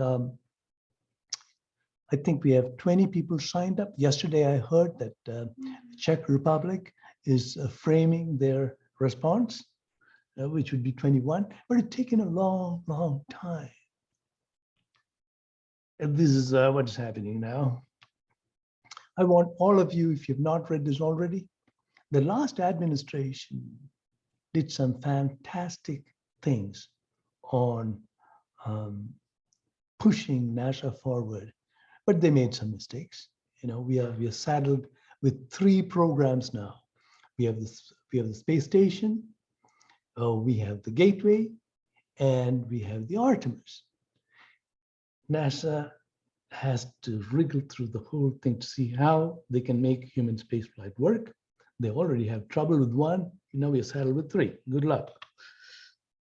So a new era report is important. Take a read and study that. You know, the key things that comes through across in these reports and is there is such a thing as American values. And you probably heard Biden say this to the face of some people there yesterday. And a lot of people don't agree with this in the world. So we had to wrangle through the system. And you know, at the end of the day, who pays for it? American lodgers. America has to pay for it and hold the lion's burden on all of these things. This is why I like to think, you know, we belong to an interesting, interesting part of humanity, and we should cherish that. This is a picture I got yesterday if you don't look at space hipsters, take a look at it. This is how the families in the early 60s were being inspired by media. Just looking at Neil right there, sitting, and his dad and his mom and his brother, Rick is there, and his wife. This is how we do it at our home. There's no difference. I mean, 1960, 2022, this is what everybody is doing. Finally, I want to conclude by saying the whole world is looking to this week. It is called the International Moon Day. And with that, I want to thank you. Thank you all. Thank you, Madhu. This is amazing. Thank you. Great studio, great professor, great proposal, and a great philosophy. Did somebody want to chat, or am I done? Also, any question for professor, or you want to chat with professor? Felipe, if you have any question, Manny? It's already very late for everybody, I think. I know it's very late it's a long program. I'm ready and willing to take any questions that may arise. If there aren't any questions, I have some suggestions that I would like to run by Dr. Kuznets, but let's see if there are any questions for any of the speakers. Is that the case? I'm looking at the chat. I don't see questions. So does that mean that I can run my idea by Dr. Kuznets? Actually, it's an idea of Manny Pimenta, who is also still here, present with us, who is the man behind the Virtual Moon project. So Manny, could I invite you to unmute yourself and you run the idea by the doctor? I would actually prefer that you do it, Philip. I'm actually calling in from Indonesia, and I have a very poor internet connection. I keep my hotel Wi-Fi keeps dropping out. So would you mind taking on that task? I don't mind at all. Hello, Manny in Indonesia. Dr. Tengavalu, it's a pleasure to see you and hear you again.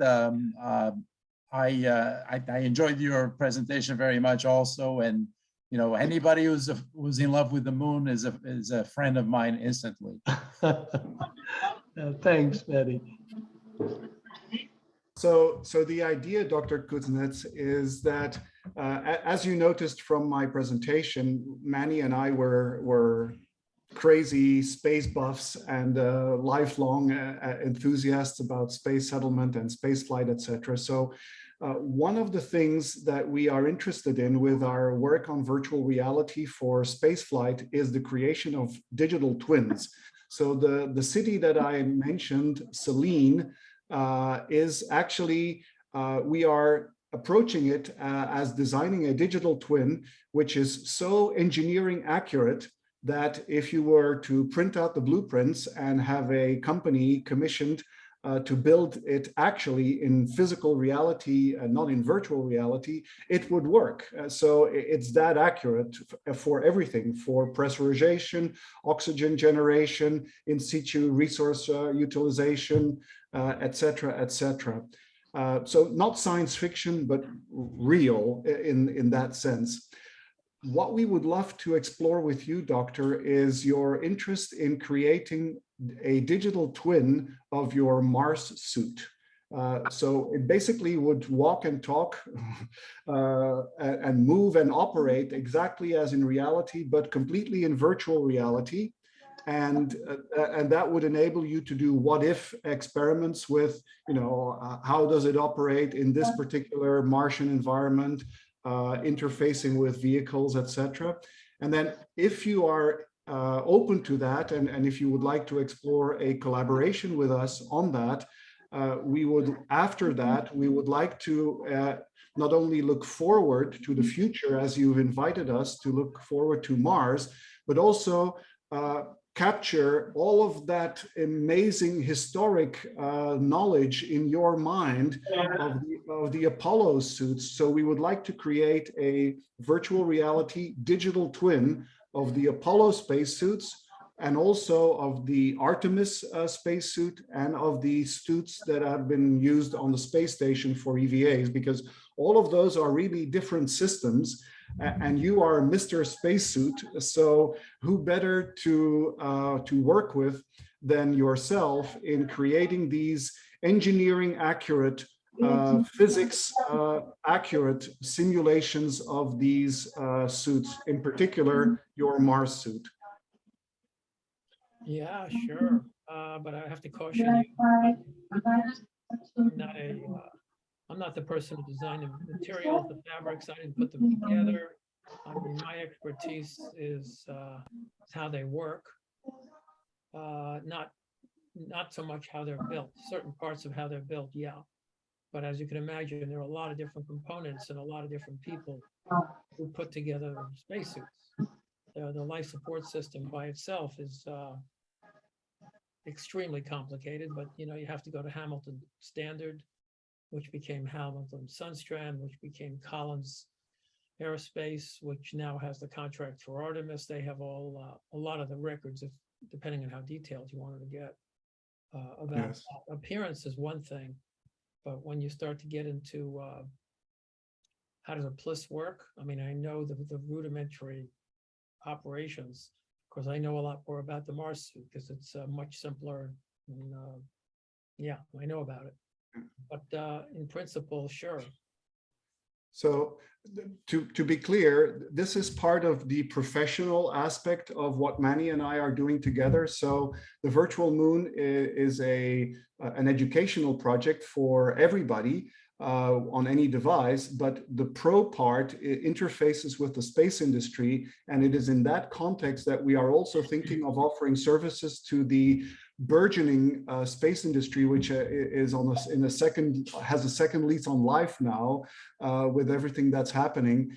And so there would be also IP that we would be developing together and that we would commercialize to the space industry with your knowledge about how to design spacesuits and how to optimize them, etc., so that we can offer to the space industry digital twins of spacesuits that they can then connect to their digital twin of whatever piece of manned spaceflight hardware they are creating.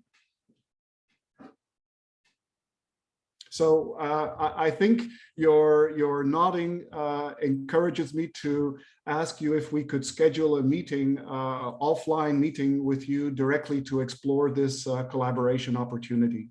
Yeah, sure. Absolutely. Wonderful. Thank you so much. Sure. Did I do that correctly, Manny? As always. Thank you. Philip, if you you may know that the agency has now handed over the spacesuit development to a private company, and maybe Larry knows more.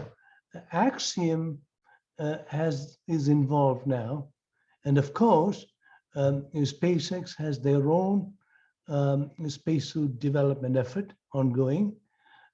So you are in the ball game in a very interesting period for the new introducing new technologies. If you get a chance, take a look at Nicholas Demonchaux's book called Fashioning Apollo. It integrates, it tells you the ergonomics involved in the design of spacesuits. And it is not all about engineering. It's about styling too. And maybe that'll help as well. But Larry, do you know Nicholas? I mean, he's at Berkeley. He's in the architecture school, or he practices in Berkeley. So, okay. Well, I could talk to him, but people like that are coming on 50 years after the fact. So I would much rather you read, if you haven't already seen it, the Moon Machines series, and then look on the one on the Apollo spacesuit. To me, it's the most informative piece on this that's ever been done. It really tracks the history, the design, the limitations. So if you haven't seen it, that's the go-to video to see. Moon Machines. Yeah, I think I know the book too. Yeah. It's it's a video. Yep. If there still is space for that, I wanted to ask a Mars spacesuit question to Dr. Kuznets as well.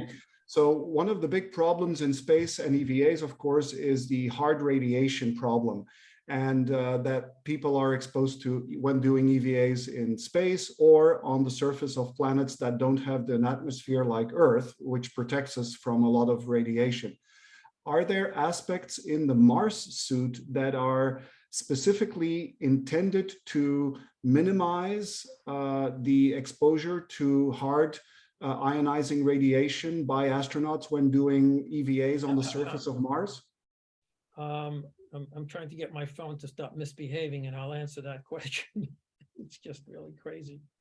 I've got a phone that just bounces all over the place, and it calls people that I'm not wanting to call. The screen is just, I don't know if you can see it. It just goes nuts. It basically is writing its own script, calling people. Of course, now that it's I'm got a mind of its own. Totally have a mind of its own. It's really, look at this. Look what it's doing here. Wow. I'm not touching anything. It's called some people I don't want to call or speak to. It's that's a you're hooked on to your AI brain. That's what's happening, Larry. Just really bizarre. Or virus. Ken, am I done? May I take leave of you all? Oh yeah. Thank you. And wish you all a happy International Moon Day. This week is fully happy and happy Moon Day, happy Neo's Day. Enjoy the rest of your. Before you go, thank you. A comment about the radiation, because this has been mashed over so many different ways. To begin with, the radiation risk, everything for a 3 years Mars mission has been calculated. And what it does is it rules out further space flights. It does not, it is an increase in cancer risk of maybe 10%. 10%, yeah. That's what it is. It's nowhere near the number of rads necessary to really injure or be fatal. It's nothing like that. People tend to just, if you want to know what that is, or get an idea of that, watch Chernobyl, or read Midnight at Chernobyl, or look at the number of rads that people are exposed to. This is not like that. But to answer your other question, yeah, there are 3 companies. One of them is Israeli, one of them is Australia, and there's another one that have mitigation components Yeah. that is part of what we are considering for a Mars spacesuit. STEMRAD is the Israeli company, right, Larry? Right. Yeah, they're doing some very good work on Station 2. And, I agree with the data that JPL has provided on dosing, and they continue to do that good work right now, both in transit and on the surface. But the question approaches, what do you do during an anomalous burst? Larry, do you, have you? You're talking about an SPE as opposed Yeah, to yours. yeah. SPEs, we know how to handle. We have the same issues in space. In ISS, we have the issues continually because you get a warning. And where you are on Mars or even on the moon, you have, I forget what the timing is, but you have enough of a warning from 93 million miles away. I think it's, 8 minutes, 10 minutes? Sure. You go to a storm shelter, which is very good at stopping the light energy particles of SPEs. Won't do you any good with GCRs. The main risk is GCR. So we can prepare and shield against SPEs. GCR, It's a problem. basically. But also in GCRs, you have a much longer warning period in terms, it's hours rather than minutes. Well, Oh, GCRs GCRs are constant. They're continuous. There's no time with Yeah. GCRs. They're continuous. But there is a change between Solar Max and Min because of the buildup. Yeah.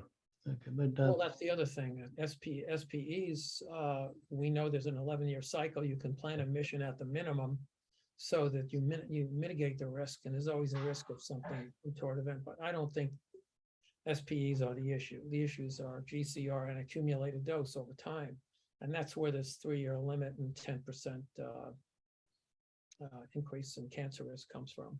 So outside of these special events, Mars inhabitants will not have to be especially careful in being out on the surface? You don't want to get caught in an SPE if that happens. You need to be, it's kind of like the slide I showed about an exploration envelope. You need to have the exploration envelope so that you're always within a certain time and distance from a safe haven.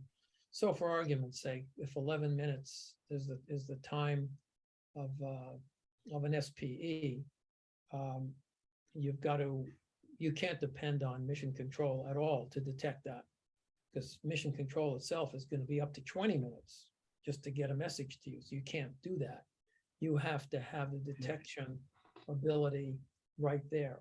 And once you have the detection ability and you have an 11-minute time, you plan just like you plan if you had a failure of a primary life support system and you have only 30 minutes back up at 5 kilometers, or 10 kilometers an hour, just like that, based on how fast the spacesuit can move in that 11-minute period of time. And that could be by rover, which extends the distance. So the other thing is you can't have double failures.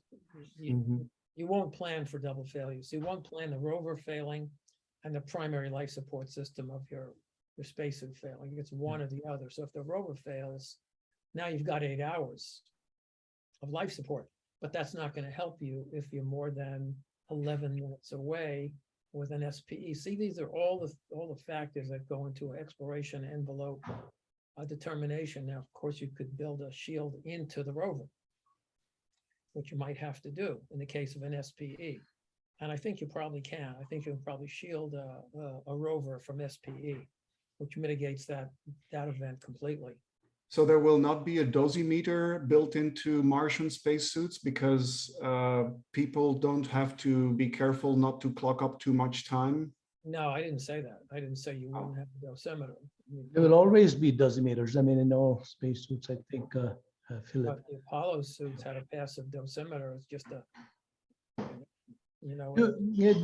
Do we know anything at all about scavenging systems? I know that some medications are used primarily to help.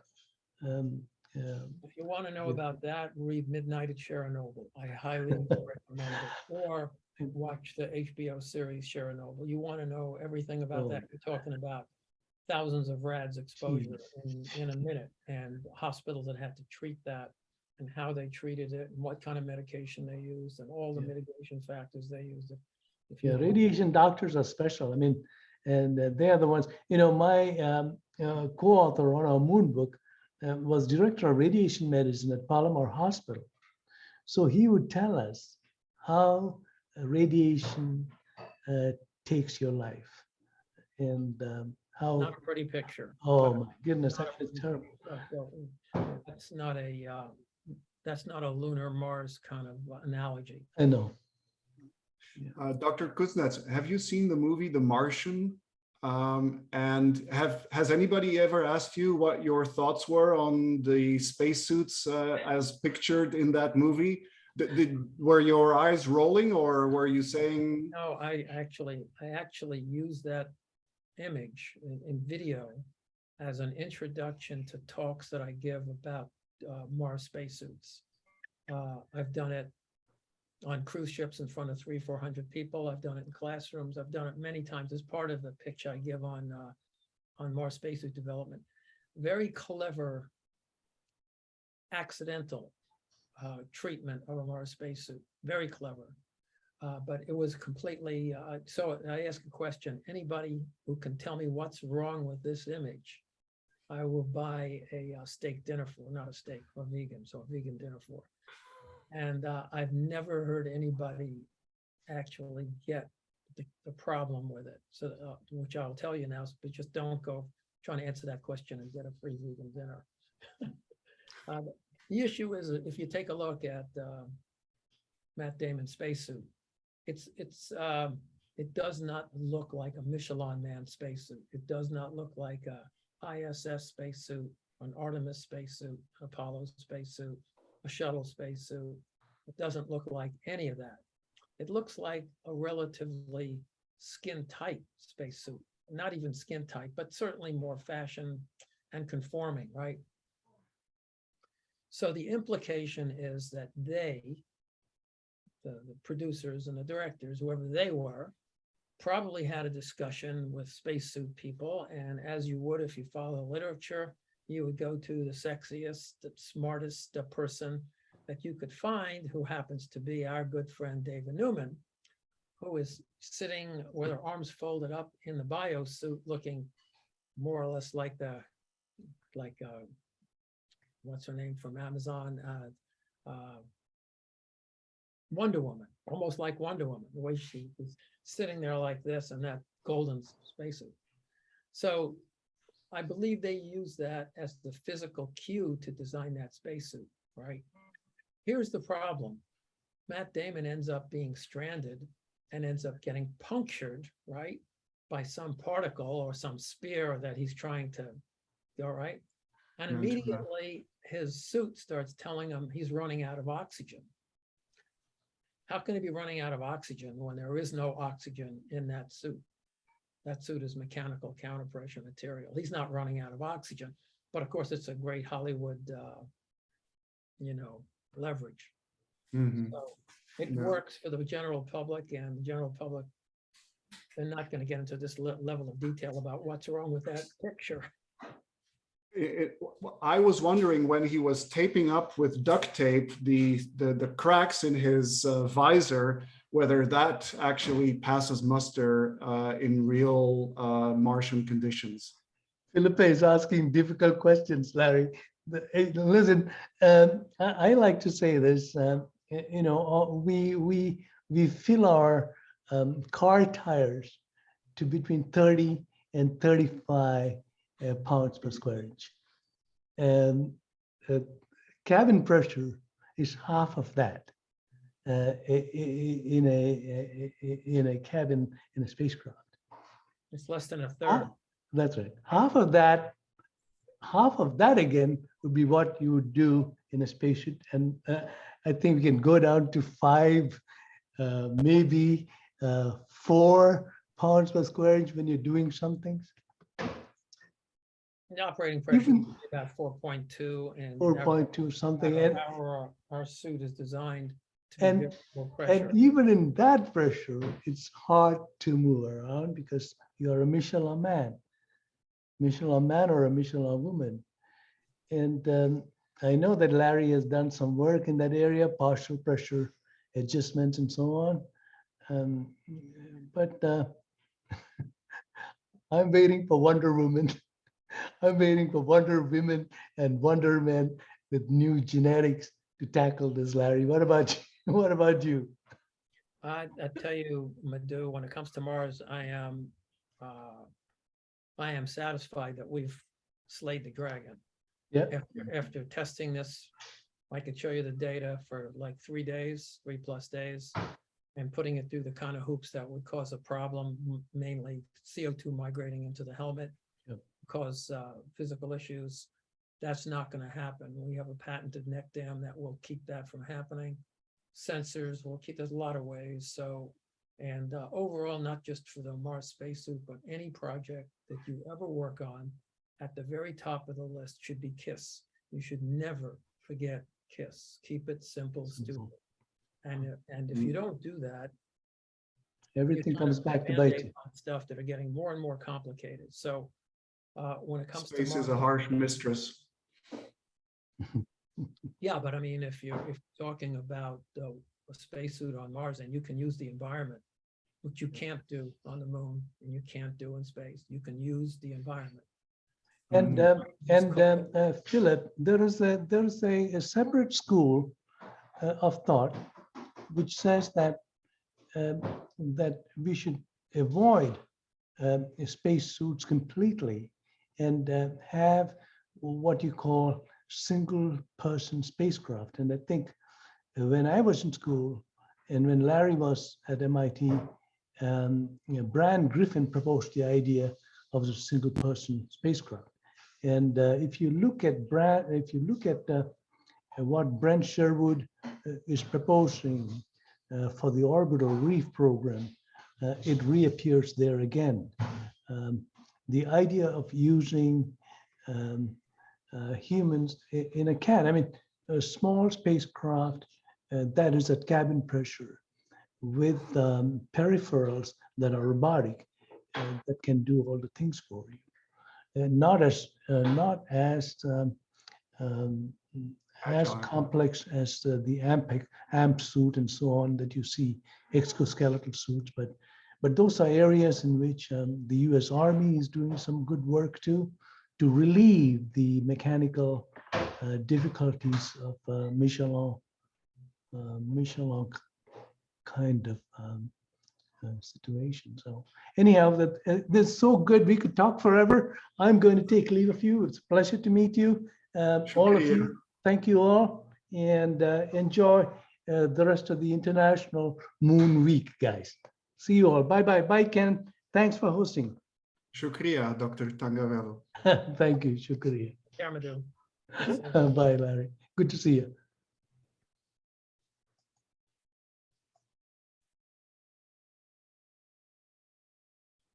So it's just us. Well, I guess. Well, it's been a long time, so I'm not sure. Ken, are you there? Have you been I'm involved? here. I'm wondering, Go ahead. you want to continue the discussion That's getting here, pretty thin here. It's, Well, or you want I to only- call for another meeting? I only had one question left, and I don't know if there's other questions in the chat. I was wondering whether and to what extent you've been involved in the design of the Artemis spacesuit as well, Dr. Kuznets.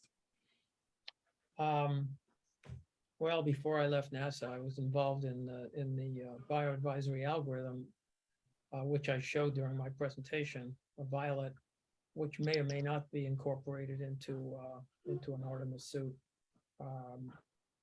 And also how you measure consumables, how you generate exploration envelopes, that kind of stuff. Team I was working for, which was headed by Mike Gernhardt, NASA astronaut, was the EVA Systems Performance Physiology Group, and they worked out all the biomechanics necessary for the Artemis suit. I don't know how much of that is getting plugged into the contractor. once you issue a, once you issue a tender, which has gone to the Collins and Axiospace and Planet, the other guys are, anyway, it all spills down to many contractors. So they're all working that, depending on the terms of the contract. Each one has a purview over a certain area, like the CO2 removal system, the tank system, the algorithms, any of that stuff. So yeah, that's about the extent of it. Great. And I am, just so you know, I'm full tilt working on the next steps, including a NASA grant for the Mars space. It's our team is fully occupied doing that. And there's another part to it, the planetary protection elements of it have been migrated to a what we call a MQ suit, mobile quarantine suit for pandemics that would stop the next pandemic, using a filtration system similar to the Mars suit that would be lightweight, sterilizable. So we've got our plate full, looking for partners to get involved in that. But right now we've just submitted to one NASA grant. Expect to hear back shortly whether we get qualified for step 2. And there's a lot going on. Absolutely.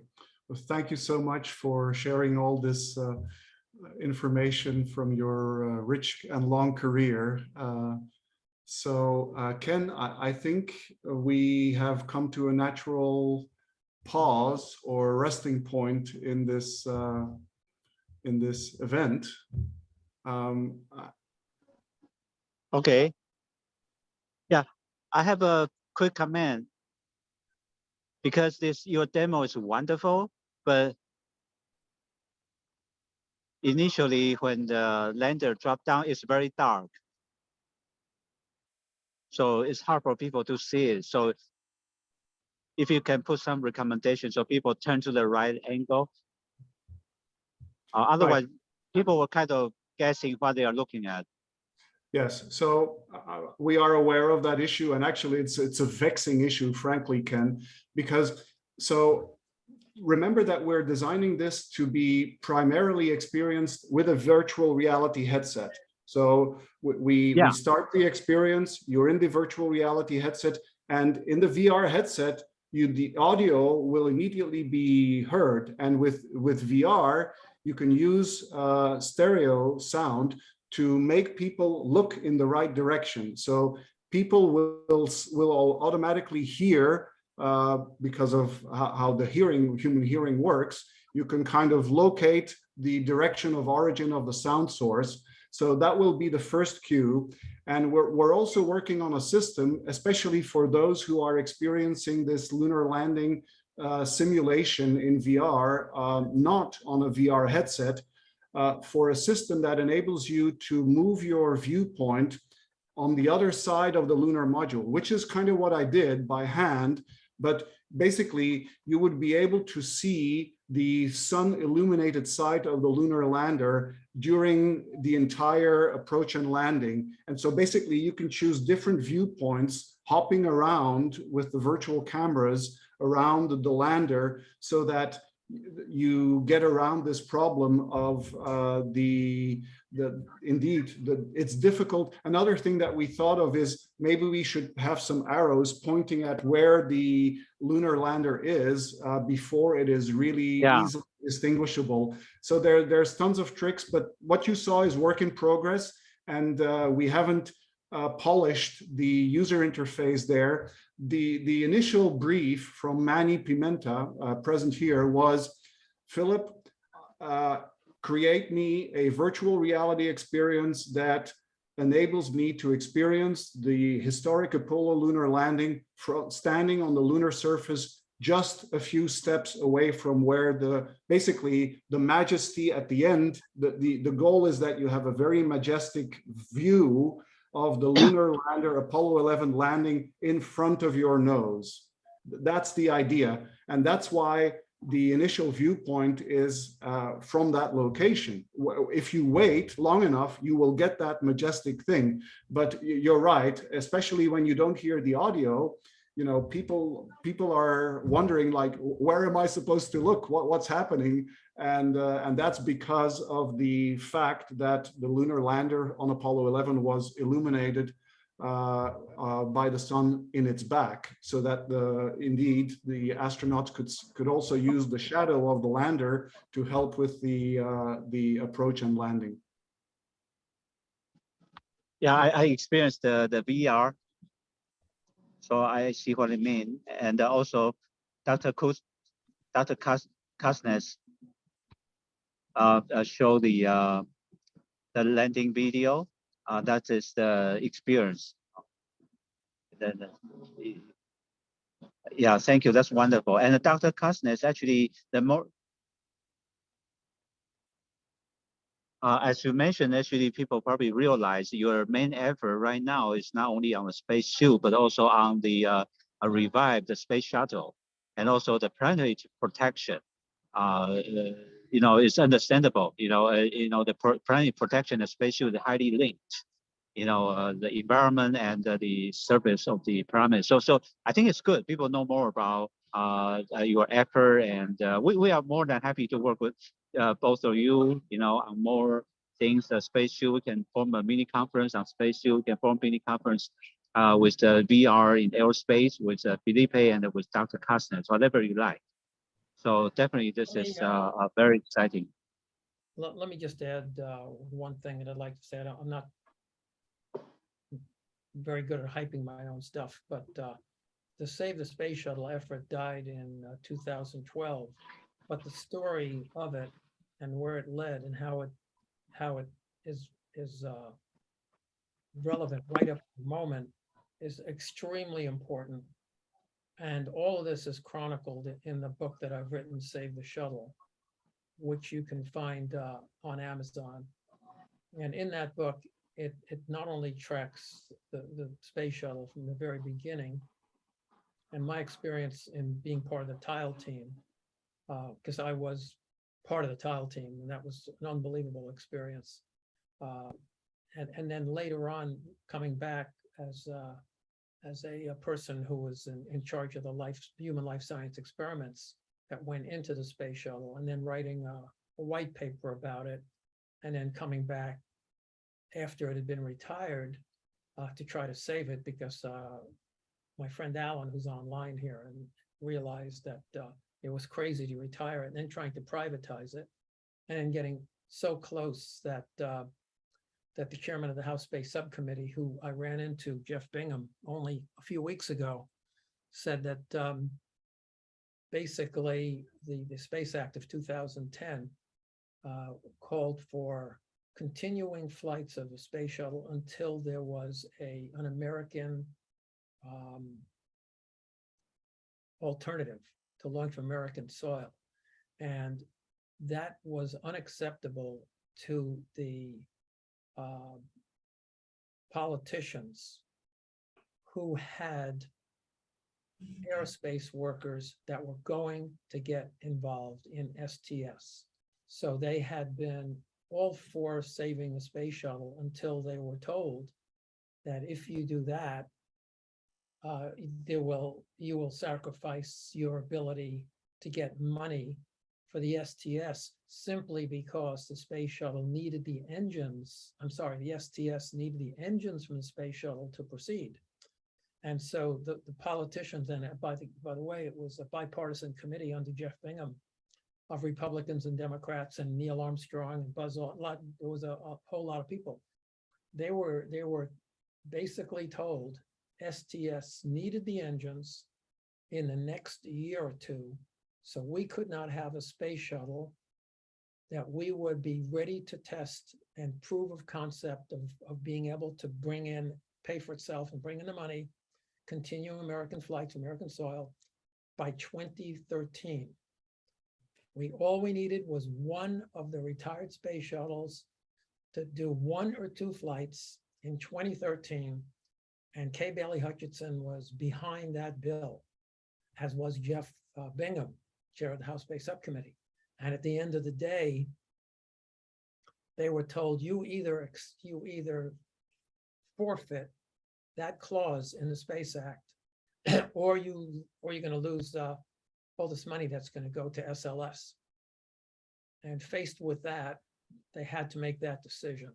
That's what ultimately killed it. And so we're talking about 2022, maybe 2023 before SLS flies. And we were asking for 1 or 2 flights in 2013. That's how screwed up this is. But aside from all of that, the book goes way past that into the setting the stage for Elon Musk and the commercial space industry and reusability and the lessons learned about reusability. And then it gets into Mars. And if you were going to go to Mars, who would best do it and how it would best be done. And it finishes up with all kinds of interesting things like the guy, the single point contact who could have single-handedly saved the space shuttle in spite of all the other stuff that was going on, was Bill Gerstenmaier. Now, Bill Gerstenmaier, hilariously, had 3 jobs at the time this came through. He was responsible, he actually loved the shuttles. He was in charge of the whole space shuttle program for decades. And then he was also responsible for decommissioning them. He was also responsible for SLS. He had all 3 jobs at the same time. So he had a clear conflict of interest. But cut to the chase, years later, what happens after all this is said and done? NASA fires him. He's not involved with SLS. Where does he go? SpaceX. So, I mean, you can't make up this stuff. You cannot make it up. Anyway, all of it is in all of it's in this book. And right now we're trying to find a director, a film person, an outlet to actually make this book into a documentary. Alan Boynes is watching. Yeah. I want to tell Bill Gerstenmaier is our honorary fellow. He's here with us. He's our member. He's AIAA honorary fellow. And he gave a talk 2 years ago with us. We are still in touch with him. So that is something. And the other thing, we actually have at least 2 film producers with us. So we can actually make a connection if you're interested. Oh, yeah, absolutely. So there's a book film proposal and there's the actual book. The actual book anybody can get online at Amazon, Save the Shuttle. But the most recent iteration of this is a full-up book film proposal that's got all of the reasons why this is important, why it's important now because of SLS, how Ronald Reagan basically crippled the entire American space, not just the space shuttle, but the entire space business by declaring the shuttle could not carry commercial payloads. All of that went to Europe, and as I said before, Russia and China. All that stuff is in there. Yeah, happy to do it. Happy to talk to anybody and send any information. Please send me the link of your book. Sure. I will try to make a connection. Okay, thank you so much, Ken. Appreciate it. And the other thing is, I think that's the last question. You mentioned about pulling one of the remaining space shuttle. Which one you were thinking will be mostly ready if you get the money? No, none of them are ready. They've been picked apart. They're in museums. All the active systems have been taken out. So you'd have to build a new one, unfortunately. All right, I understand. That was a very tough pill to swallow. Okay, so folks, we have a wonderful program today. And Felipe, highly appreciate. My pleasure, Ken. Yeah, stay in touch. Thanks for very having important me. work you are doing. Thanks for having me, and Manny. Yeah. And Manny, of course. Yes. Stay in touch. Will do. Thank you. Thank you, everyone. Thank you, Ken. Ad Astra. That's well. Yeah, there you go. Take care. Thank you. Bye. Take care. Bye-bye.